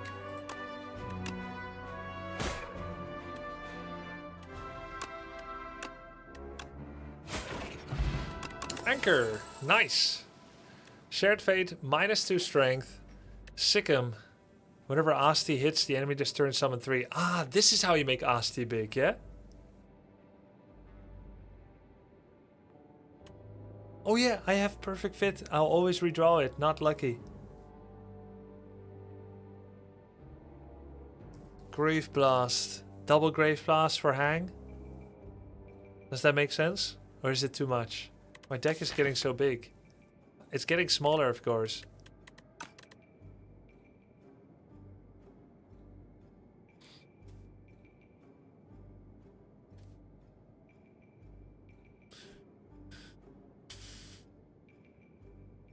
Sikkim is D card for Asti build. This and the 3 mana slime card.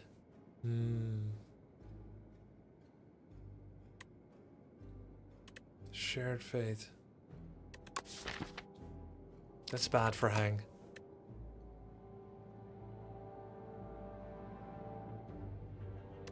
Take another Grave Blast.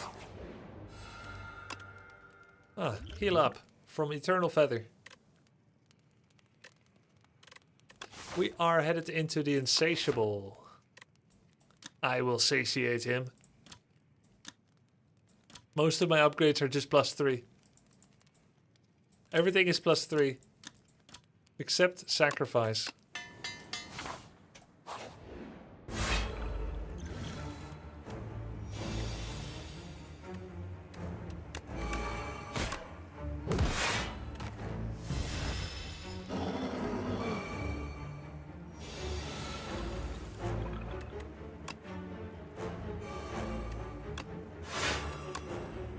Okay, that's a good dirge. Let's keep going. I guess that I kill this guy by playing hang a lot. And making my deck smaller.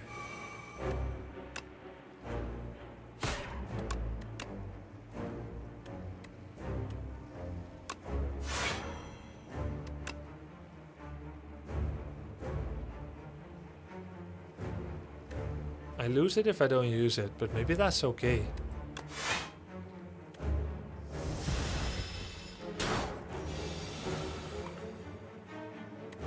There's the hang, must be cast. And then invoke. And dirge. I think there was a case not for casting dirge on 2 energy. Oh, it's pen nip. Whoa!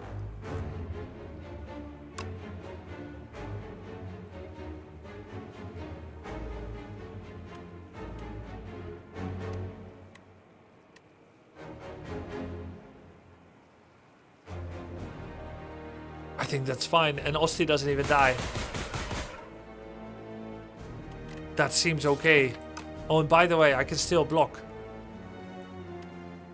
Yeah, but it's fine. Osti doesn't die.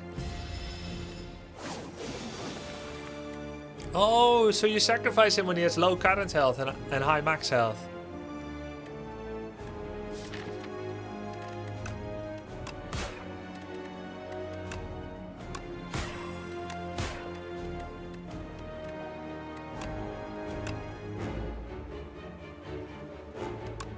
There you go.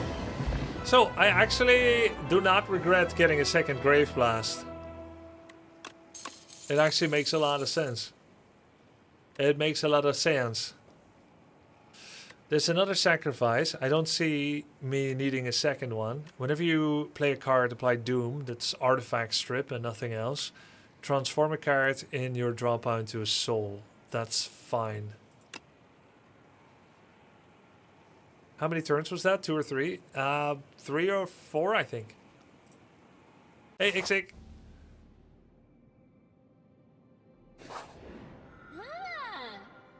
A mage needs fine accoutrements for battle. I do believe, and it's easy to get it wrong, but I believe, hopefully I am correct, that accoutrement is misspelled. Hope I was of service, sir.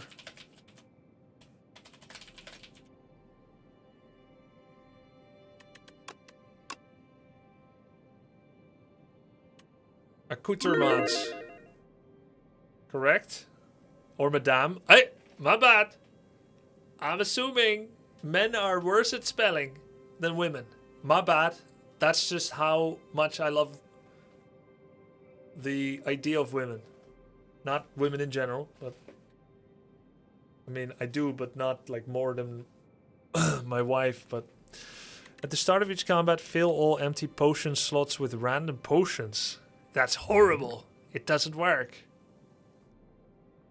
Accoutrement, what's that? It's like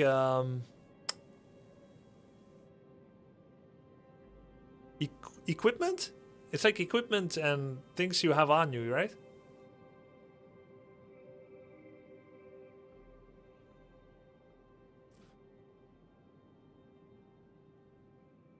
Attire. Yeah, but they misspelled it. The R should be before the E. Mark 7 random combats. Enemies in those room are 1 HP. Raise your max health by 31.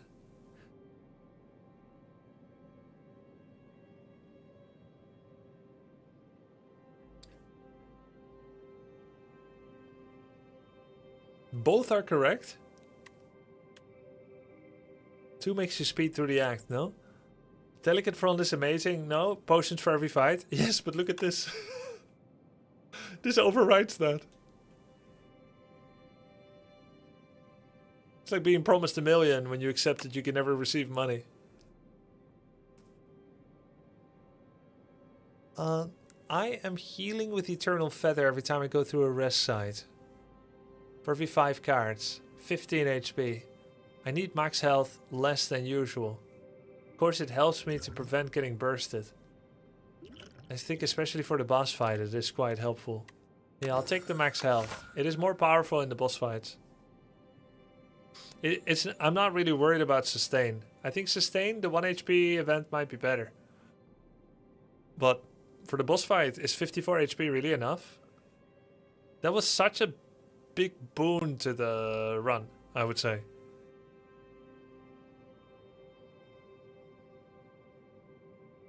So if I go here, 3 question marks, 2 campfires, question mark, elite, late merchant, a singular elite. Is it very brave? No. Is it very safe? Yes. Not as much power growth from relics though, that might kill me.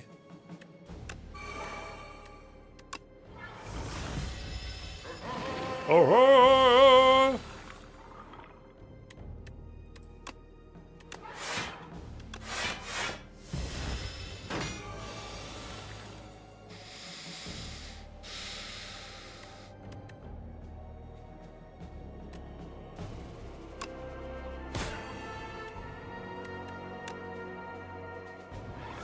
Dude, I have 3 retain cards. I've never had something like this. So many retains with Necrobinder.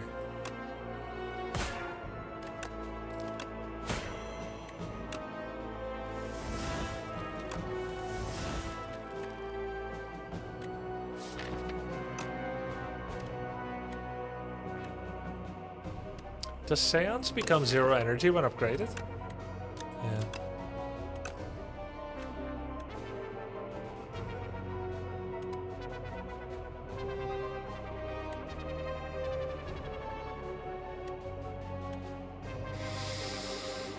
Looks like a sacrifice turn.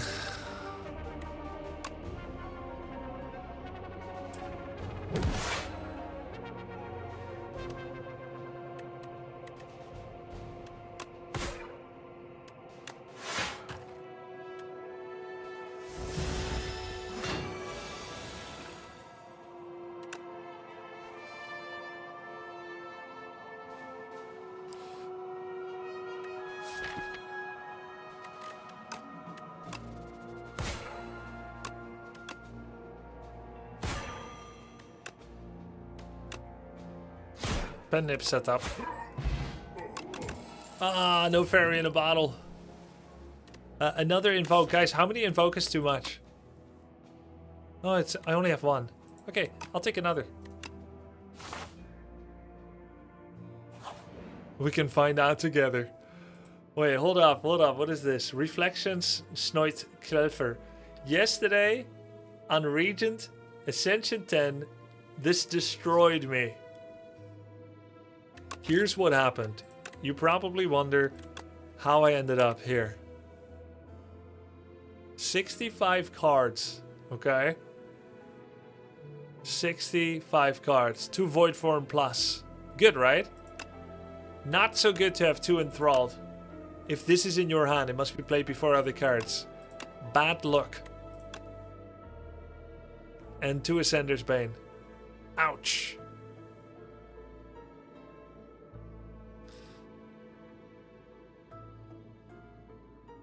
It's because of this stupid Reflections event. But I think it's a lot better now. Perfect Fit Hang.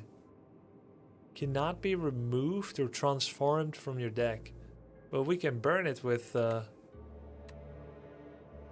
That's 2 Perfect Fit Hangs. We go from 29 cards to 59. How can a place like this exist? Oh man. Did science go too far?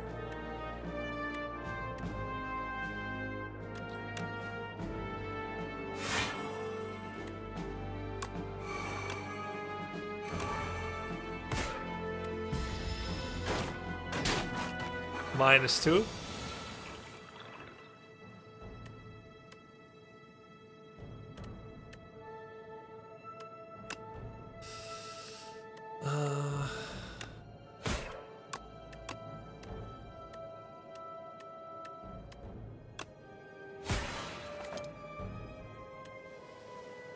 How the hell do I have 9 energy?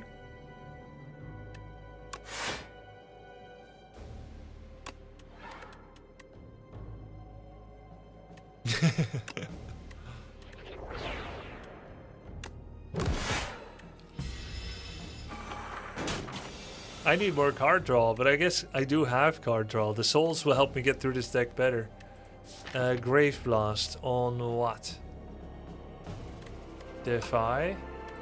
I guess I have Ultimate Strike Plus. 20 damage. My hatred for Twitch Turbo Tune has no bounds. What tune? Wait, they're advertising Twitch Turbo to you? Oh, damn it, that was Grave. That was Pen Nip.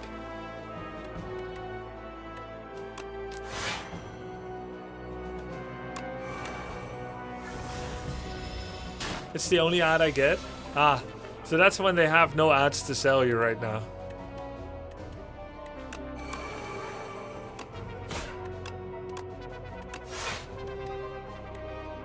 Right? Because They can always show their own. Thank you for the prime, Stisiak.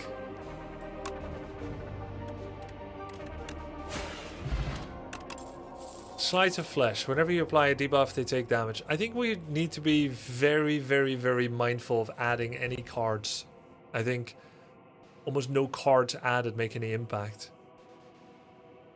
It just means fewer hangs.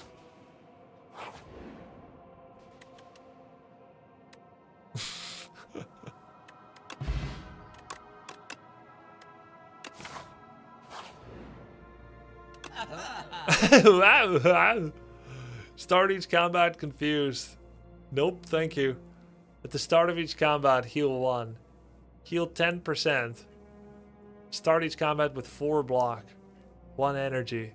3 block. Those are okay. If you end your turn with no block, that's never gonna happen.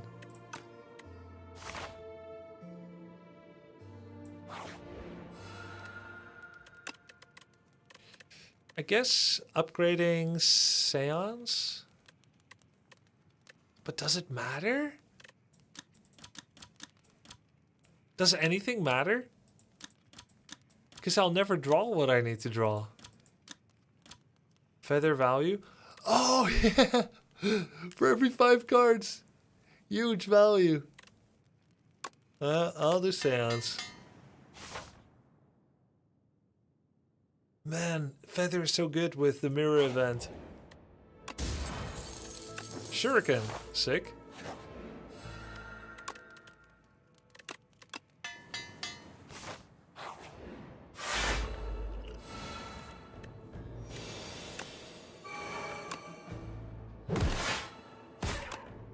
Kinda sick, so much block in turn 1.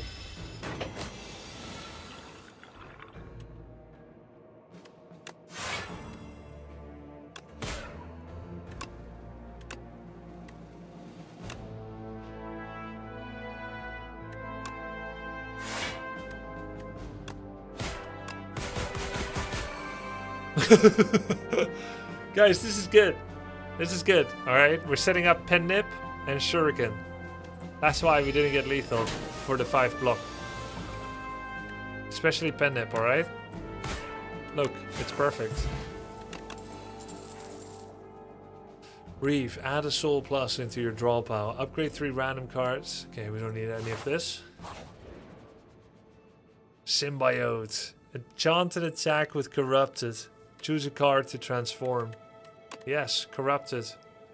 So, Eradicate or Hang? Oh, I can't do Hang. Okay, Eradicate then.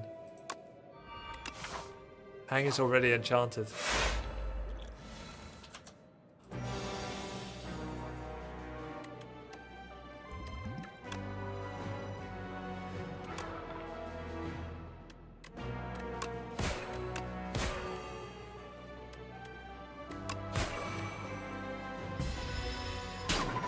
Nine damage.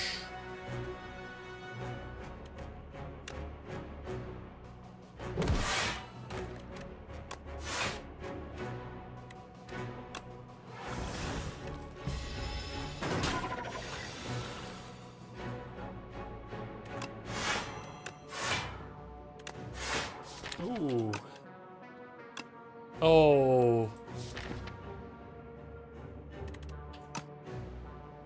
Failed to hang.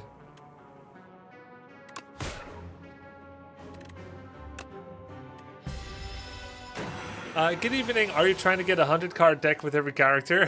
Good evening, Guttural Art. No, I got taken in by the mirror event. Reflections. There was nothing I could do.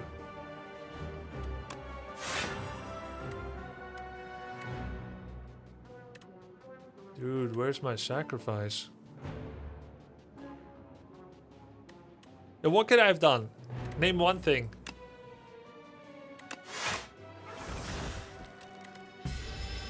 Yeah, I was here. He couldn't do anything else.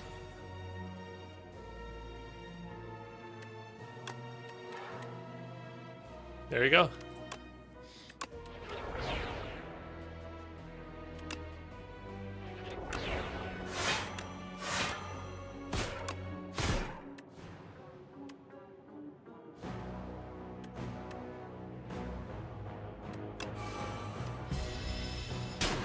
Shuriken, I had to do it.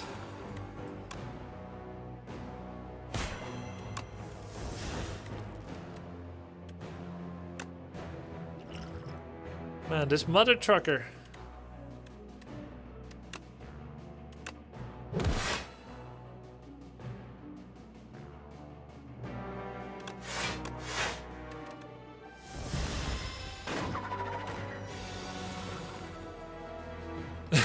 Uninstall.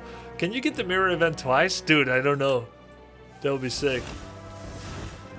Oh.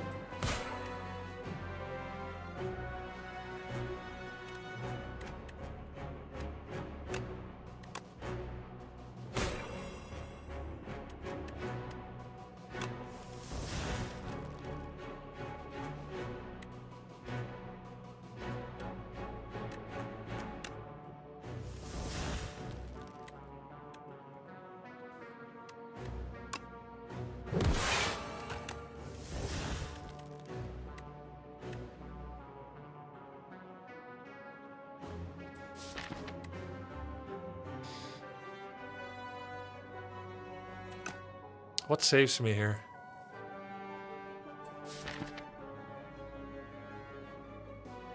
Nothing.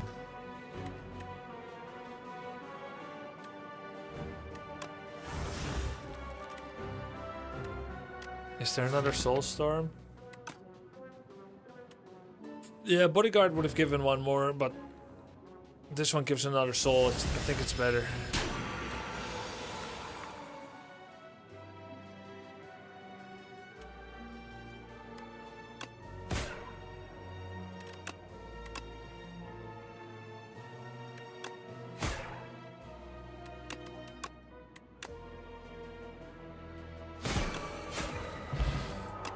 Okay, I guess we're gonna heal up a lot before the boss. We've got Eternal Feather and Pantograph.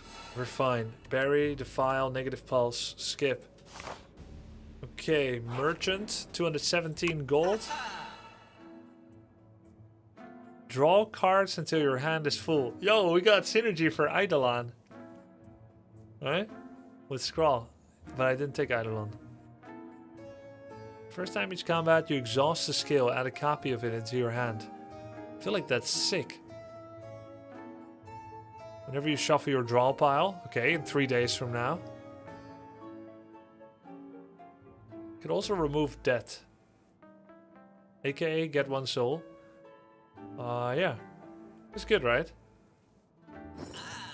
I like it. Whoa!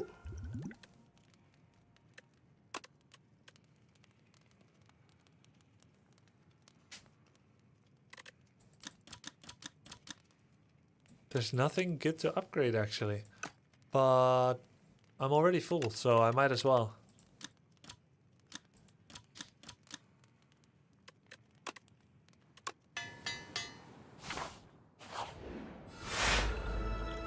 Can't believe I upgraded Defy in the beta branch.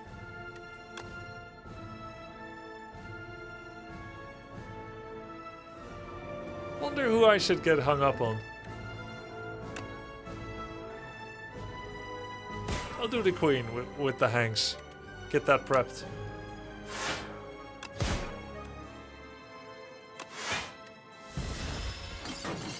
Hang the queen. What does upgraded Defy do now? +3 block. Wow.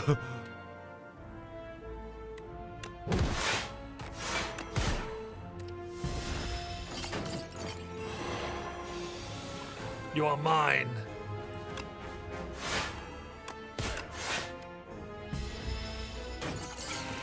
I always attack only queen. Yeah, so did Zach Roar.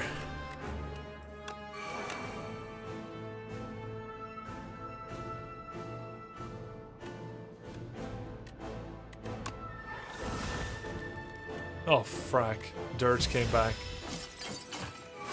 The beta branch event. Yeah, I can explain what it is. So, there's a beta patch out right now for Slay the Spire. If you press properties on your game, and then you go to game versions and beta, and you pick public beta instead of the default public version, then you are currently playing on a new balance patch, with changes that are envisioned but not yet finalized.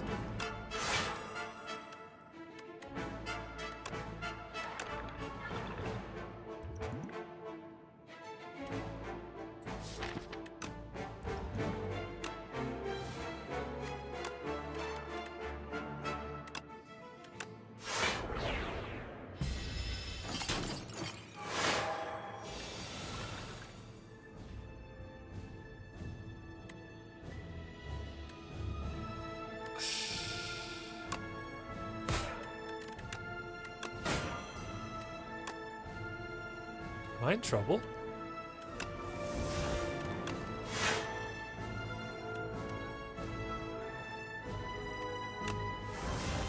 Crap. So much damage, man.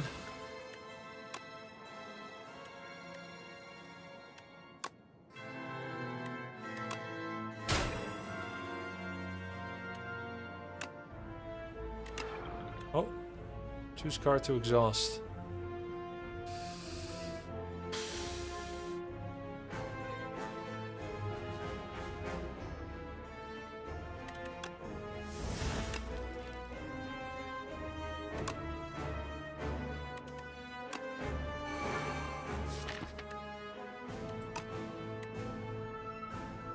Grubby, do you consider yourself a genius? No. Do you consider yourself a genius? Frack, I'm dead. No, I lost, man. What the hell?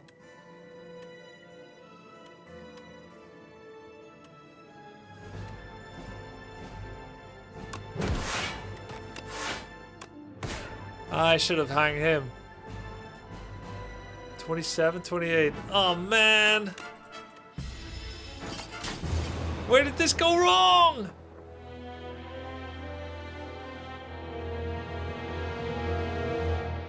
Doubling the deck?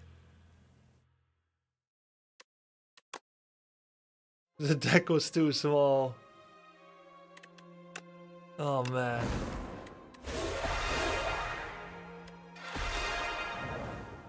Alright. 0-6. 0-6 against Regent Ascension 10. This time, we win. This time, it's over. At the start of Elite Combats, draw 2 additional cards.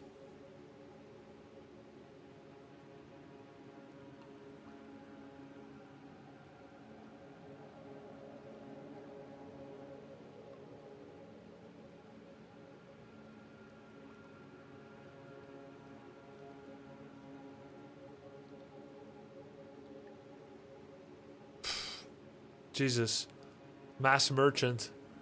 I can't do 3 merchants.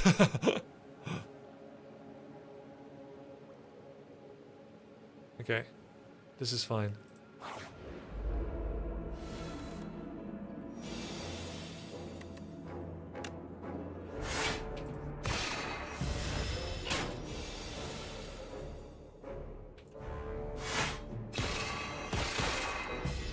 Man, I can't believe we lost that run. Okay. Shampoo style. Thank you for the sub. Appreciate it. No, I never played it, Havel. Thank you for the support, man. Thank you for the prime. Let's see. What do we do for an early elite? A possible early elite. I could still go to the right side. It depends how strong we get.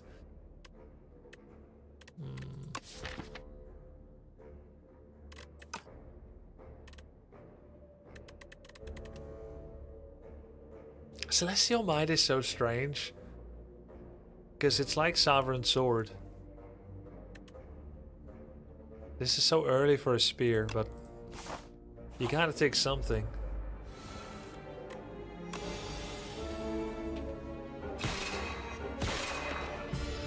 What is the plus of fighting elites? It gives you a relic. Normal enemies do not. Okay. Schnabeltier, vielen Dank, meine Schatzi. Willkommen. Danke für Ihr Abo. Ich hoffe, Sie haben viel Spaß hier.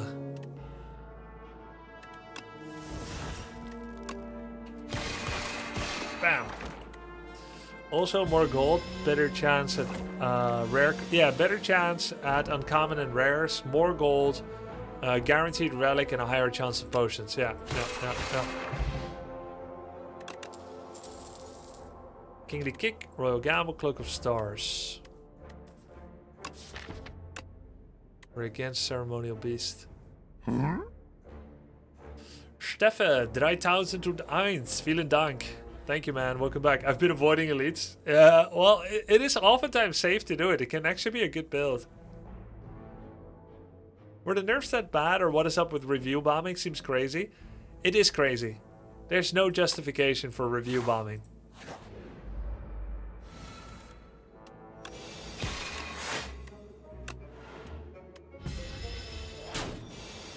We have lost the plot if we do that.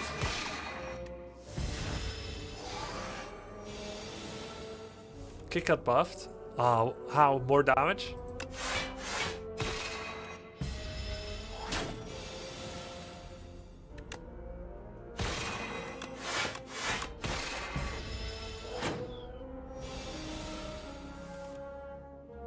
The Bloody Book told me to avoid large enemies and take every card. Yeah, never remove cards. Why would you want to get weaker?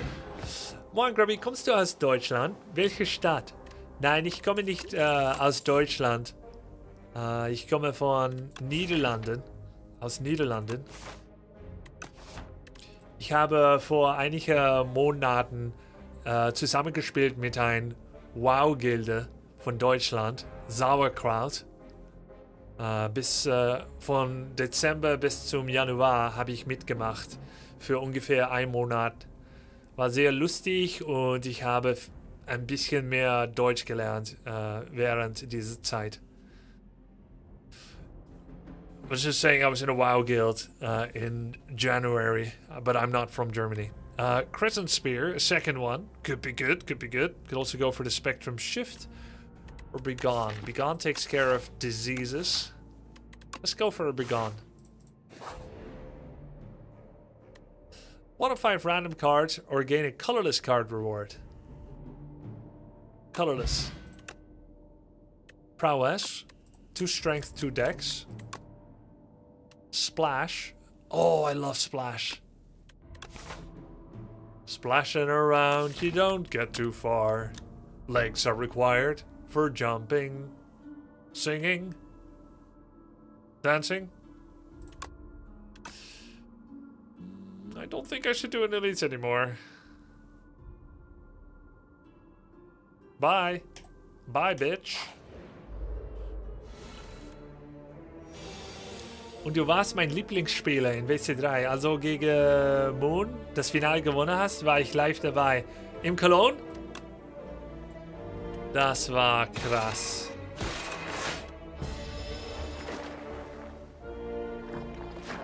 ...2008. Splash. Stomp. 12 to all.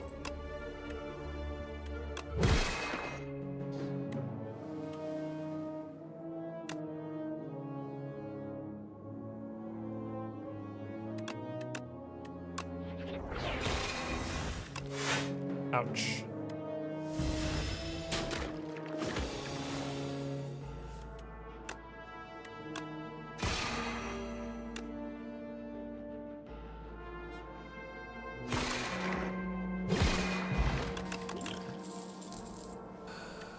Kingly Kick.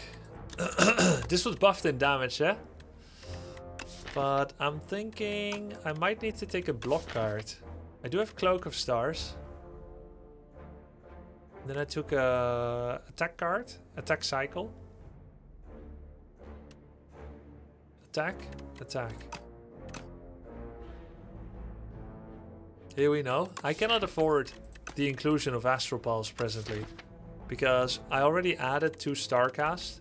So I have 4 Starcast in the cycle, starting with 3 and gaining 2. So I have 5 in the cycle. I spend 4. Then if I don't draw Venerate and I draw one of the others first, I'll have trouble casting it. So I can't do Astral Pulse, but I can do a Glitter Stream.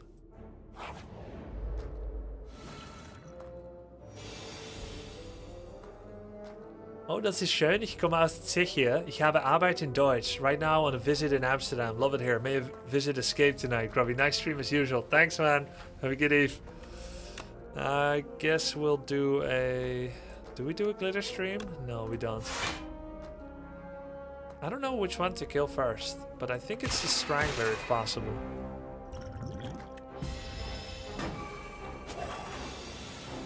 Probably a potion of binding would be good now. Let's see what this is.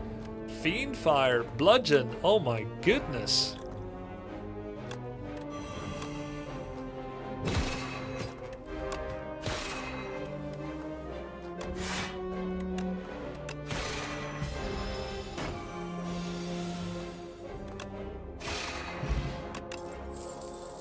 Glimmer, Patter, Photon Cut.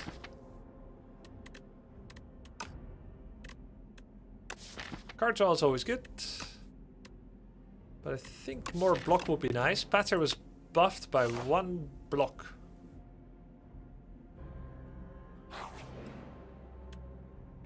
Lose HP is exactly what I need. Wait, I don't know if I met this event before. Having taken the wrong path for a good while, you find yourself in thick jungle of ferns, shrubs and vines, especially vines. Exhaustion sets in and a dark thought comes to mind. I'm lost, unprepared, and the inevitability of death is approaching. What do you do? Trudge on, gain gold, lose health.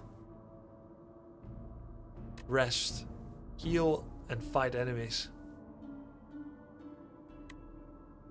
This sounds safe.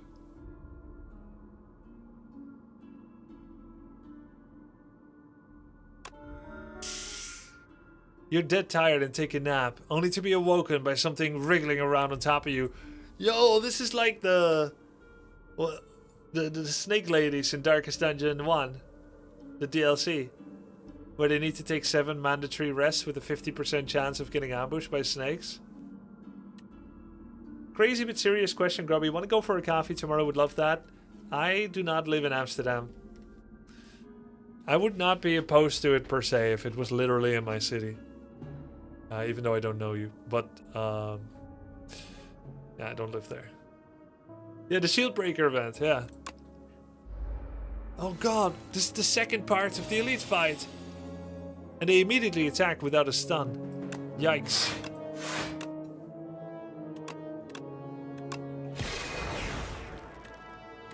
Misplay.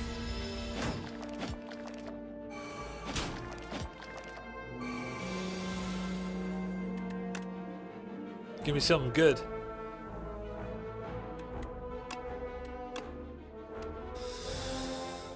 Seven.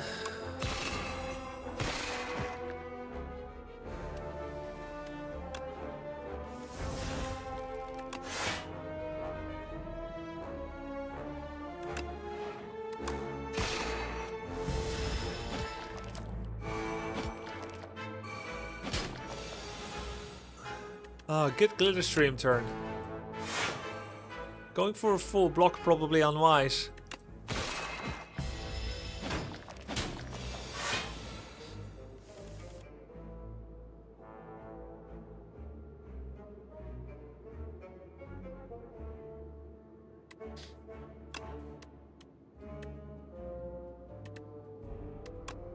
Yeah, I think I'll pass on it, but I appreciate the offer to Mulda. 4 block for next turn. Or just go for some killing. I don't know, dude. My girlfriend almost got taken by human traffickers in Seoul. How do you know? Strange pulling sensation. Because I have a similar experience like that in Egypt. I genuinely believe, and so does my wifey, we almost got trafficked in Egypt. It's a bit of a story. Let's go for another Begone. So, we actually healed more from the event. Let's hear it. Okay, now that I started it. Alright. Wifey and I went to Hurghada. It's a tourist trap, or tourist city. in Egypt. We wanted to go to Egypt, not in particular because of a connection to the culture or whatever. We just wanted to go scuba diving. All right? We had gone scuba diving in Southeast Asia, and we were in Europe, and we didn't want to travel that far, but we still wanted to find a place where the water is a little bit warmer. Egypt was one of the affordable and nearby options that still has warmer water than the Netherlands. So we went to Egypt, and we didn't know where we wanted to stay at first. So I did some vacation planning. And we found this resort that was co-owned by, or that was owned by Dutch people. Not that that makes it any better or worse than anything else, but I was a bit more concerned about going to a country with more conservative values and views on women. I figured if maybe we'll be a little bit safer if we go there. We got to the airport, and we actually immediately regretted being there. Everybody was staring at us at the airport, and our ride was late. We had eyes piercing into the backs of our skulls, and we're kind of used to something. I've been in China often with my Chinese-looking wife. She's from Singapore, Han descent, I suppose, so not entirely wrong, but not literally Chinese. She's Singaporean. And in China, sometimes they stare at me too, either because I'm an oddity or because I'm tall, right? Because I'm white, foreigner, or because, and in my mind, they never said it, I'm stealing one of their women. So I'm used to staring, but it felt different here. Like they were staring laser holes into our skull. So we had good scuba diving there, and we also had a tour guide to take us to some cool places. One trip was really scary. We were going to some of the cultural heritage of the country with pyramids. But we also drove through places that they said are outside of the law. Police doesn't touch these areas. Government has no control. Every lord protects their own terrain with militia, and they use an eye for an eye technique, aka mafia stuff. Right? Senator, I'm Singaporean. Again, yeah. The only people we hate like more feudalism. than the Romans are the Judean People's Front. Feudalism, okay? So, let me see, what do I do here?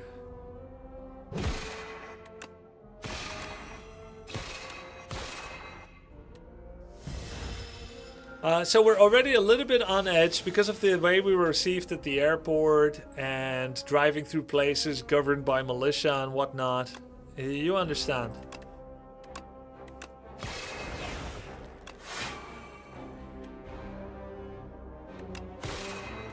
But everything was fine, and we had a tour guide that was taking us around. The tour guide was Egyptian, and he was in contact with the resort, which was I just stopped playing for a bit.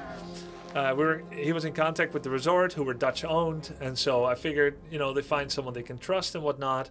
And he took us on 1 or 2 cool trips. One time to the city with a lot of tourism trap. One time through cultural heritage like pyramids and tombs and whatnot. We had fun. Okay, we're on the final 2 to 3 days of our trip, and the guy who's been quite friendly and also soliciting trips for us, which we do pay for, but it's still cool to use our vacation, he said, we can go to the city and I show you around the city. So we did. Then at the end of it, he said, there's some people I want you to meet. They're also Dutch. Maybe you can make friends. Now, we don't have any interest in that whatsoever, but we did want to be polite. Like, why should I want to meet 2 random people and become friends? Why should she? But we were not very assertive. We always want to harmonize with people in the first place. Not very assertive or good at protecting the boundaries of what we are in particular interested in. And we wanted to be polite. So we agreed. So he takes us somewhere, and we're still in a safe area. We're still in a city. But this was like the first meeting kind of thing. So we meet these 2 people, and the guy is really tall, taller than me, and and there's a woman, and supposedly they're a couple, and they're also a Dutch couple, and therefore we could become fast friends. But the thing is, and here's where we got bad vibes, they didn't seem to be joyful, either towards each other or towards us. But they weren't mean or threatening either. But it didn't feel like they wanted to come and meet friends. So the vibes were off, based on the premise of what we were expecting. We met them for a bit. We disconnected. We went back to the resort. And then the tour guide said they want to meet us again, somewhere else. But I didn't feel like we hit it off. There were no good vibes about it. Isn't that normal for Dutch people? Yeah, but you know what's not normal for Dutch people? Looking to meet other Dutch people on vacation. There's nobody hates Dutch people on vacation more than other Dutch people. Because we want to leave all that behind. And we want to go somewhere else. So the moment you see a Dutch person, you're taken out of the zone of being on vacation and you're right back at home. So it makes no sense for us to meet each other. We got so bad vibes. Not only did we cancel that trip, but we canceled every other trip we still had with the tour guide. He was not happy about it. But we were pretty sure, okay, my wife is very beautiful.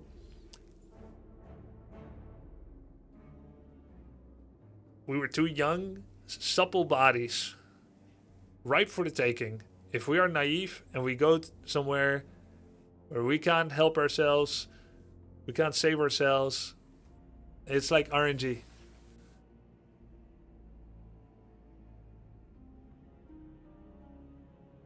I think we were gonna, something was gonna get done to us. We both had alarm bells ringing, and the thing is, we had it separately because we didn't show anything. We didn't show anything to anyone, right? We just both had alarm bells ringing. The moment we had a chance to speak to each other, we're like, you still got all your organs? And we both had the same vibes. So, like, yeah, you'll never know. It's like being ganked in a MOBA, right? Like, everyone disappear from the map.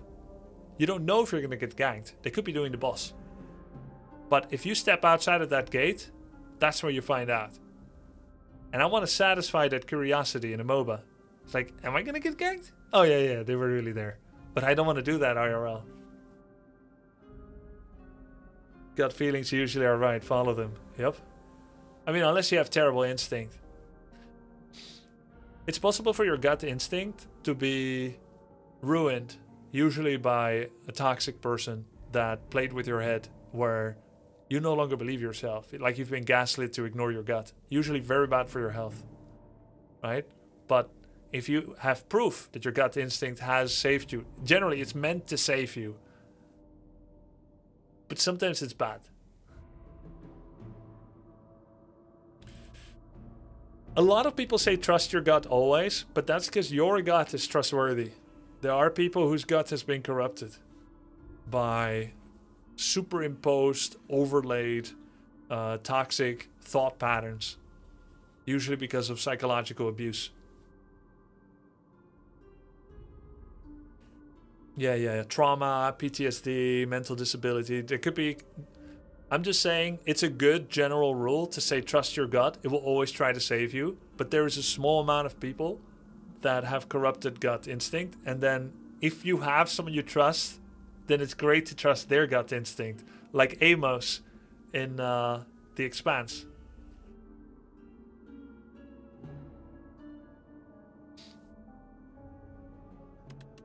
Heal 9, upgrade a card in your deck, or enchant a card with Zone. Gain an energy when you play it. I don't really have... Oh wait, I know. Splash. I'm always going to be casting that.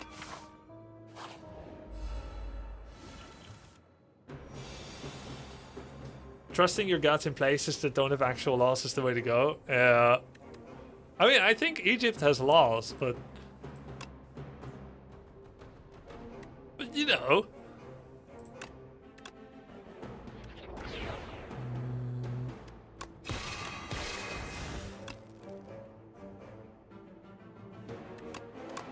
Bam. Are you gonna play the upcoming Expanse game? It's something I'm looking at. I'm kind of interested in it. Mangle, deal 15 damage. Enemy loses 10 strength this turn. Apply 2 weak and channel 1 dark. But I can't use it. Oh wait, I can. Next time I cast it. Wait, this might actually be goated. Because he's gonna attack next turn. Better than Mangle, even though it's very expensive. Yo, I got 1 dark, man. Amos is a very cool character. Yeah, he's my favorite. Any cool series like the Silo you watched recently? Yes, man. You know what we're watching right now? Wait. I want to give you a hint. Don't spoil. Hold up.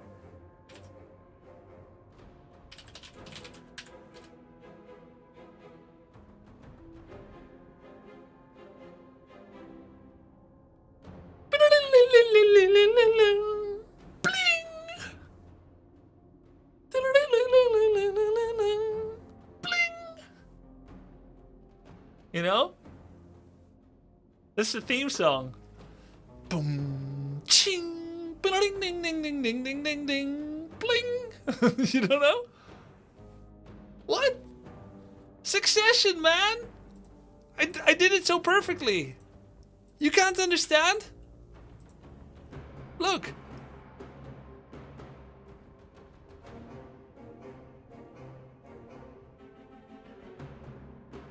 Bling.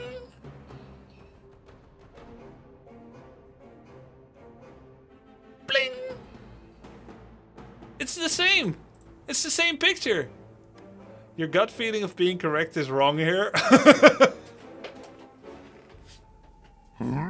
It's the same. Yeah, Succession. Check it out. It's so good. 10 damage. Grubby, please stick to gaming. What? What's this insolence? Evoke all of your orbs. Oh my god. Wait, isn't perfected strike more? 1, 2, 3, 4. When Null comes back, it will evoke it already. Evoke all organs, yeah. Wait, he's dead.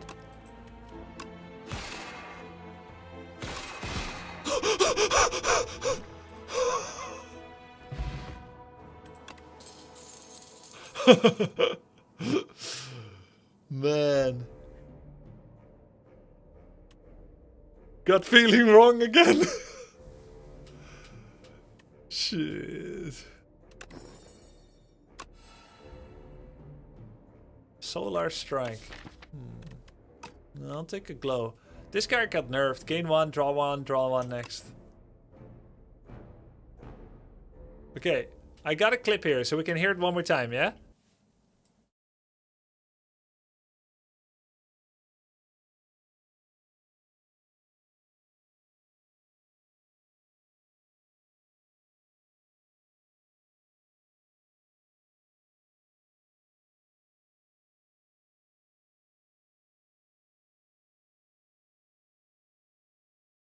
It's the same!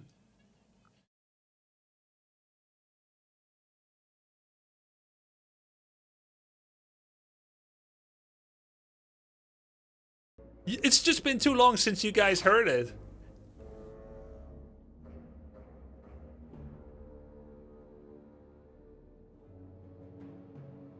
What's the opposite of parasocial? No, it's the same. It's parasocial too. The opposite of parasocial is true friendship. You're saying, I'm being parasocial to you. Like, you're actually cringing at how much closeness I'm trying to foster with you. Because I thought you were going to go for saying, like, yes, that sounded very similar. But it's the same thing. It's still parasocial if it goes that way. Now, what we have, after we all agree on how close this sounded, this song, is true friendship. We got it. Bling! Lantern. Now we can do an upgrade. Splash. Upgraded. Bam. I recognized it, but didn't manage to type it before Grubby spoiled it. Yeah, sure, bro. I believe you. Uppercut, poison stab, and rampage. Oh, rampage. Yeah, rampage.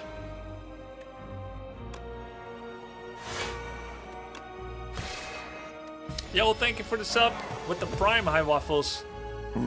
Plink. You heard it, right?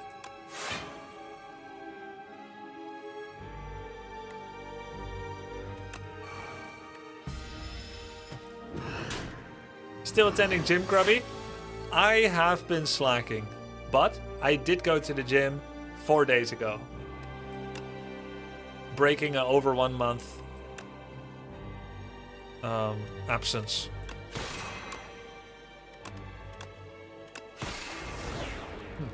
Nanda to. Soka.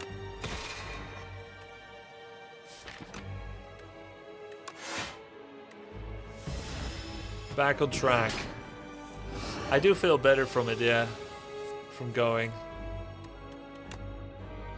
Stomp. Bully. Deal 3 additional damage for each Vuln. Shatter. Evoke. A bit of stomping. Dude, this guy is scary.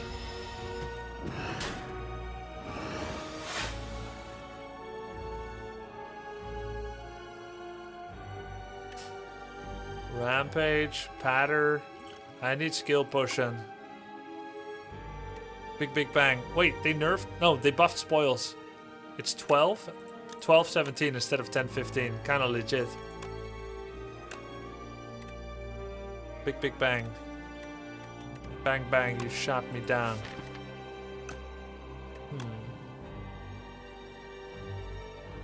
Which one? Ping.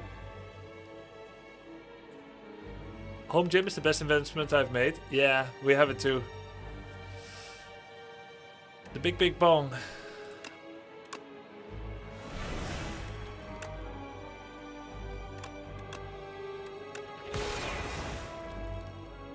Yikes. Grubby, no matter the size, day after day you're my favorite streamer. Wait, what's this about size? Hold on a second.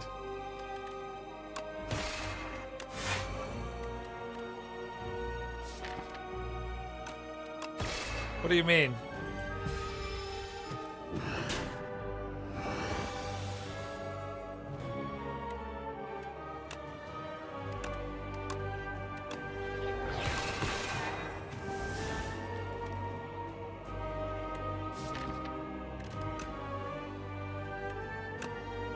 He's gonna be real scary now in it. But thank you. I'm glad. Read between the lines. Okay, man. Now it's even weirder.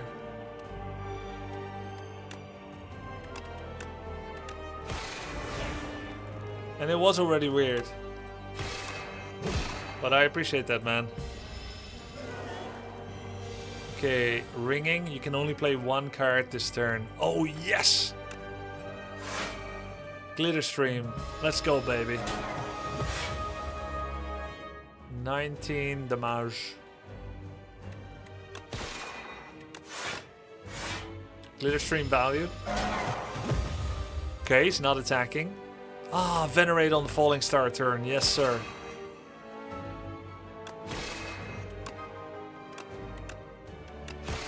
Ah, 9! My splash. Ringing again. 21. I'm dead.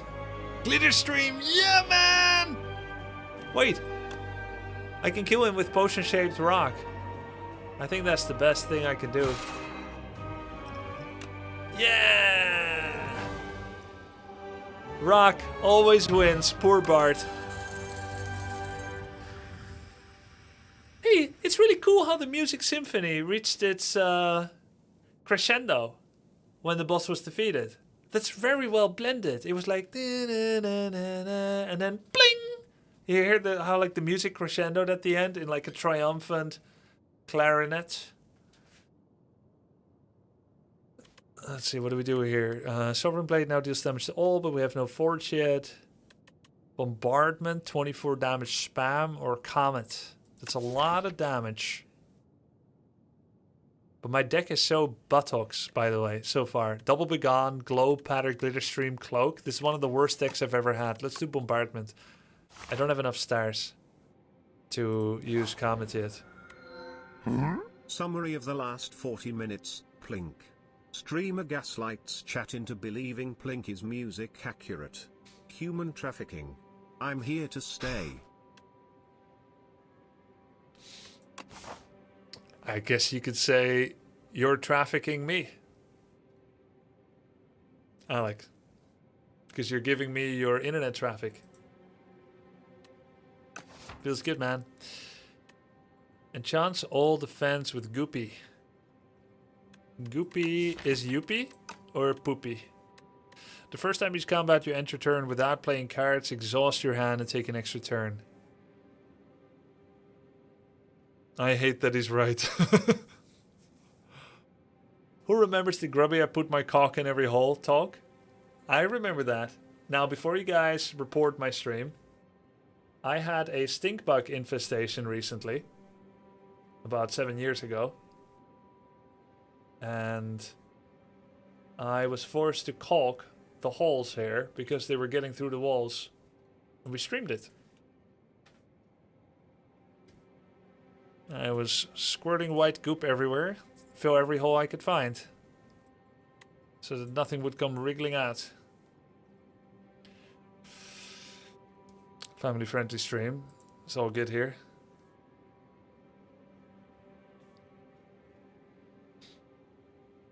Have you heard about the Tafik? No, what's Tafik?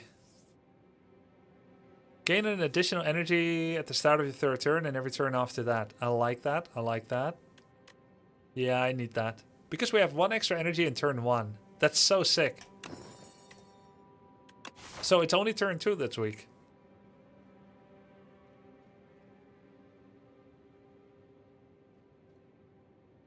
Let's go for an early shop and some question marks.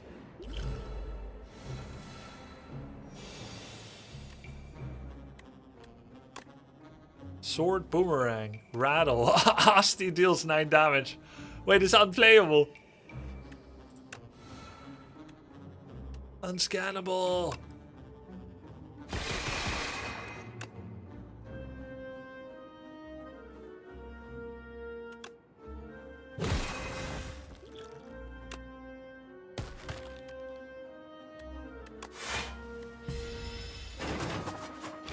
This is the anti-bombardment crew. Yeah, sure enough.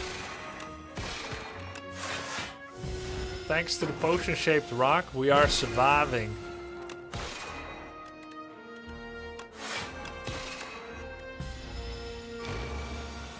Yeah! Yo, I love bombardment. It's cool, man. So with the extra energy we're getting, card draw is pretty good. We don't have it yet. Let's take it.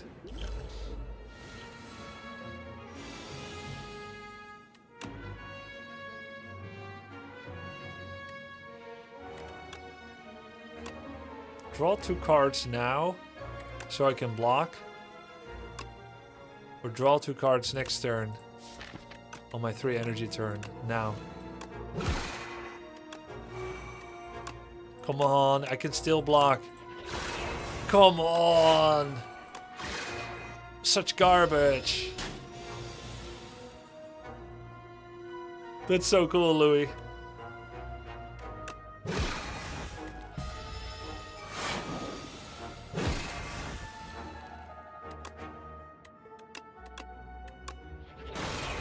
Oh, that was close. I think Bombardment might be one of my favorite cards. Not even because it's the best, it's just so much fun.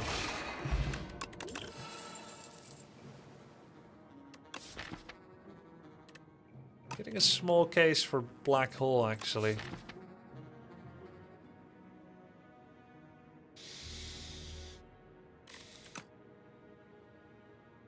Spend or gain.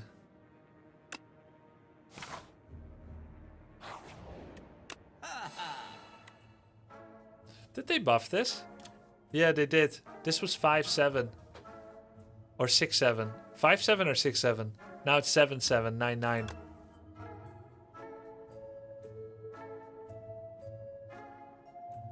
Orbit. Reflect. Bag of prep. Oh, lantern bag of prep. That's a yes for me. We gotta remove cards. Gotta get rid of the fat. Trim the fat. Okay, question. Reflect orbit. Yes or no? I think we don't need orbit. I think this makes me weaker at the moment if I buy it. Reflect though. I think I need card draw and block and damage and energy. But let's keep the gold. We'll be offered a lot more good stuff.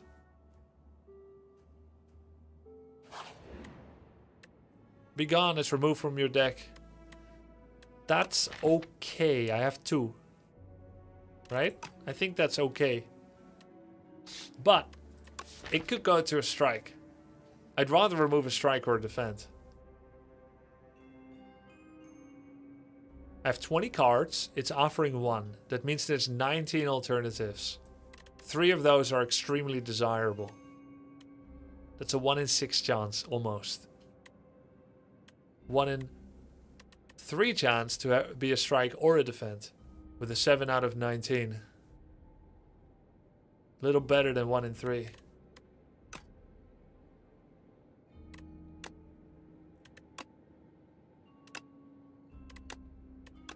Worth it.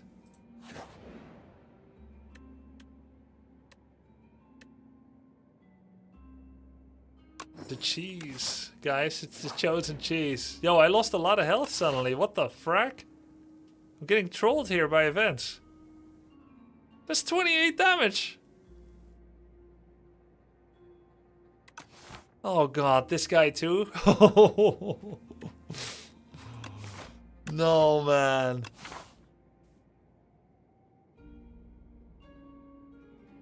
And now you can't take more here. The key is very strong though. Can I handle him? I don't think so.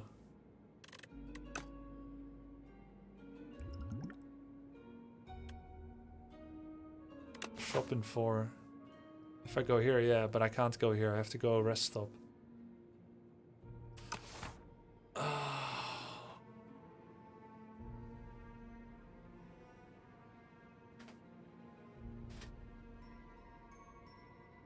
Isn't this guy super good? Hitting for like 20 all the time. I didn't pick up Reflect.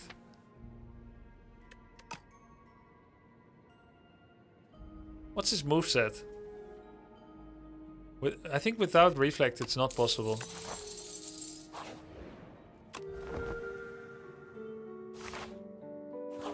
He's 1/3 of an Act 3 Elite pack. Oh, he's the front guy. 15 times 2, that kind of thing. Like 150 health. Does he behave the same? At the start of each combat, add a random... Yeah, man! Vexing puzzle box, that's insane. Oh, yeah. Hit the enemy this turn, okay.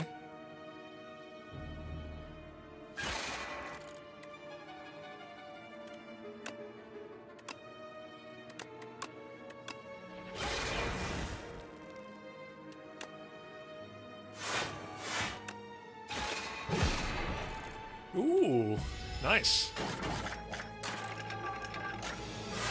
That guy's a pushover? Yeah, for sure.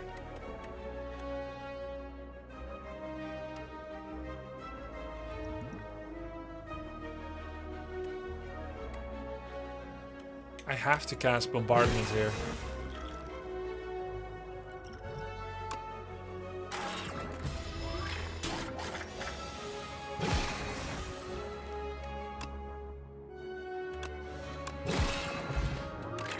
Cosmic Concoction. Add 3 upgraded colorless cards into your hand. Royal Gamble, Radiate, Alignment. Let's get Alignment. And now we need Star Gen. We need Star Gen.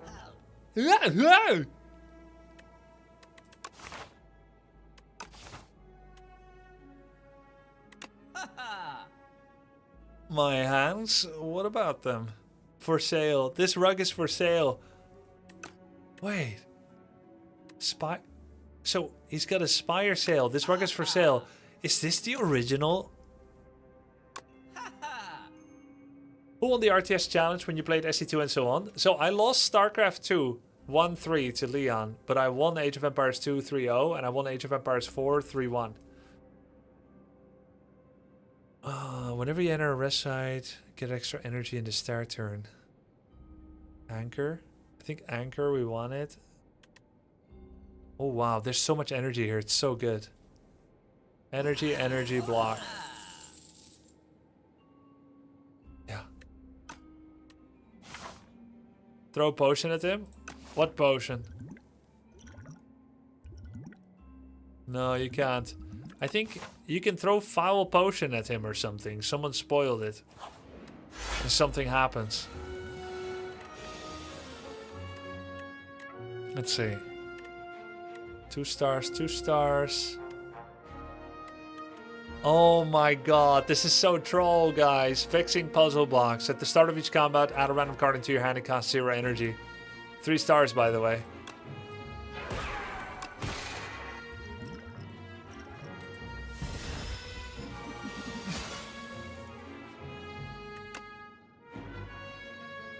The next skill you play costs 0. Gain 2 focus.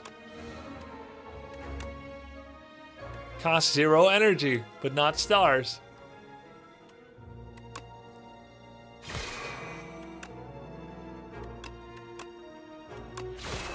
Oh wait, I have thorn. God, this fucker has thorns.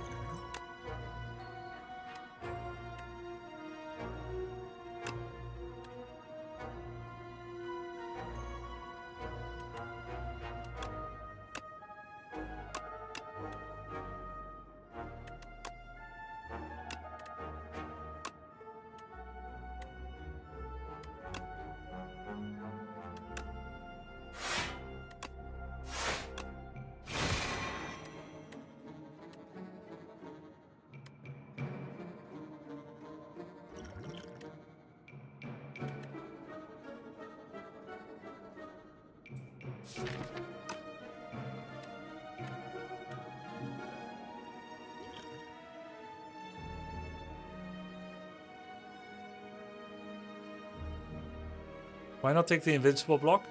Because Dying Star does the same thing. -1, but also 9 damage.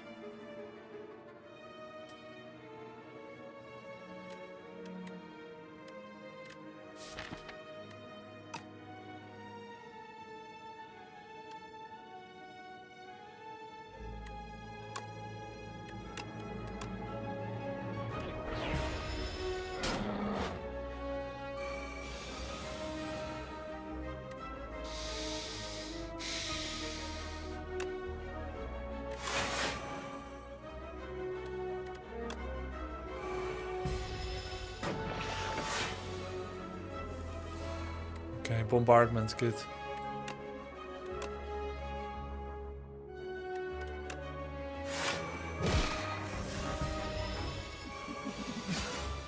Oh! Bombardment also hits thorns.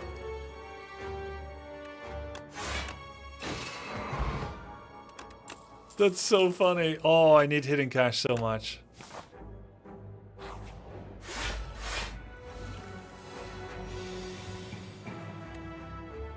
I need bombardment. Oh, free orbit. Hell yeah, man.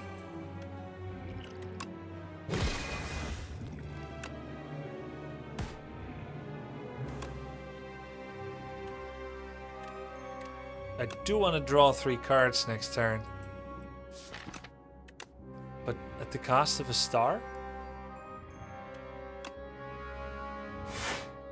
Better do a full block.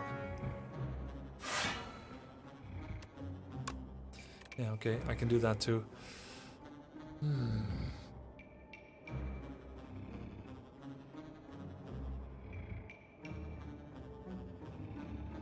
Yeah, it's not even elite.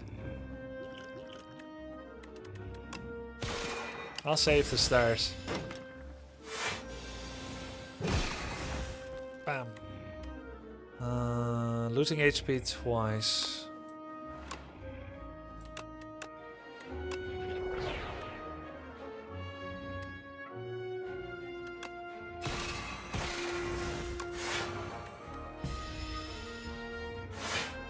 She's gonna attack for like 16, I think. Oh! Oops. Synthesis, next power you play, cast 0. Okay. You sly fox.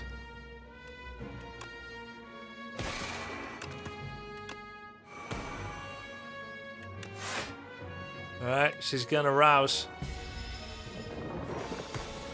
It's like energy, but it saves up from turn to turn, Gordy. You start with 3 and then you have to self-generate.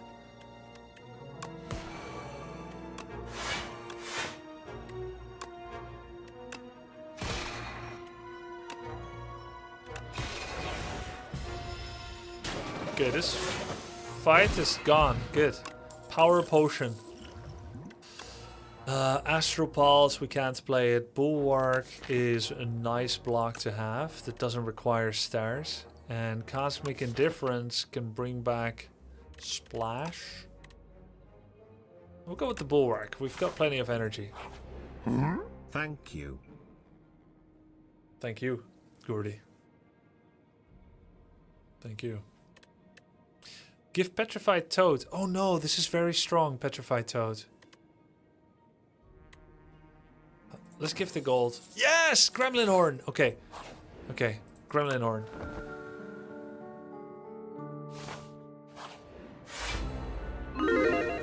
Oh, this guy's tough. What's this prediction? Act, boss, dead, 1. Boss fight, win. What is that? Boss fight, win? Act, boss, dead, 1. Okay, okay. Yeah. Cool. Good. What's that do? What's what do? Gremlin Horn. Whenever an enemy dies, gain 1 energy and draw 1 card. Skewer for 4. Fear, double Valn. And I also gotta think what's best in the future. Add 1 shift into your hand. Multi-attacks useful or not? Not really. Let's do fear. And we want to generate as many stars as possible.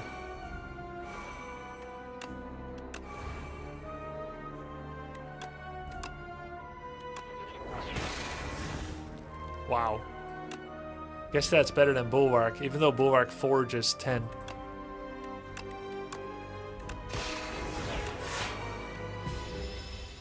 I should have probably done Power Pot. Oof. Void form, okay.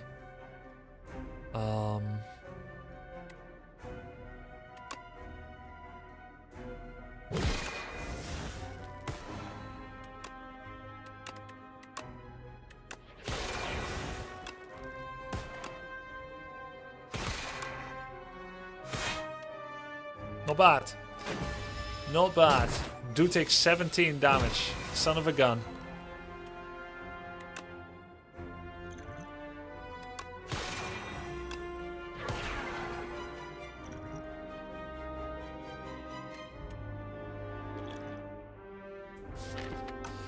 Do I do 1 block and then potion? Or just potion? I think just potion.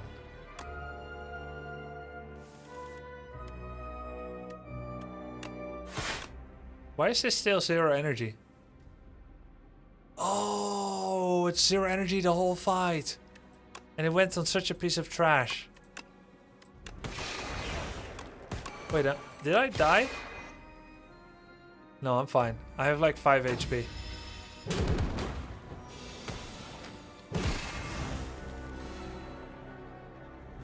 By the way, right? Does Bombardment steal Void Form? I don't think so. Okay, good talk.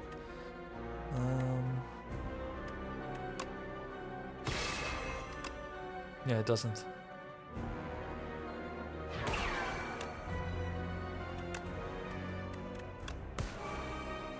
Okay, Glitter Stream, good shit. He's hitting for 15.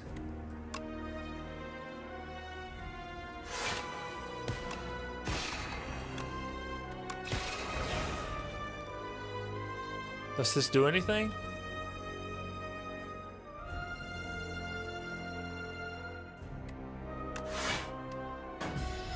Man. Oh god. I have 2 turns left. This turn and next, and that's it.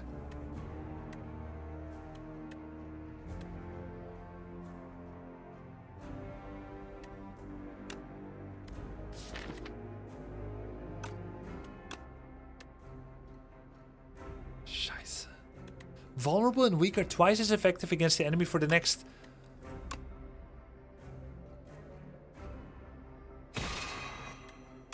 Ja.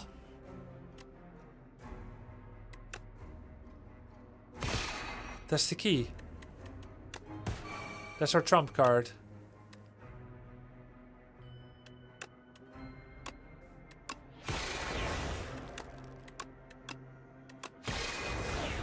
What the frack is going on? Oh my god. Oh my god. When? Oh, I got so lucky. What the hell was that triple begone? That was fast? Yeah, that was crazy fast. I got so lucky. So lucky. I barely deserve it. Splash plus. Okay. We are in an interesting situation. Genesis can take care of star generation for the rest of combat. And with Black Hole, it's an hourglass. Not amazing. Then there is Arsenal, which synergizes with Splash. But I just have the double splash, that's it. I have no... Oh yeah, and then the Sovereign Blade. Behind the 2-2 energy. Not amazing, yeah? So it's Splash, double... Oh, and of course Begone. Double Begone generates. That's not too bad. So it's Genesis or Arsenal. Strength. Yeah. I don't think you can afford Genesis. You're so slow already. Yeah. So is Arsenal slow. But I'll take the Arsenal. It should be fun to try and play around it. Okay. What is this? Queen and Doormaker. Yeah, no problem. Surely. Enchant all card rewards with Glam. All future cards will have Glam. Replay. Raise max HP by 31 at the start of each combat. So we don't need Frond because we have Petrified Toad. All future card rewards Glam. Isn't that good? I still have a decent amount of... I've never taken this. All that glitters is gold. But only shooting stars. Break the mold.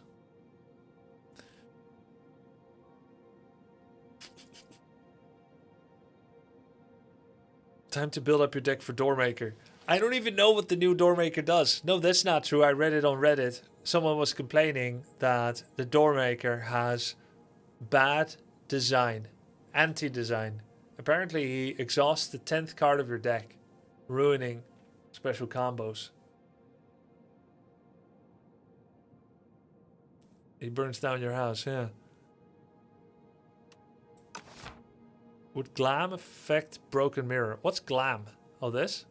Would it affect Broken Mirror? What's Broken Mirror?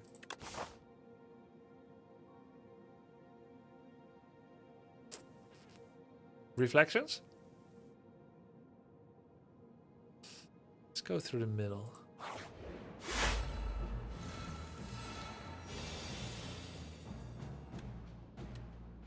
Bombado.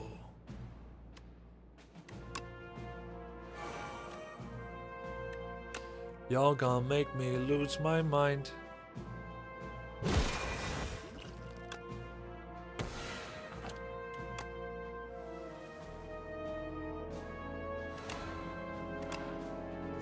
Okay, that's enough block.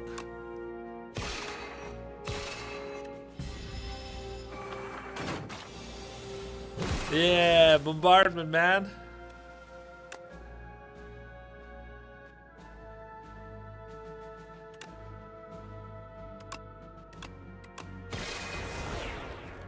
Ooh. Wait, why did I delete the... Yikes. Why did I delete the defend? That was necessary for a full block. Ah, crap. Oh, no. Come on. Don't do this.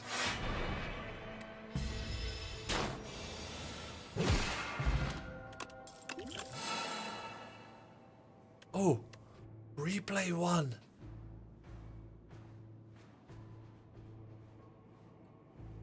Photon cut? Draw 4 cards?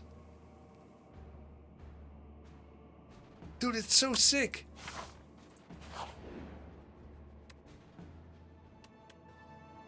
Whenever you exhaust a card, deal damage, add decay, but enchant a card that normally exhausts to no longer exhaust. Ooh. More bombardments. Don't mind if I do.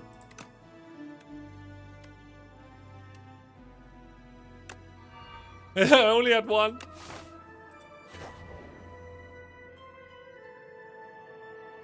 Ah! Ah!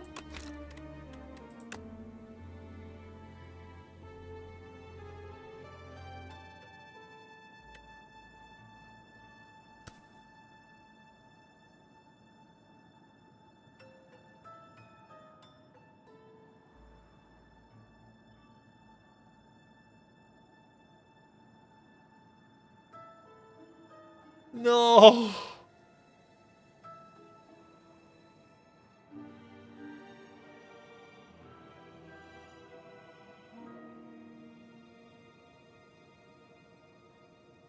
Remove your hand and face your shame. Okay.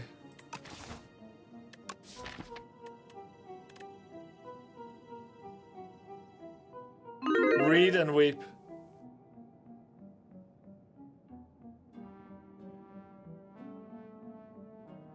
This card loses exhaust.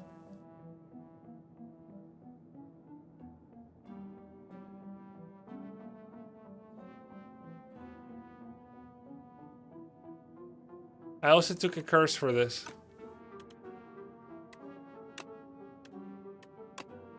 Wait, I should have just faced lethal repercussions now.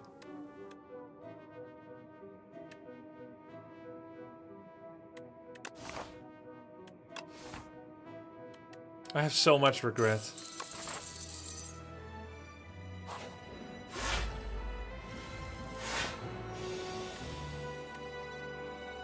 I'm so sad. See?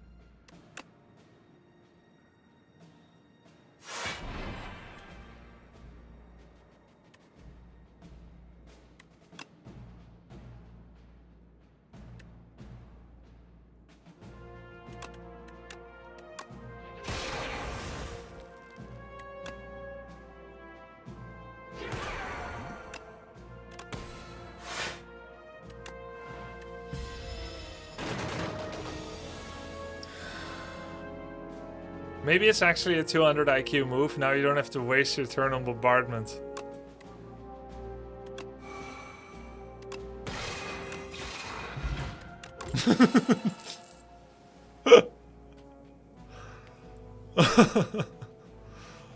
Oh, man.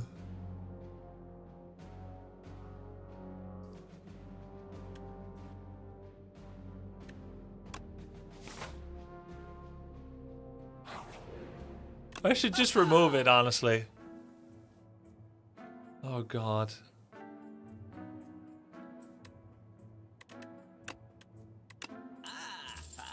Now the doormaker can't exhaust your bombardment. Oh wait. Oh, he can still exhaust it. It's good.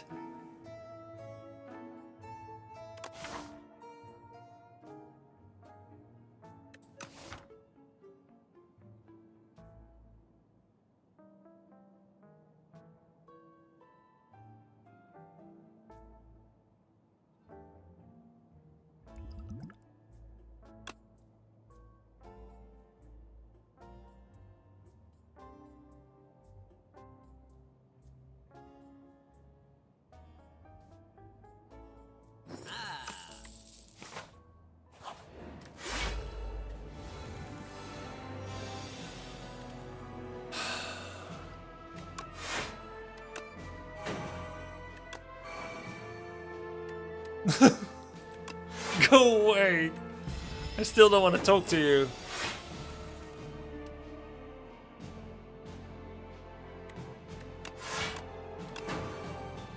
No. Murder. Deal 1 additional damage for each card drawn this combat. Vulnerable and weak.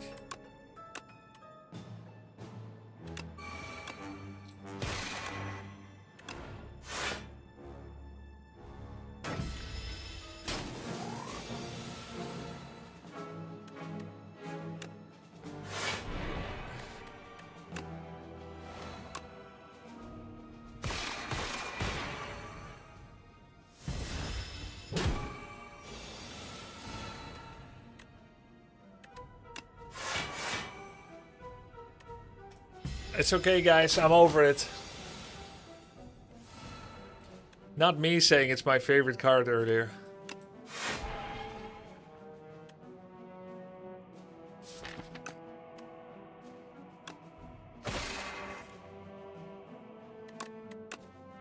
He's not over it. I'm over it. I said I was over it. Didn't I?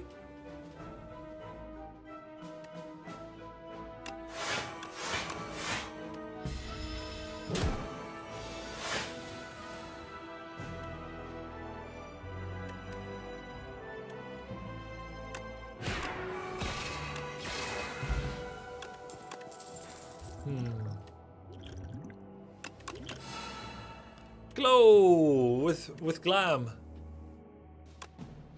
Replay glow. So it's like the old glow again. Is there anything that can undo my bombardment mistake?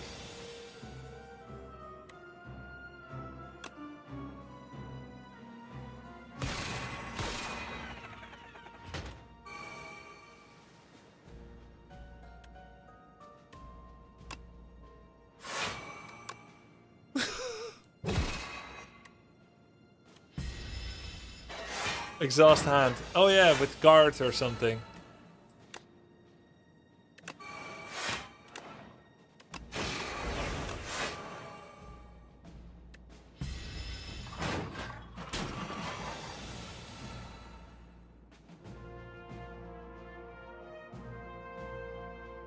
Oh, this is the beta branch. Does it feel super nerfed?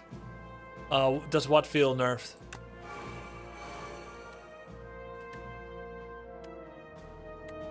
It.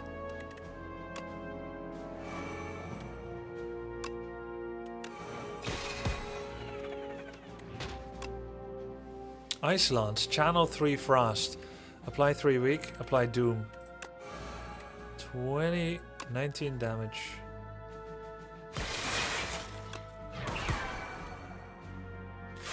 Some things are nerfed, some things are buffed, right? Like Patter is buffed a little bit. Hey, bombardment is back. Perhaps not in the way we like it, but that's all fine.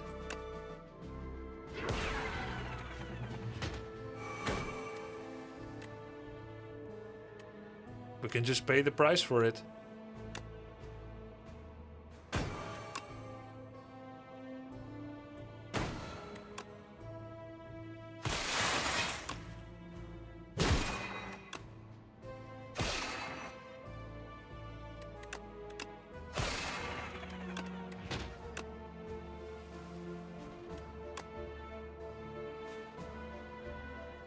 Transform doesn't even count as exhaust, sadly.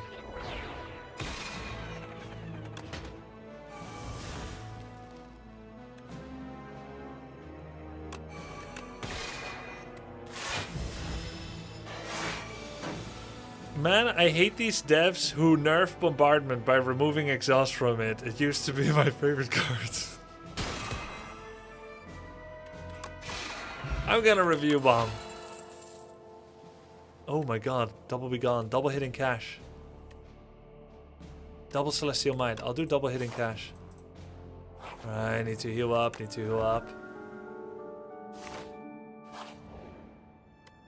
Draw 2 fewer cards at the start of each combat. Raise your max health by 20 right now. Will I have Bag of Prep? Lose 15 HP, upgrade 3. Hitting cash, defend, and black hole. Terrible. And now I die.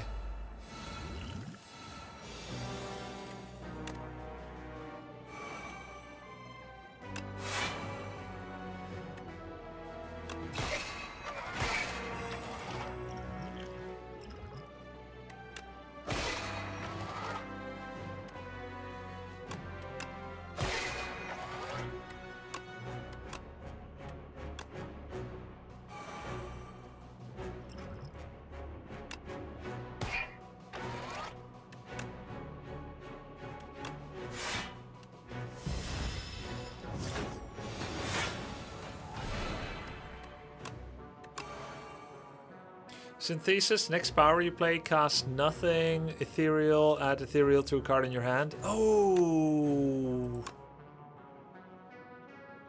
That could have been sick.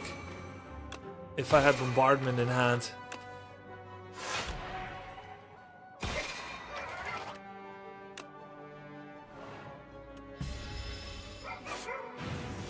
Synthesis.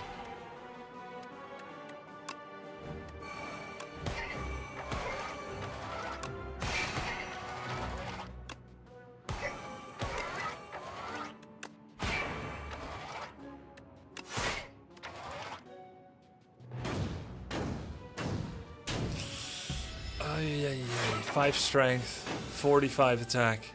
There's bombardment.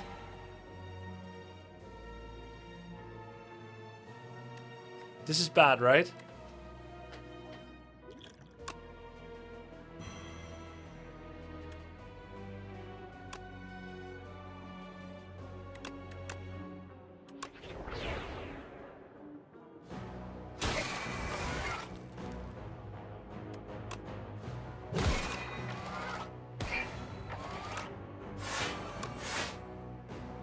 I'm not dead.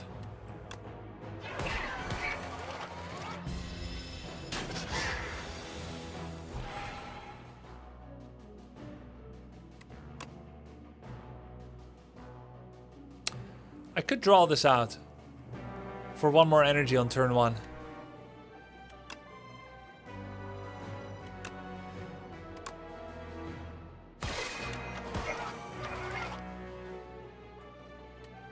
Just have to find a block.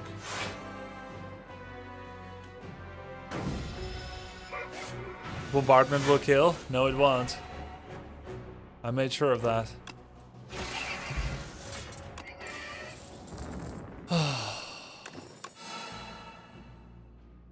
Okay.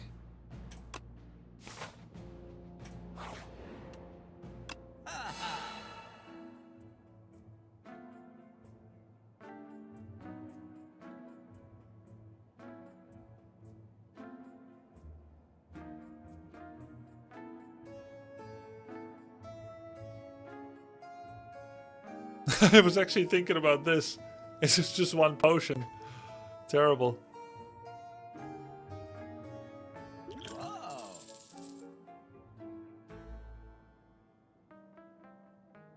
Gigantification or plating? My health is so low.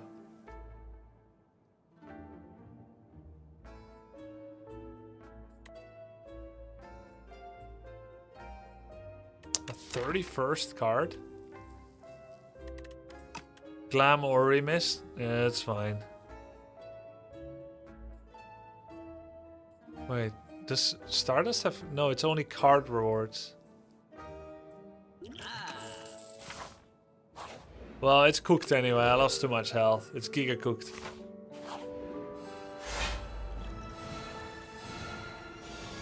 I fucked up.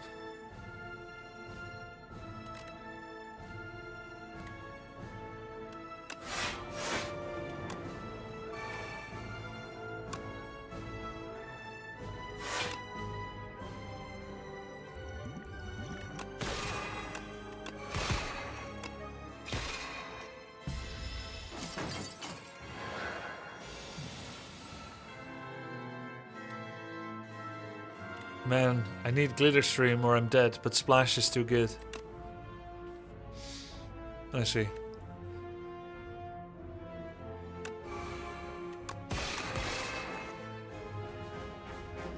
Yikes.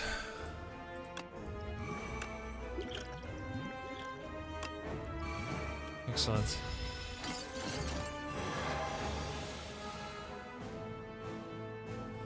I died for a random card, yeah.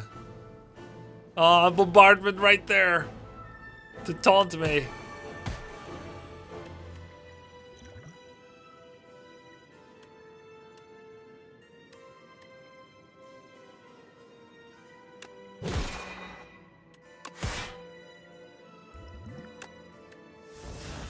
GG. Bling. No.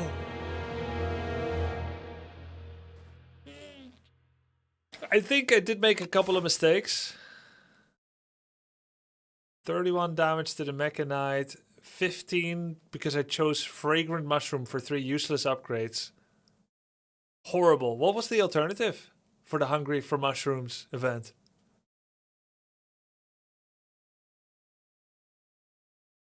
Two damage.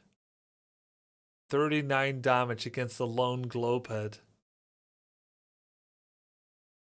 Minus 2 cards on turn 1 and plus 20 max health. That would have been better.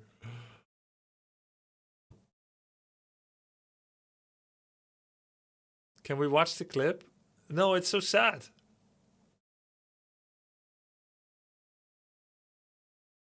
Plus 20 max health, minus 2 cards. Yeah, that would have been nice. We would be 102 life and 35 HP more.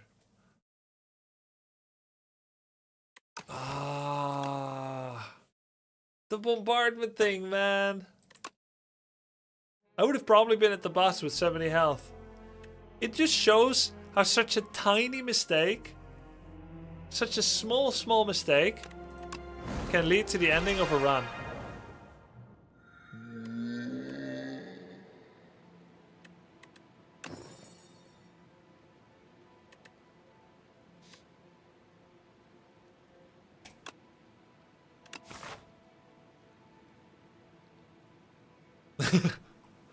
One little mistake, instantly punished. This game.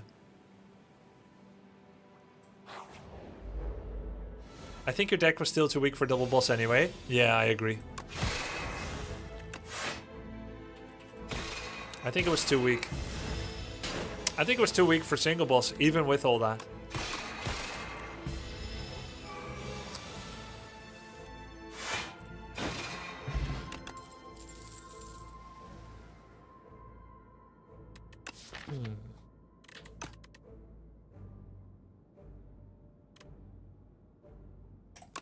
Solar Strike is the cleanest option there.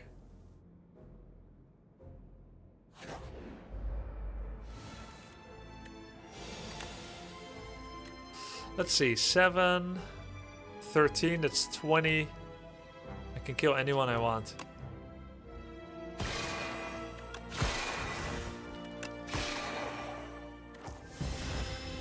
I think removing one for such a price that early, when you know it's the only thing you can do, I think that's too weak to go to a shop with.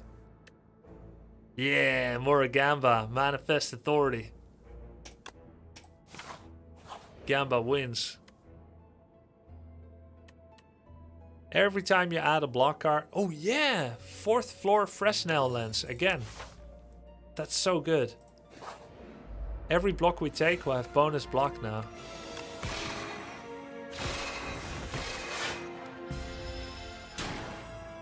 Whenever you add a card that gains block to your deck, enchant it with Nimble too.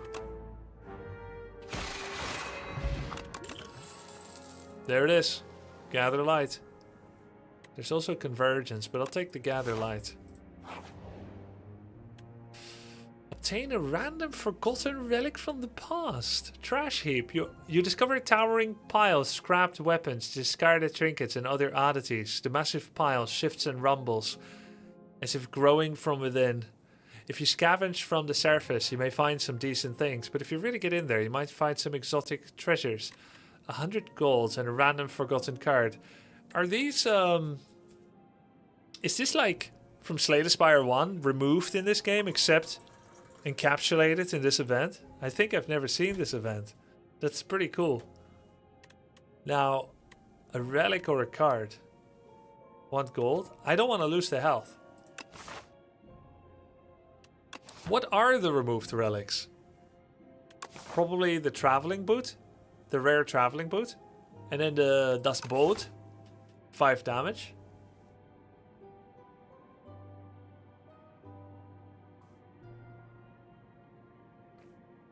I got drill. Oh man, hand drill. Tory, dead branch.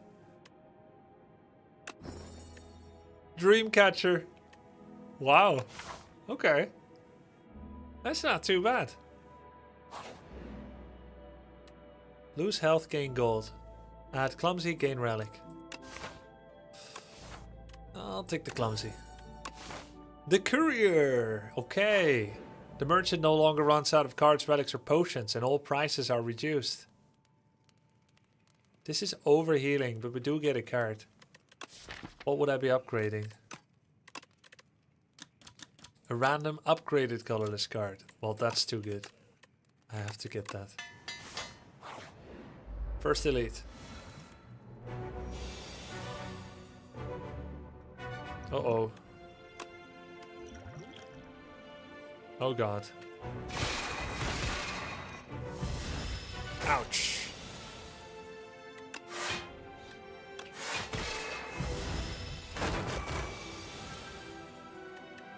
It's all coming down to this.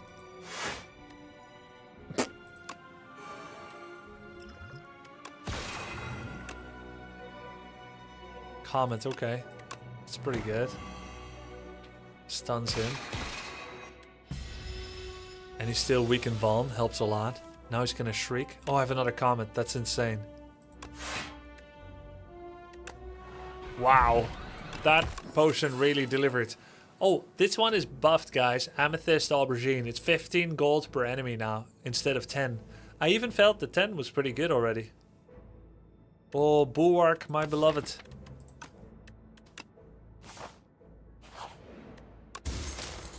Pendulum. Whenever you shuffle your draw pile, draw another. Okay, there's no way I'm gonna be able to do double elite, yeah? Oh crap, the question mark is a fight. Where's Juzu Bracelet?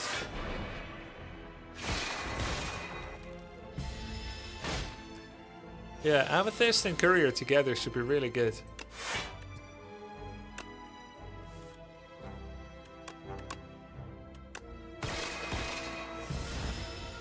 Is your dog okay? Yeah, he's okay.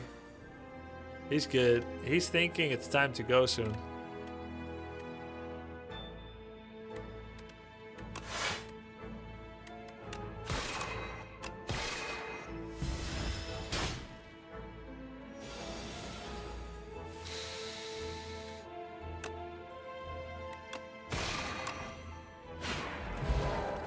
Wow, nice gold. Play the top 3 cards of your draw pile. Distilled Chaos Potion. Cosmic Indifference. I'll take that. We're gonna go rest and grab a card. Cloak of Stars. Spoils of Battle.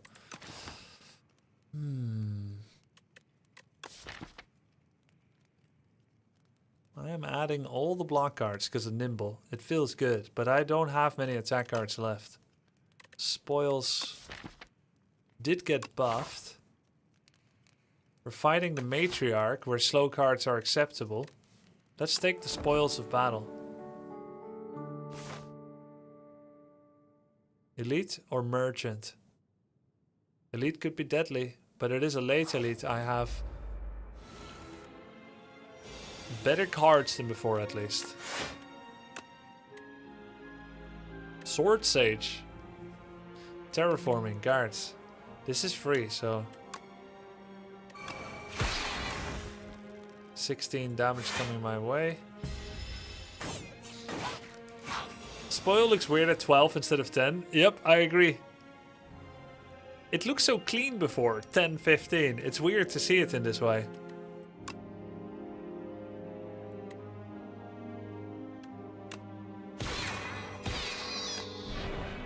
Three energy twice. It's literally nerfed against these guys.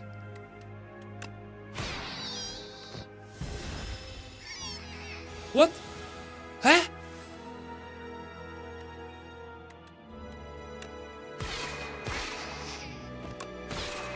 Two-tailed rat?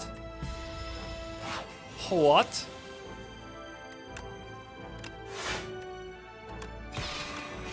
I don't remember them having a buff that does that.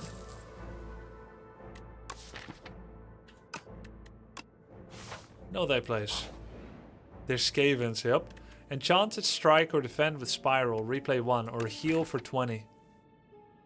Wow. That's so good. Heal for 20. We're in such a good position. If this isn't a win, I don't know what it'll be.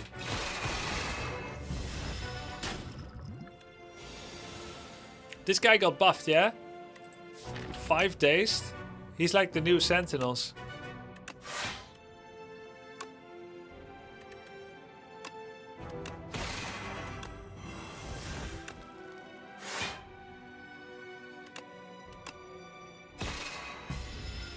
Oh, and he only takes 15 damage at this, yeah.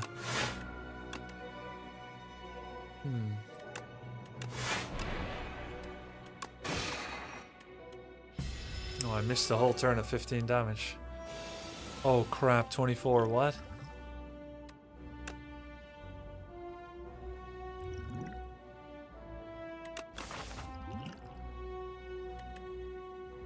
When you play Distilled Chaos and you don't have a draw pile, does it just not do anything?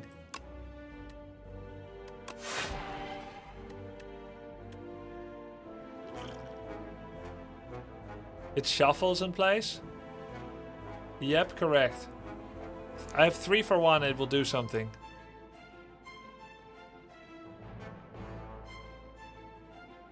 Three for 2. It does not shuffle. I don't think it shuffles. Okay.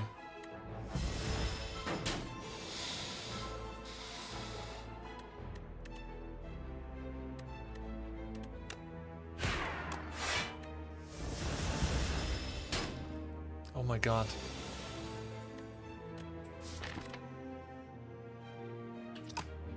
Draw an attack. Could draw Falling Star. It's not in my... Wait, where is it? It is there.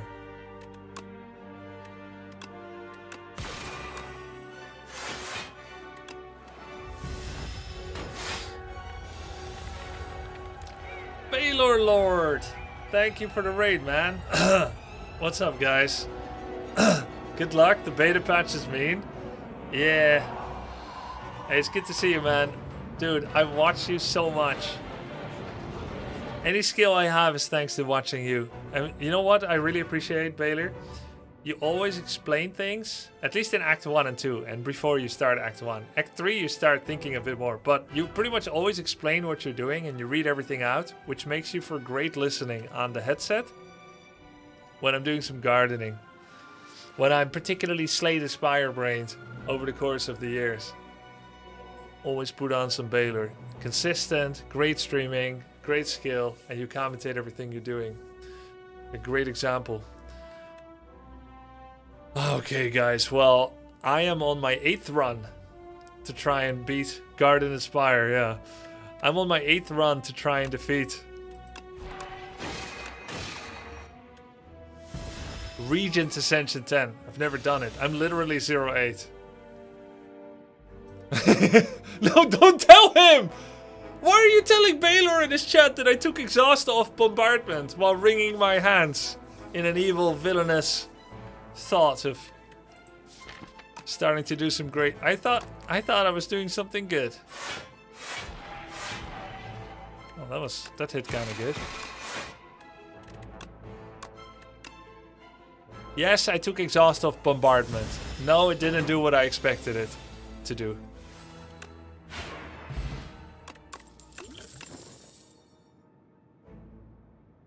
Show him your bombardment outplay. Okay, I'll show it now. If you guys post the clip, I'm ready to watch it. Okay, the misery is far enough back that I can accept it. Sometimes you just gotta try and see something if it works.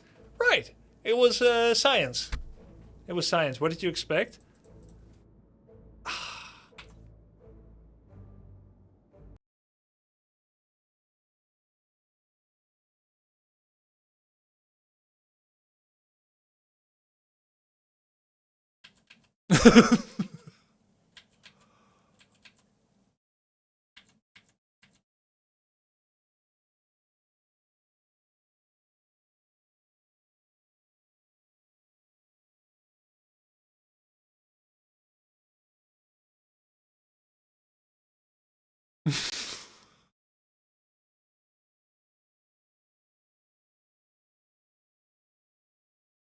I'm so happy.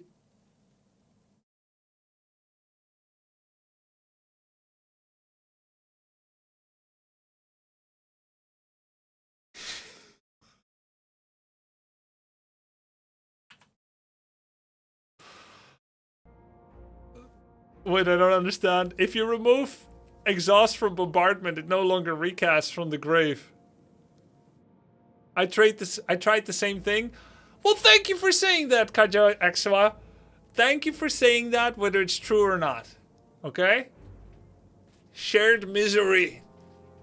I bet it's not true. Nobody's that stupid, but thank you.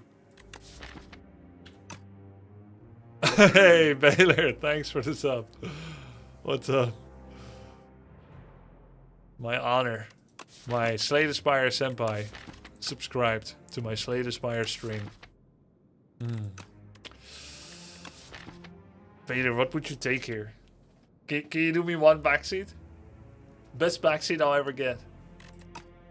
I'll first share my thoughts. I think you would take Glow, and I'm looking at Orbit.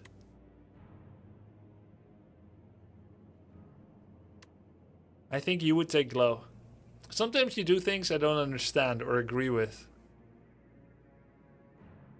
And then it ends up being good anyway. Orbit is a great pick here, especially into the boss. Done. Done. It's a slow boss, so we upgrade it, yeah?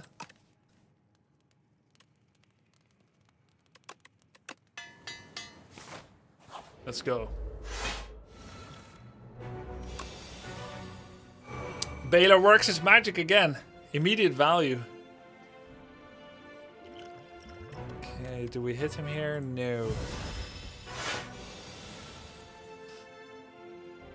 You don't even need upgrade for this boss, to be honest. Yeah, I guess that's a good point.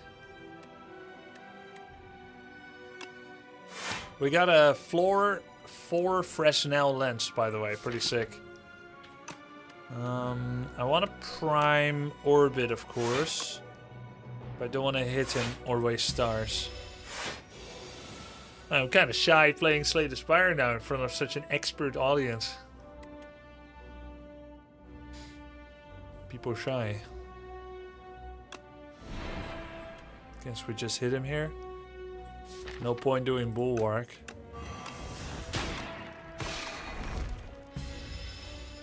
What does the lens do? So it takes away maximum health, like 14 I think, or 12. It's an event in a question mark room. And for every future block card you add to your deck, it's enchanted with Nimble 2. That sounds amazing, and it is, because every card you add has enchant with +2. But there is a small downside. It's a laser focused approach. You can't enchant any block cards anymore with anything else, which might be something you might sometimes want to do later on. Yeah, you could have upgraded something else here, but you love the Orbit upgrade in Act 2. Yeah, true. True. It'll be good for the beginning of Act 2. What would I have upgraded? if I assumed Orbit will be played in a dead turn anyway against the Matriarch? Probably Bulwark. Spoils for scaling, but Bulwark also scales. And actually, no, it would have been Know Thy Place. It would have obviously been Know Thy Place, yeah. Don't worry, Grubby, the newbies are still here. I keep double killing myself in the final boss with self-harm attacks. Oops. Wait, how does it read? It's free to play this turn. Wait, this is the beta buff, right? Didn't Discovery used to read 0 energy? So we can actually play this. And look, guys, the new buffed Bundle of Joy, now 1 energy. Free comment, pretty good. And we can bring it back. It'll be free. No, it won't be free. Let's bring back Discovery Plus. Is it a beta buff? Yep. I'm kind of like a beta buff too. I went to the gym 4 days ago. Let's see. Crash Landing. Glitter Stream. This one's going to be free. We can do Glitter Stream. And Dramatic Entrance is free. And then we Bulwark for extra block, and then we make a huge sword. Discovery is such a great card. Yeah, it is. Do I want to bring anything back? Yes. Discovery. Again. Perfect. Fully primed on the Orbit. She's going to have a thinking turn. And we get Reflect, Prophesize, and Knockout Blow. So, either we go for the big damage, 30, or we draw cards and do no damage. Let's do Knockout Blow.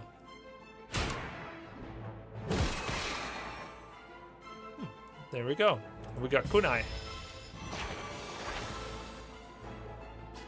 I never knew Grubby was such a proponent of renewable energy sources. I heard he even got rid of his favorite exhaust. No refunds.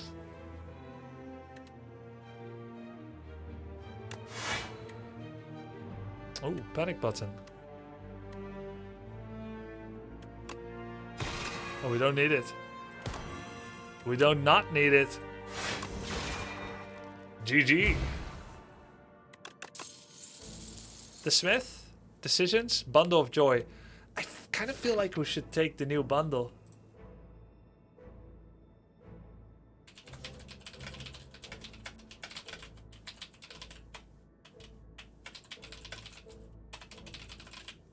Decision's always fun. I don't really have a lot of... I mean, I've got Bulwark, I guess. But Decisions, I don't have enough stars to precast it. So that doesn't work. The Smith, I don't really have enough stars for it either. It is cool to make a giant sword, and we kind of have a setup for it already. Am I a Bundle of Joy? I can be, if you put me in the right mood. Sometimes I'm in the right mood by myself. Yeah, you need stars for Decisions. Yes. The Smith is very interesting. But perhaps bundle, and then we try to find... What's it called again? Arsenal? We have Arsenal and Manifest. Okay. Hey, thanks for the Prime, El Jefe. I was a Bundle of Joy just before the bombardment incident. True. I like Smith a lot. The Bundle of Joy upgrade is 4 random colorless cards. I mean, it's basically card draw. 1 energy for 3 card draw. It's a lot better than before. Let's take it. It's buffed. Yo, thank you so much for the Prime, Lewis.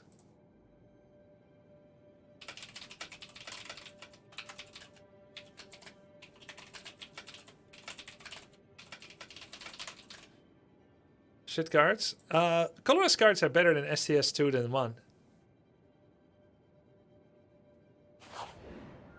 It would be nice if it gave upgraded colorless cards, yeah. Enchant a skill with Imbued. See, chat? This is now no longer possible. This is the downside of Fresnel Lens. Enchant a skill with Imbued. We can't do that on anything that is like enchanted with Nimble. So literally, the only things I can do it on is Spoils, Know Thy Place, and Manifest Authority. Wait! Oh my god! It's like a special bag of prep.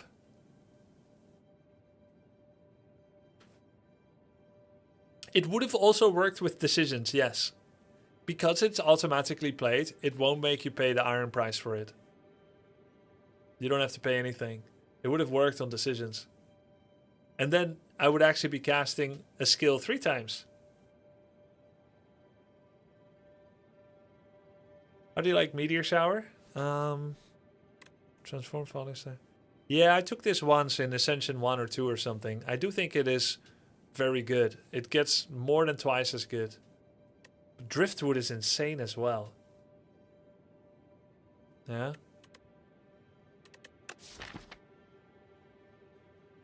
I mean, Manifest Authority or Bundle of Joy as a opening card feel pretty cool too. But it's only 1 energy. Rerolling card rewards seems sick. Though it's just card... I mean, yeah, obviously it's sick. I'm at the start of Act 2. Oh, very good, Never Justice. Send it to True King, Never Justice. Has SO said bundle yet? What's SO? Has someone said bundle? Yeah, we're considering bundle, Manifest Authority. I'm considering Driftwood. And this isn't too bad. Weaken Vuln to all is a massive block, yeah? Bundle for content. For the funny. Alright. But this is better. We want to win. This might be better, actually. The problem with re-rolling card rewards is it makes me break out in save scumming. Yeah, I'm going to do Driftwood, guys. It's better. Yeah, so I have a solution for that. Just stream.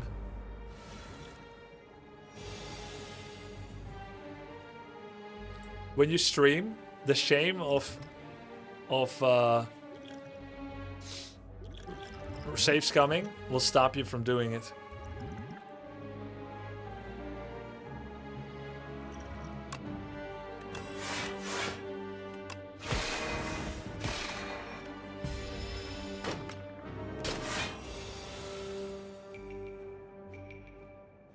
Yeah, my 0 viewers will be so mad. Well, I was talking to Andarius, okay? Andarius does actually stream. Actually.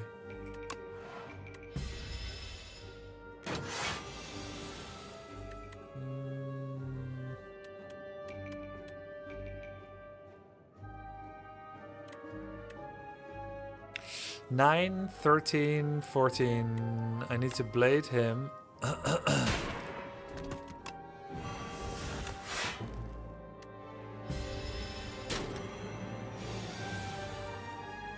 Bond of Joy. Shall we have a gander? Oh. Okay. Alright. Wow. Guys, I need arsenals so hard. There's so much potential in this stuff. Fairy in a bottle, nice. Glow. We want glow, yeah?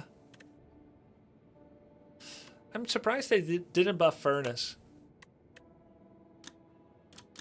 This should be 5-7 at least. Maybe 6-7. Glow... We don't... Yeah, we always want to glow, yeah? Yeah, Furnace seems giga weak. Yeah. Put the skill from your draw into your hand. Should we bundle?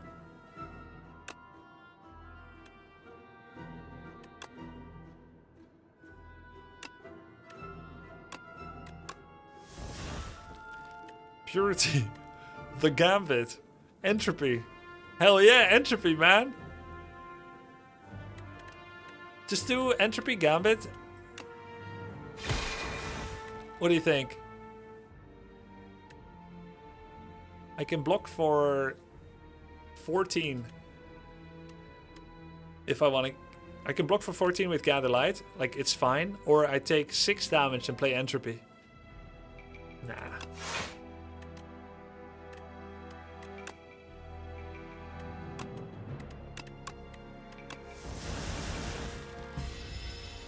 Can someone explain Entropy for me? Isn't it complete trash? Entropy is terrible for players like Baylor Lord and very good for players like you and me. The worse you are at deck building, the better entropy is. With every poor card you included in your deck, entropy has a chance to bring it up to the average. Bring it up to the mean. But if you're good at deck building, you should never want entropy, I would imagine.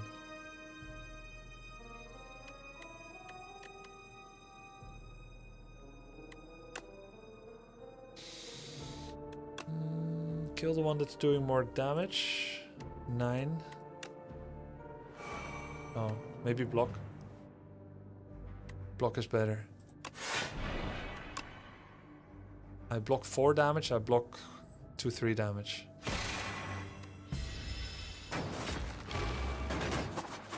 But it makes my deck even worse and it taxes me for 1. Yeah, it's garbage, it's garbage.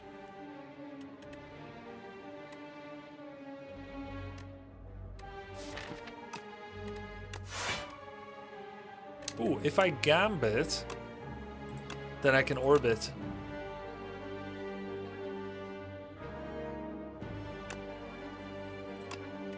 No. 12, 23.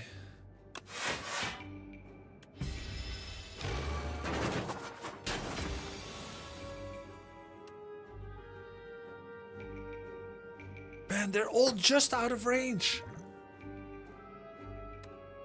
They're all 1 or 2 HP out of range. You know, this is like one of those mobile game virtual currency purchases. $5 for 535 gems, and the smallest thing you can buy is 600. They did this on purpose, guys. Review bomb incoming.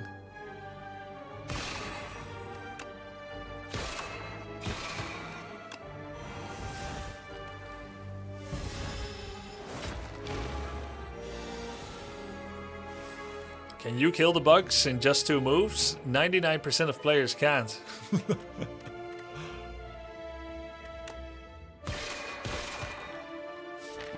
Secret technique, pull skill.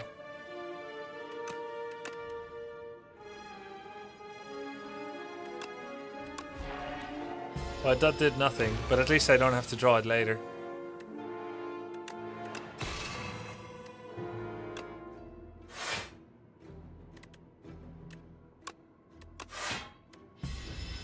This is the hardest cockroach fight I've ever had.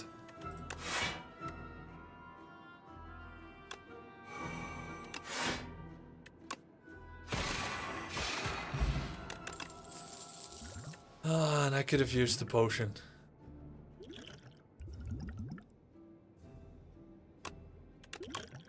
Another orbit. What would Baylor do?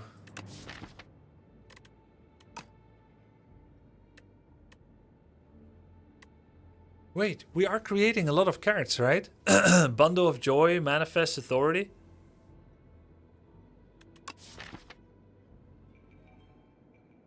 Bulwark.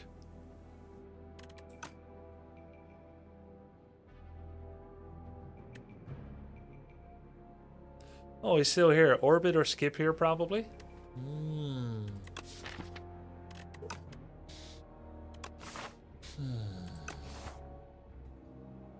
I think I'll go for a skip. I don't skip enough, so. Remove 2 cards from your deck, add Normality. Enchant a card with Perfect Fit. It keeps going to the top every time you draw it. Of course, we are about to remove Normality here, if we go here.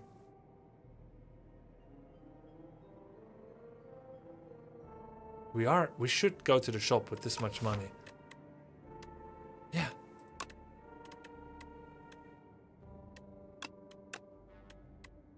I think strikes are still better than clumsy, right?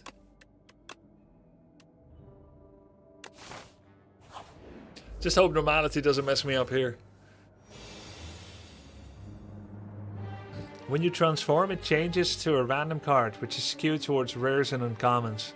If you're early in your run, or if you still have a ton of base deck cards towards the end of your run, it can be very strong. Definitely a situational pick. Okay, you're actually making a case, like a game theory case for... You're actually making a game theory case for entropy. That's cool. It makes sense.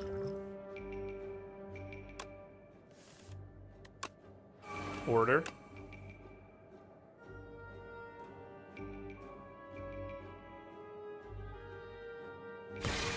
Oh.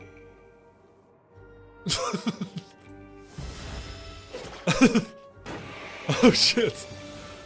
All good guys, all good.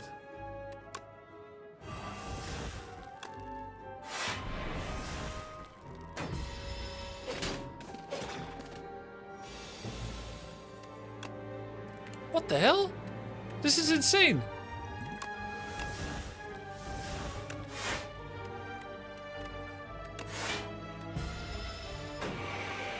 They're just scaling. Oh, but they take turns doing huge attacks. Prolong. Next turn, gain block equal to your current. Is that snapshot at my current block count, or will it snapshot at my end of turn block count? I wonder. It says current, so it seems like it's snapshot at current. Yeah. So we have to do another this, and I don't have any other ways to generate block.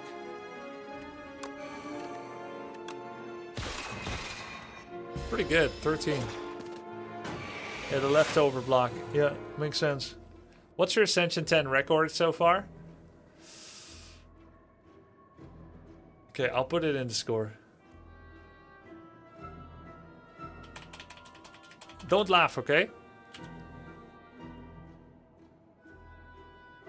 Someone's already laughing, it's cooked.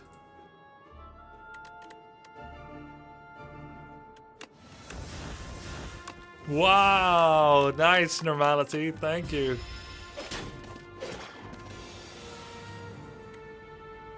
Oh god.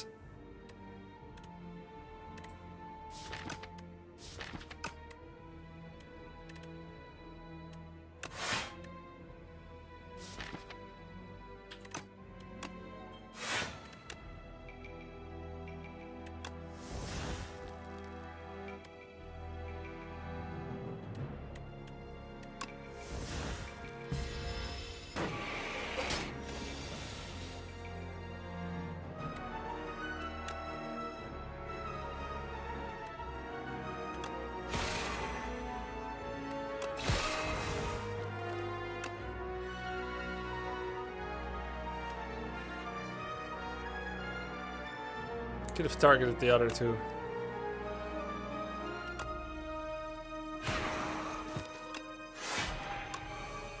Okay, Prolong was sick. This enemy feels a little strong.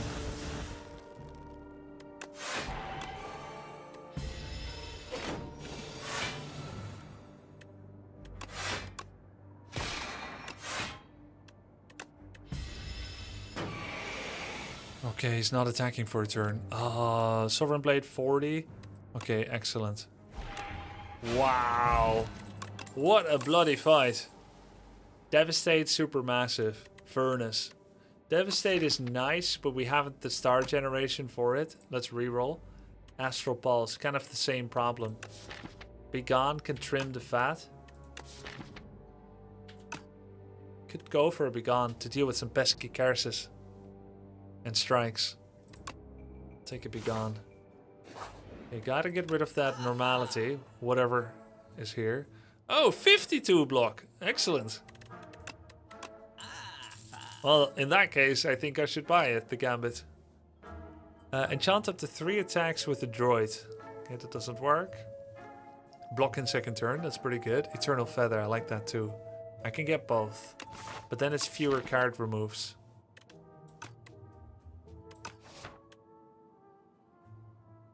I'll do both. Oh, wait. I have the thing. Upgraded attacks deal 3 extra damage. But that doesn't do anything.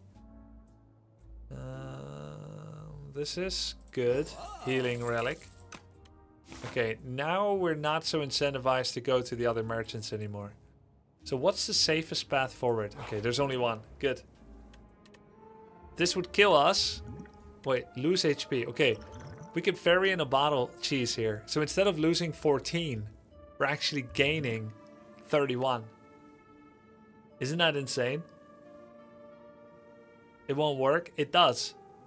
They rephrase this. Whenever your HP would be reduced to nil, instead this potion is discarded and you heal. It's the ones that say that you will lose or die. Those don't work. But this works. See? But it's 30%, not 50. Yeah. Now we have space for new potions again.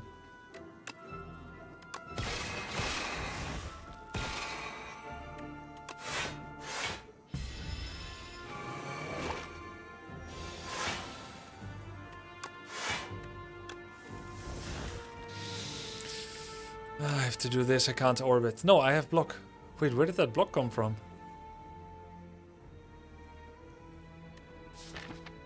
Manifest 8. And? Ah, Horncleat.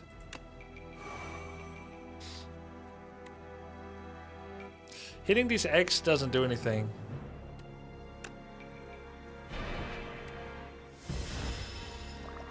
Have you reviewed all the patch notes? There's a lot. Yeah, I watched it off stream, yeah.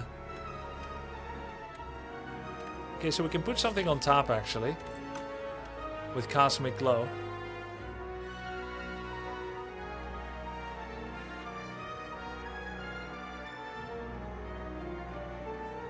We have 4 energy.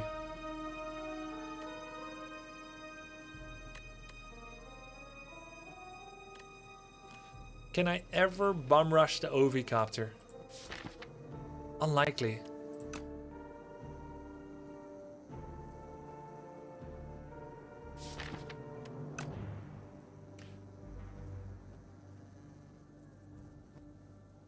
I gotta be real here. This might be... how big is the sword? 22. So what I could do...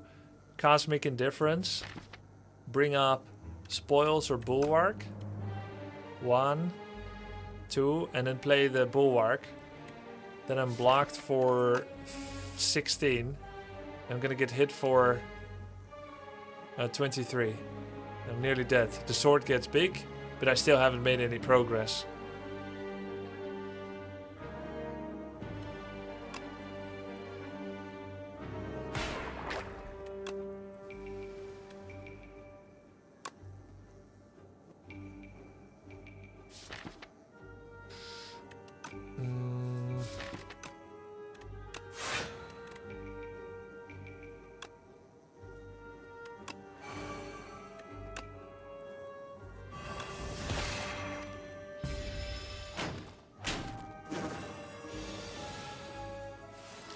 So they're just attacking for 2 more every turn. If I don't block, I die.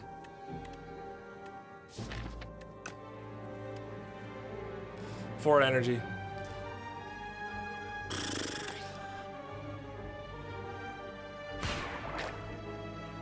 He's gonna summon more. It'll add up.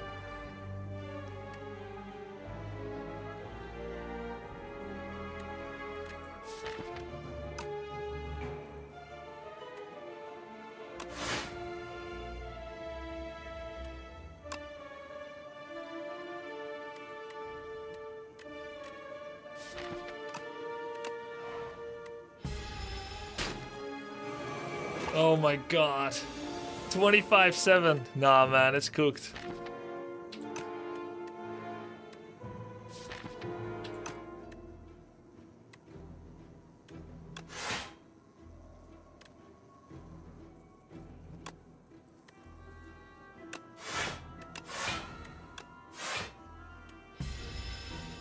Can he have more than 4, by the way?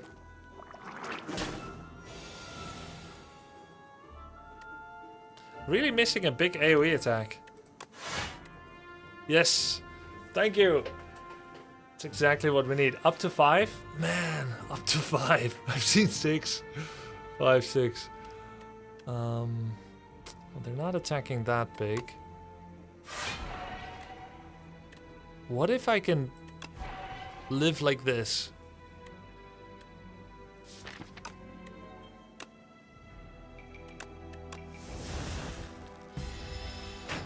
Two HP, and then I one-shot him.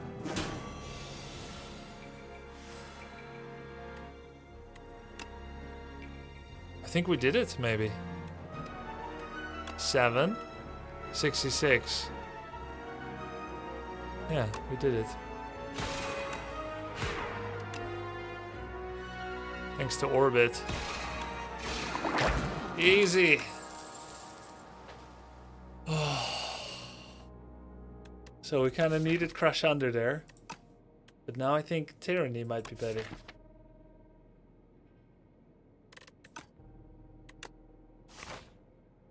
Okay, avoid all threats. Lantern is awesome.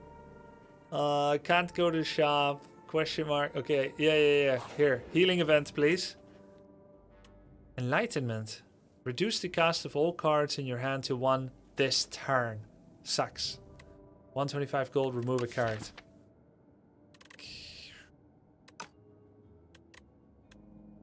Wonder what the third one would have been. 250 gold, remove 2 cards?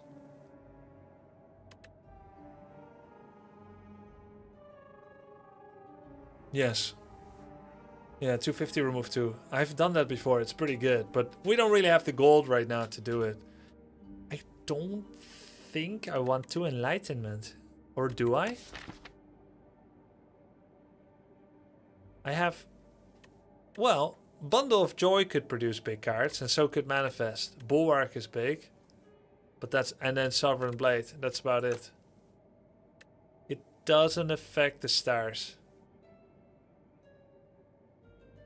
What happens if you enter this event with less than 50 gold? I think it cannot offer the event to you. A lot of the hidden tech about Slay the Spire that we don't know is that there are triggers in order to be able to see certain events. What does Enlightenment Plus do? 0 energy?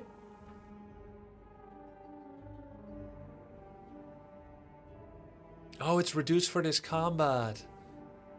Alright, let's try it out. Then we can save some gold as well. Glitter Stream Plus. 15.8. That's too good not to take. And it synergizes with Enlightenment.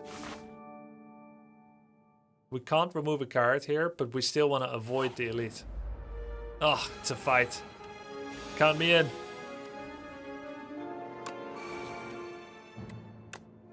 Oh, I should have opened with Bundle. Oh, panic button. Excellent. Just don't hit me next turn, right? Alright, it's not too bad.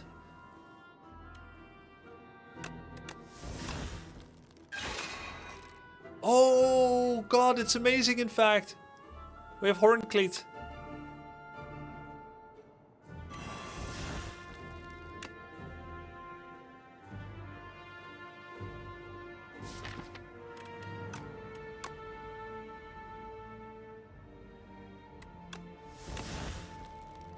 Entropy, Falling Star, Spoils, Glow. Let's bring Glow forward.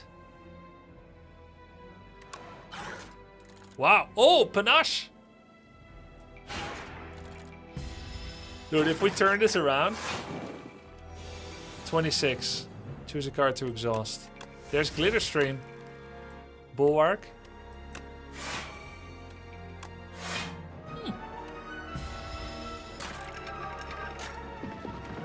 No, you can... Panic Button only blocks for the turn you're in and the next. I know it reads 2 turns, but it counts to 1 you're in.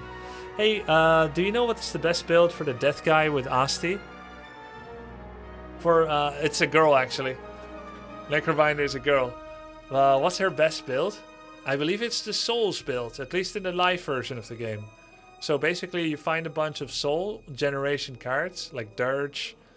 And then maybe you take the thing like Haunt that hurts people when you... No, not Haunt, sorry. There's like all kinds of Soul synergy things. Souls... Damage when you cast Souls, maybe? Yeah, Haunt. Yeah, but I'm not a pro with her. Let's see what... I'm cooked.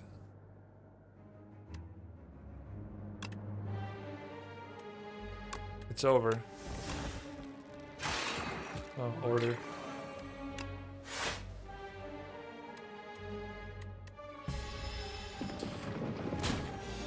37 block. Choose a card to exhaust.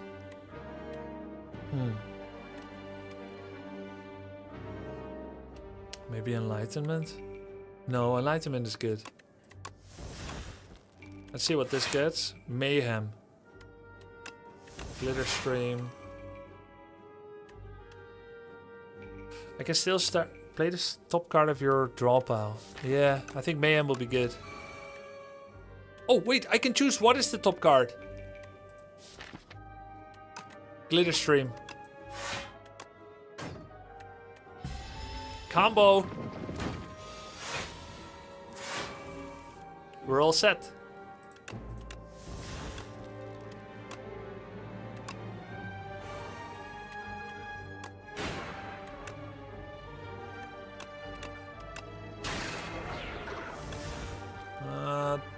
Not a waste. I almost feel sad he got stunned, since I had so much block that turn. But it's good.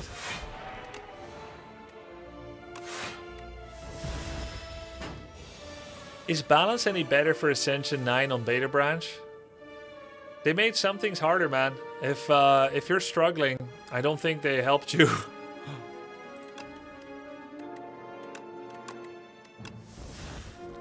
Choose a card to transform. Wait. Entropy at the start of your turn Oh, you can choose which one! I thought it did it randomly.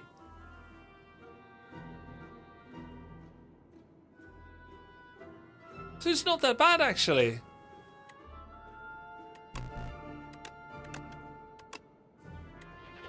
What the f... No!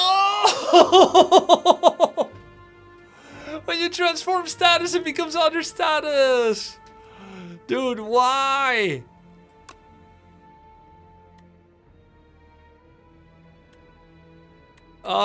Can I just go back and do gather light? Oh my god. Stop the clip farm today, man. Oh shit. Ah, no.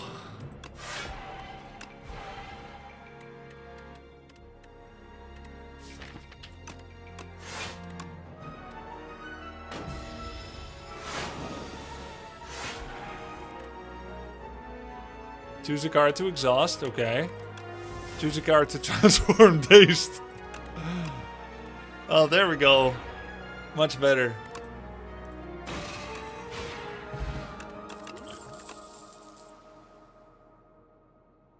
Another glow is good, right? Glow is always good. 100 gold, we can remove a card. Or buy potion.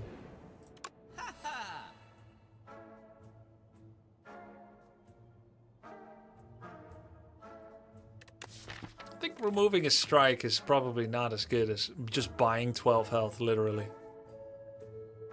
Thank you for teaching by example. Hey, my pleasure. No, we already passed on one orbit. We wouldn't buy one, chat.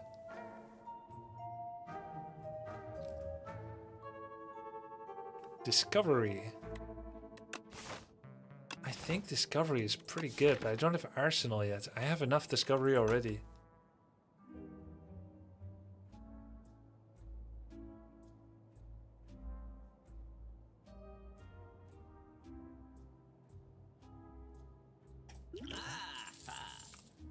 Oh man. Choose a card that's free to play this combat. Isn't that kind of a lifesaver?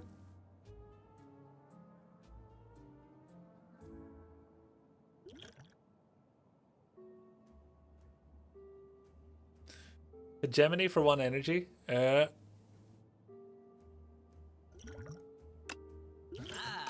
I hope I did the right thing there. Oh, nice. Yes, Chandelier. 3 energy on the start of 3rd turn. So we have Lantern and Chandelier. And then Horncleat. Pretty damn sick. Charge. Yes. Choose 2 cards in your draw pile to transform. Excellent. I saw on Baylor's stream how good Charge is. I didn't rate it that much, but then I started picking it and sure enough, it's insane.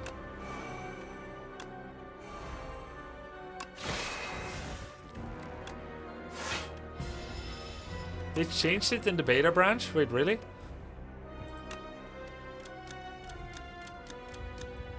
How? Hey, Keklock, thank you for the raid. I appreciate that. What's up, guys? Hope you had a good stream, Kek. It's now minion dive bombs. Yeah. What was it before? The ones that cycle? Minion dives. Oh, it's the ones that cycle, is it? Like 9 damage, draw a card, that kind of thing? Yeah, that was better.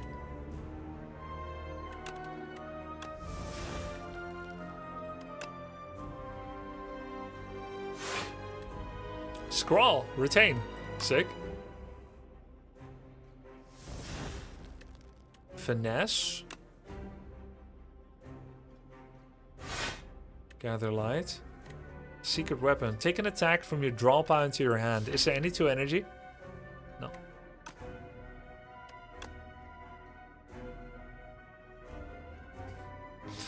Do I want enlightenment though? If I do on glitter, I will have 8 block next turn. I definitely don't need it this turn. The first attack or skill you play each turn is placed back on top of your draw pile.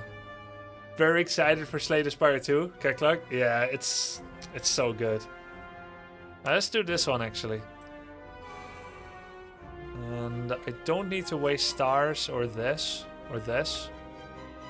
So pass. Choose a card to exhaust. Defend. Charge can hit double strike. That seems good. We didn't draw orbit yet. We can draw it now and it's a good time to do it. But first, charge on 2 strikes. Then put a card from your discard on top if we want something again. Are we gonna draw Enlightenment? Yes. So how about we bring back Glitter Stream, then Scrawl, Orbit, Enlightenment. We bomb him for Kunai, I guess. Strike to proc Kunai. And then do a cheap Glitter Stream.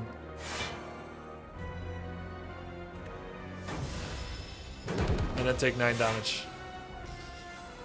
Did the AoE 2 match happen yet? I've done 2 AoE 2 matches already, so it depends which one you mean.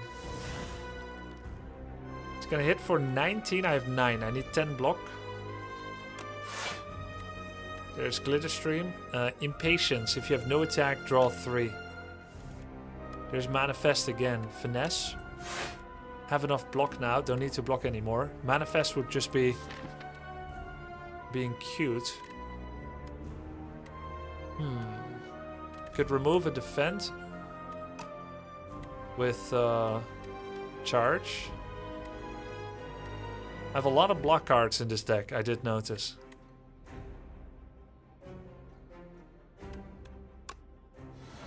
Remove defend and solar strike. Calamity. Whenever you play an attack, add a random attack into your hand. Ah. Get rid of this defend. Falling star. Don't need it, yeah? Waste of a star. Do I still need stars a lot? Maybe. Maybe not. Actually, I barely need stars. Just cast it.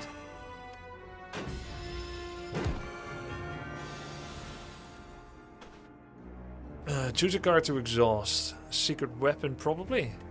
Or a minion dive. No. Secret weapon. An attack from the draw pile. We don't have any right now. Just get rid of secret weapon. He's not attacking, so we're just going to take 6. Time to start spoiling. Possibly Bulwark as well. Yeah, that's fine. Oh, spoils. Oh, right. Oh, God. It's the first card we play every time.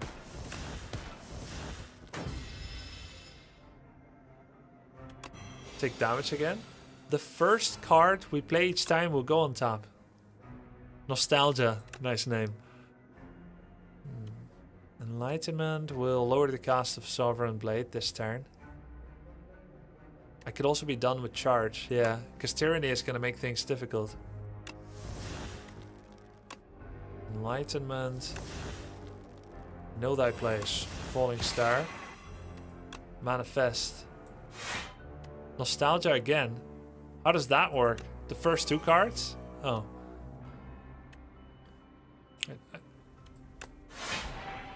13, 15, 28. Man, it's so confusing now. Double Nostalgia, Cosmic Indifference.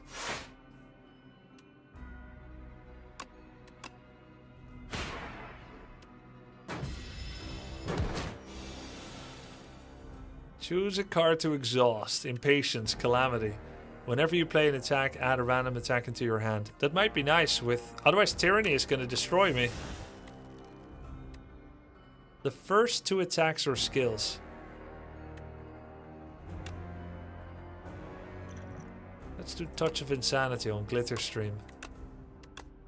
So that's the first one. The second one also. Bulwark. But then I can't cast Calamity? I can. Draw 3 cards. It would be bringing back the very 2 that I just put on top. And then I could cast Glitterstream again. And then I could draw it again.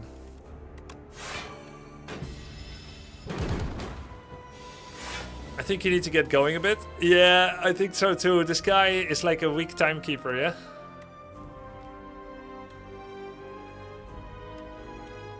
Get rid of Venerate. I think when I made the Glitter stream free, I made a decision for defense. Extreme defense. 23, 16.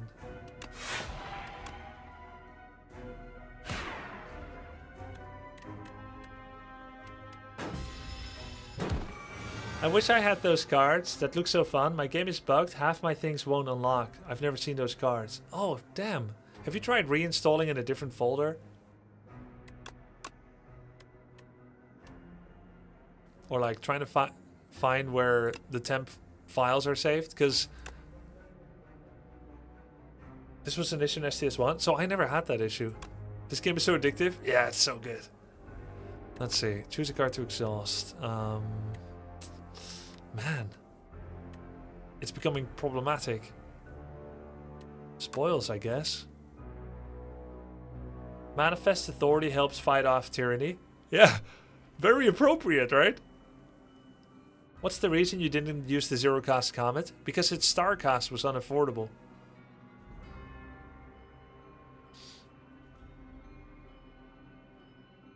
Spoils into finesse.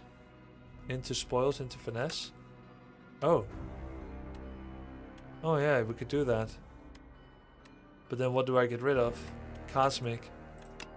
Guess we don't need Cosmic anymore. Spoils, finesse, spoils. Smart. Cool combo. Nostalgia. What the fuck? What the hell? Okay, sure. Man, I'm stuck in a loop.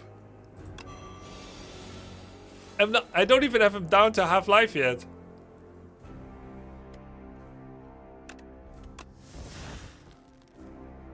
One, 2, 3.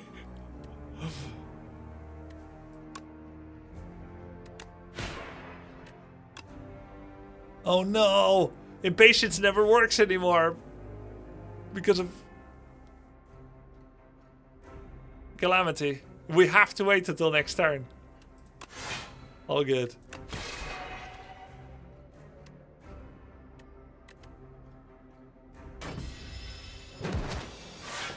But it's kind of sick, actually.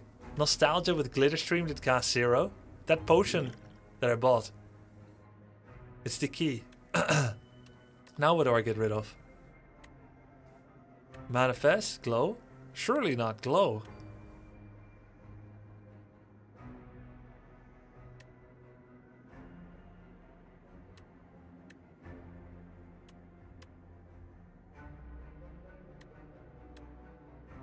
Yeah, weapon that might be big enough. True. Glitter. Finesse. Glitter. Glow. Glitter. Manifest. Master. Finesse. Okay, man. What's on top? Glitter? Glitter. What's on top? Not glitter.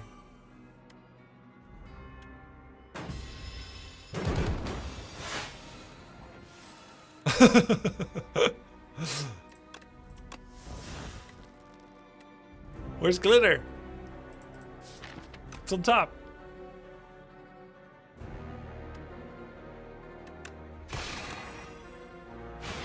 GG, that was the sickest fight ever.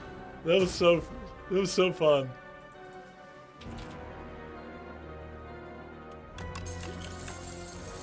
Oh.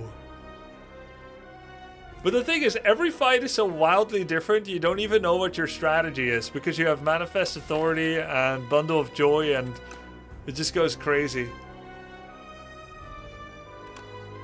Looks like we have a Void Form. We could have rerolled that, by the way. Yeah, Void Form, Neuron Activation. Yeah, exactly. Okay. Will we win our 9th run?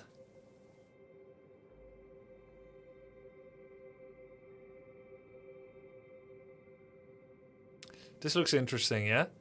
One shop, a bunch of really tough fights, elite. Okay, this looks fucked up. It's like, it's 5 fights in a row, but then fire, fire, wire.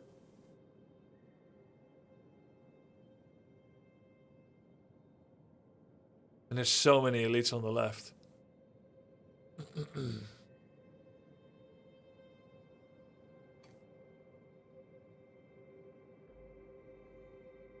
Okay, let's see this. Campfire, elite. It's Doormaker and Test Subject. So far I've always lost to the Queen with Regent. This looks messed up. And this shop is protected by double elite. That's crazy. These shops could be... These question marks could be shops too. Hey Grubby, I bought this game. It's a first of a kind for me. Yo, Kingpin. I hope you all like it, man. Add Enthrall to your deck. Gain 1 energy at the start of each turn. Remove 3 cards from your deck, but add Folly. Unplayable, Innate, Ethereal, Eternal. That's actually not bad. Removing 3 strikes. And then dealing with that. You always start with it, but it disappears immediately. What's this? Choices Paradox. At the start of each combat, add 1 of 5 random cards into your hand, and it has retained. Tyranny can kill Enthralled. True. Small chance it goes wrong, yeah?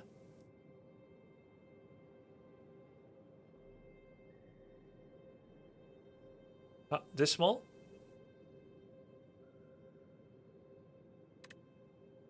One of 5 random cards. Also cool. Dude, this is the RNG run. Isn't 1 energy way better? I think it is. We have so much card generation and card draw. Let's go for the Blood-Soaked Rose. What does Enthrall do? It's a 2 energy curse. You have to play it and you can't remove it from your deck. But you can exhaust it in fight.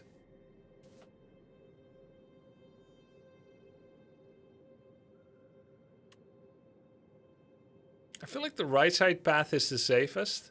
So long as we can survive 5 consecutive fights with no healing. That's a big if. Let's go left so we have options, yeah? So we can see how things go.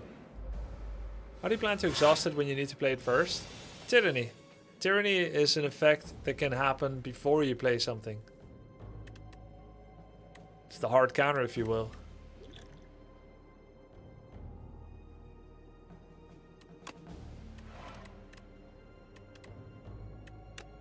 And this too.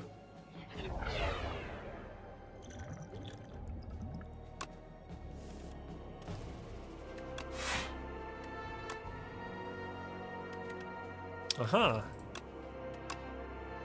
Weak spot acquired.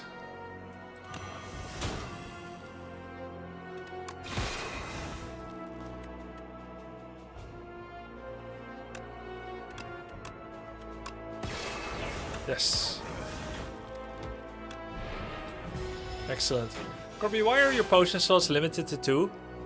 It's this really unfair tight belt situation. You all get it when you get older. You look down and you just see a thick paunch. Only 2 potions fit on it. It's the Ascension 4 downside.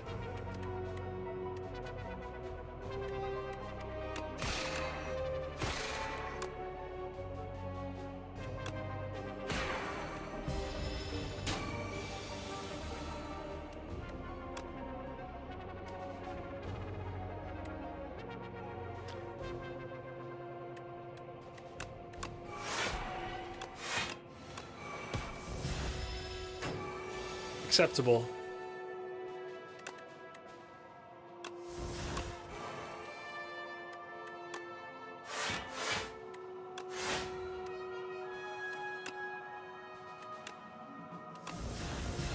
Nice, that was a troll turn.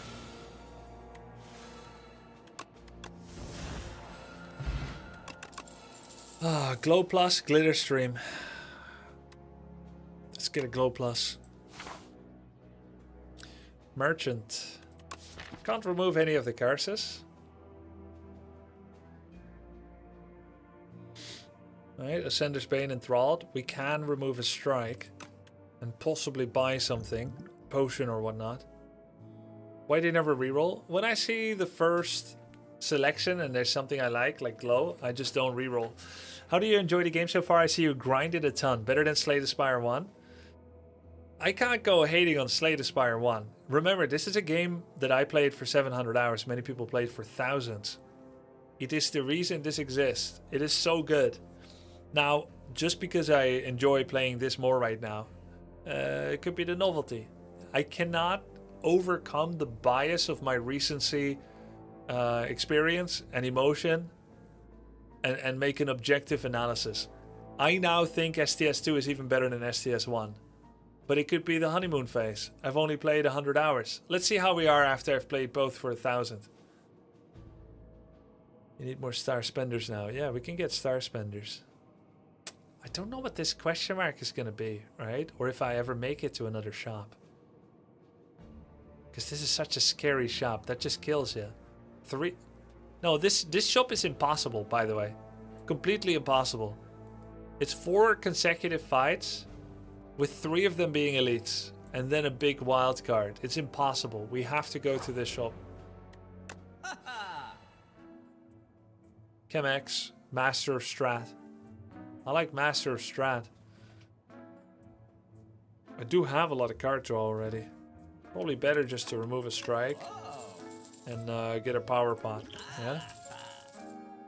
Would have taken another no die place too. Onwards. Maybe I should have gone to the right side. But we got a pretty good path here too. Okay.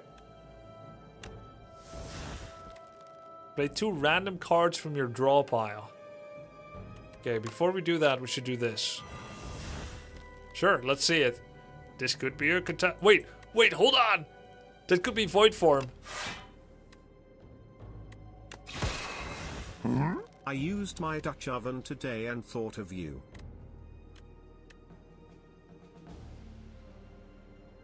That's a perfectly good cooking implement.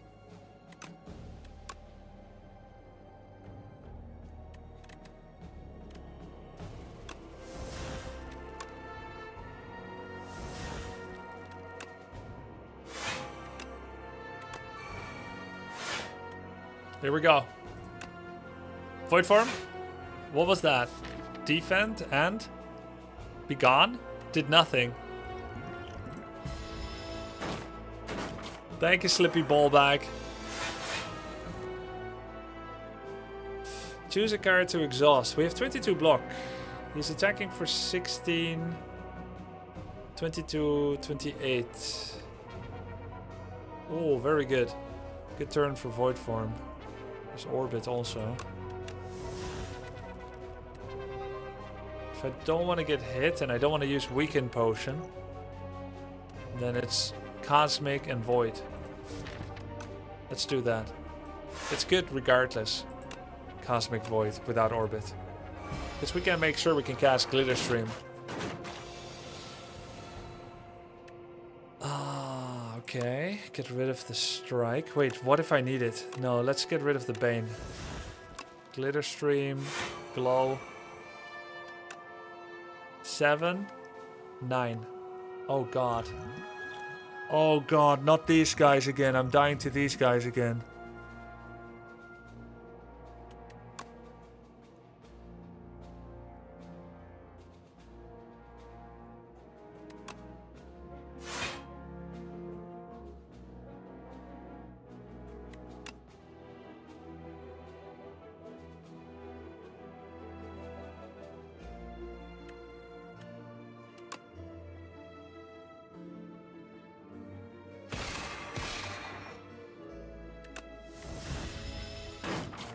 Ouch.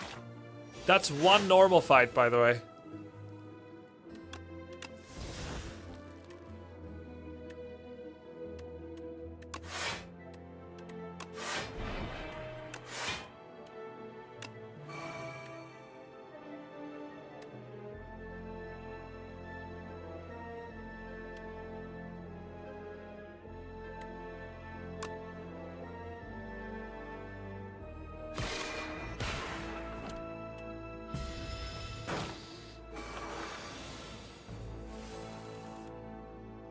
Choose a card to exhaust.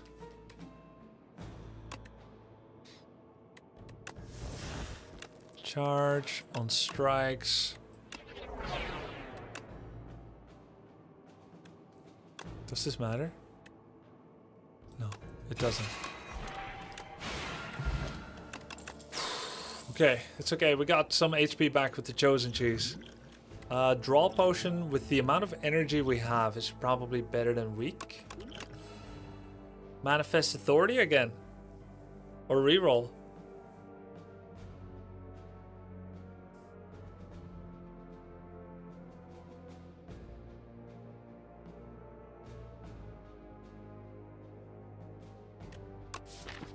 I don't think this is it either. Maybe some AoE damage from Black Hole. But there's very little star. I mean, we have 3 glows. Alright, I'll take a Black Hole. AoE. Okay. We need the campfire. If I don't die to this. Dude, the first turn is so trash.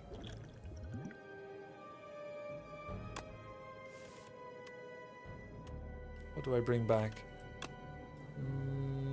Here, this. Yes.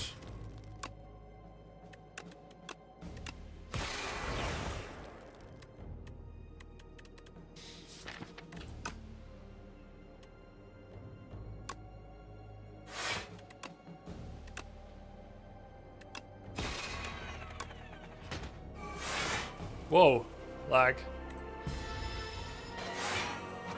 I've done a star generation triple black hole build. It was fun. Yeah, I had it too. I had 2 of it once. Pretty sick.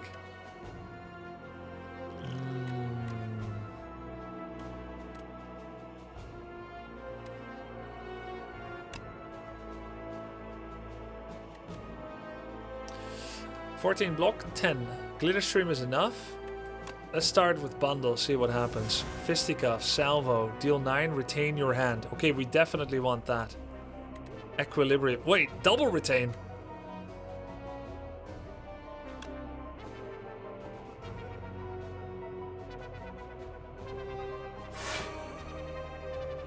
Now we have full block.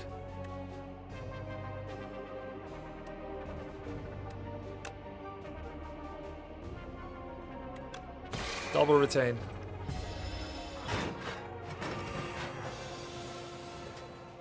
Oh no. Okay, it's fine. This is our energy turn. Chandelier.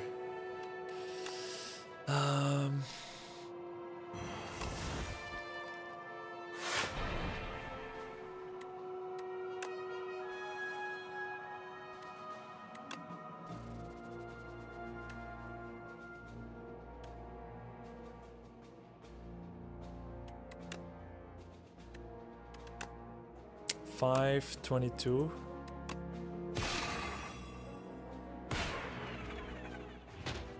So he's fully blocked.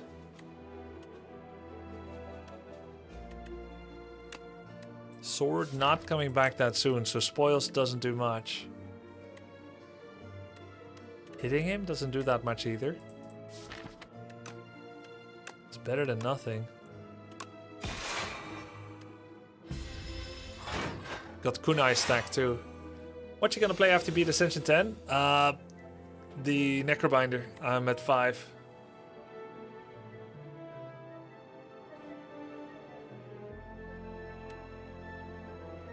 Oh! Enlightenment! Yeah, man!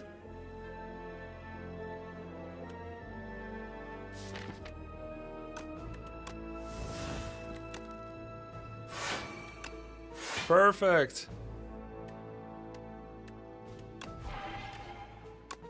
Yes! How does the difficulty increase as you go through Ascendancy? Bro, first there's more elites. That's good and bad. Mostly bad, but it can be used. Then you heal only 80% from ancients. Then poverty, you don't get as much money from enemies. Tight belt, no third potion slot. Ascender's Bane, start with a Karis in your deck that exhausts them as you don't play it. Gloom. Gloom is worse outcomes in question mark events. Slightly less beneficial, slightly more disadvantageous. Scarcity, less money or something from events. Tough enemies, they do more. All the enemies have better movesets, more damage, more health. Deadly enemies, same thing. I'm not sure actually what those two are. And double blast, you fight double blast. Orbit. Manifest. In 3 energy. Glow. Oh, black hole first. All good. Tough is HP, deadly is more damage. Okay, so it's split. Scarcity. Oh, scarcity is fewer upgraded cards and rares. Okay, this is a sick turn.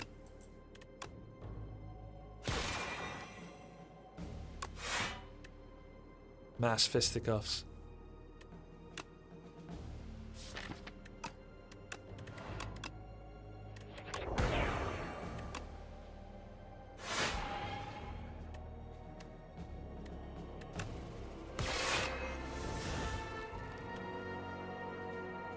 Attacking for 25, we have enough. Oh my god, it retains the whole hand.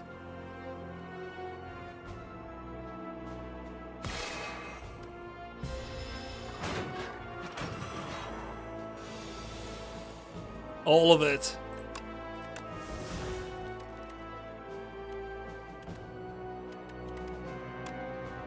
Retain.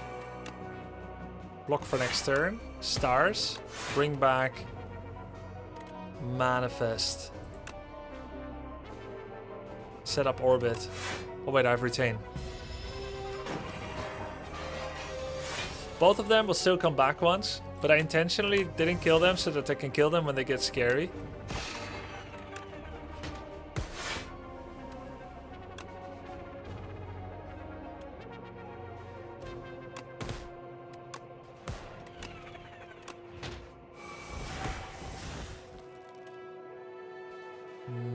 Don't set up orbit. I need some damage. I need to... I think I need Stardust, possibly?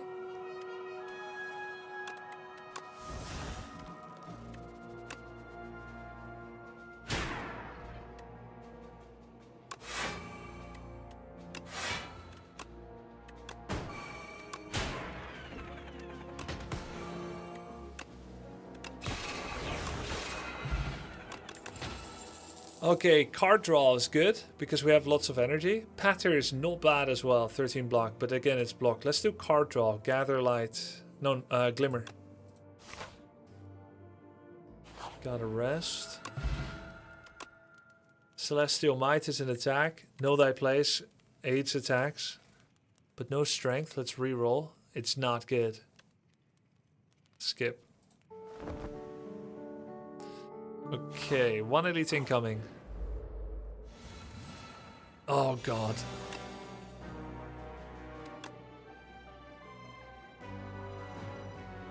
Oh, what a turn.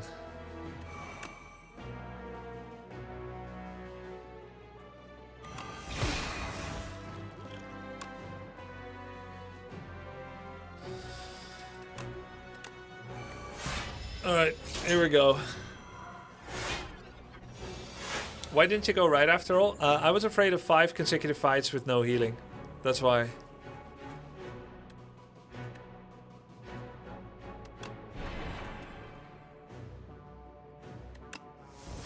Which I think is valid. It's a valid fear.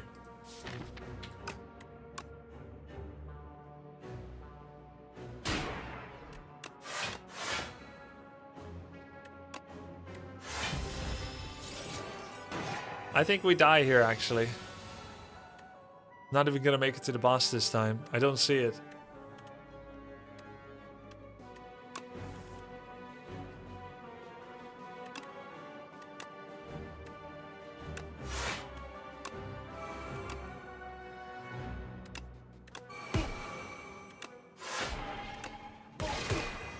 That was not bad. Wow. That could have gone a whole lot worse. Our cards are no longer downgraded.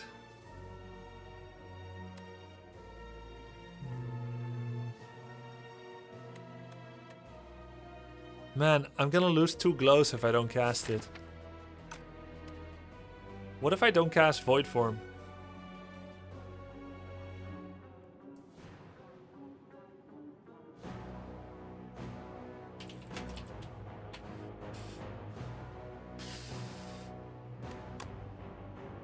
Yeah, let's skip it.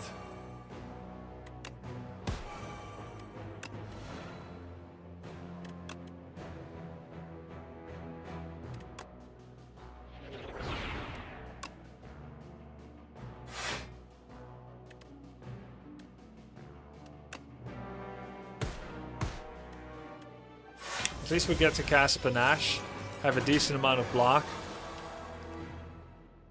Okay.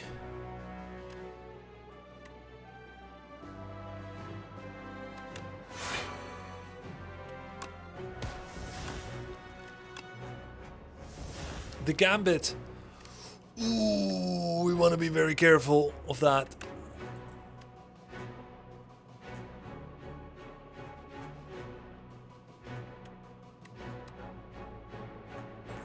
Is that doable? Do it. If you take unblocked attack damage this combat, die. If I don't cast it, yeah? I have only 25 block. Which means I take 15 damage unless I kill one. Which I cannot. I have plating. No, I don't need it. Oh, he's dead. Oh. Yeah. Imagine I gambit for nothing. Yo, this fight is actually going okay. We're stronger than we think, question mark.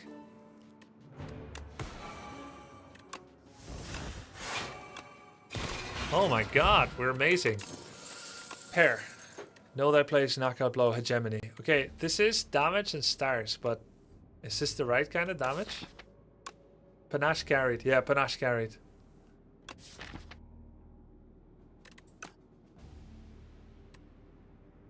And the plating, neutron plating.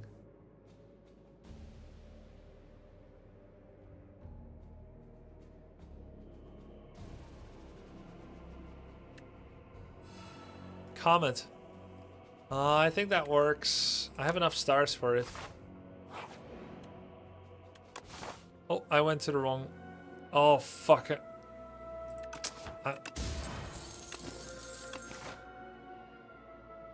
It's okay.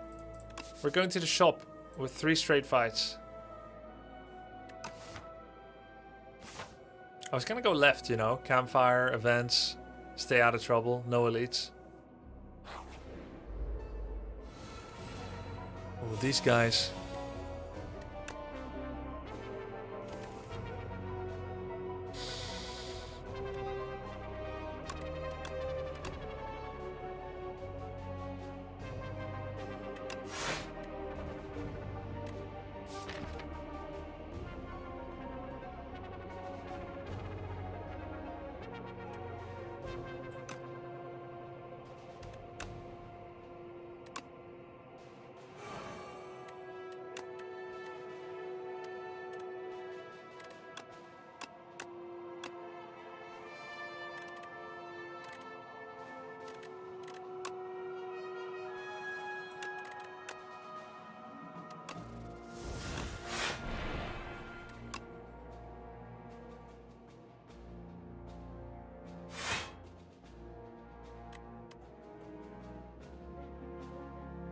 Next turn we have 4 energy.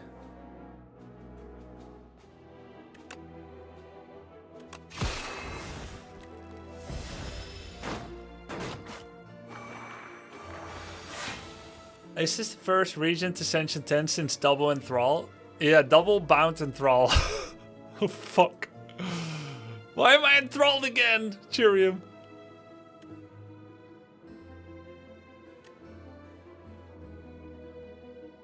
Oh man, I'm 1 off lethal on all of these guys.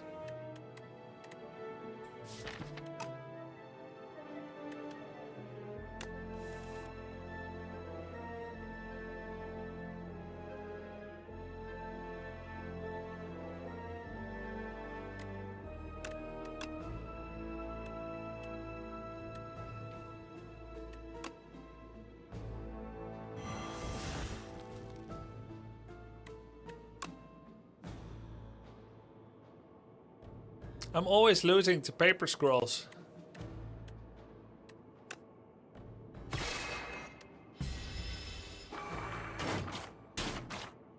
Ouch.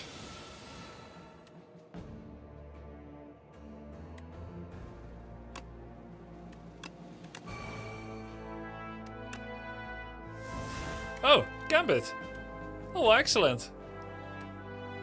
We're fine, we're saved. Right? They'll surely die next turn. I can't risk Void Form with Catastrophe, so I first have to do Gambit. Because I'm not killing them this turn, am I? Wait, what if I can't survive despite Gambit?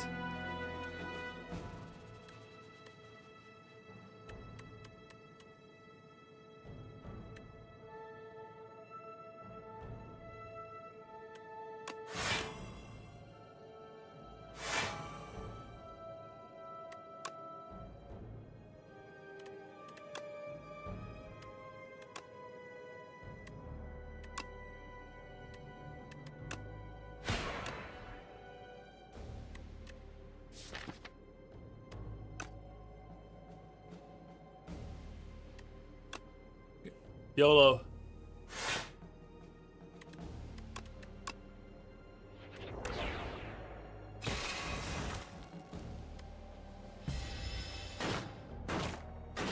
Alright, if we... Oh, they're not attacking! Excellent!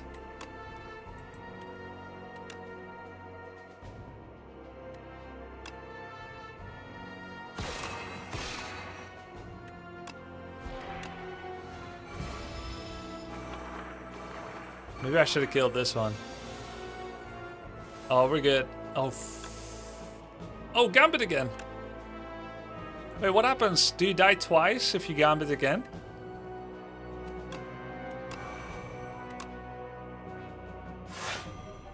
No.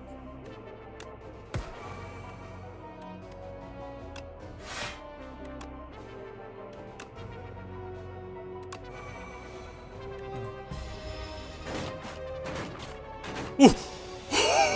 I didn't calculate it. I thought I was fine.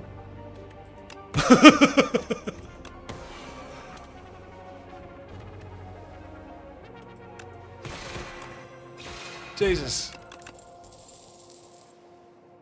Yeah, I'll take another no-die place, I guess. Alright, is this okay? Guys, I think I have to continue tomorrow. It's so late. I can't finish tonight. I know it's like a massive cock, but I was trying to rush through it, but I can't. Tomorrow we win, okay? I'm already later than I said I'd be later. Okay, dog and wife are waiting. I can't anymore. I wanted to go on. It's like an hour. It's diabolical. I'm not meaning to cliffhanger you. I have to go. It's late. Hey, thank you so much for watching. We continue this tomorrow. Have a good night. Peace.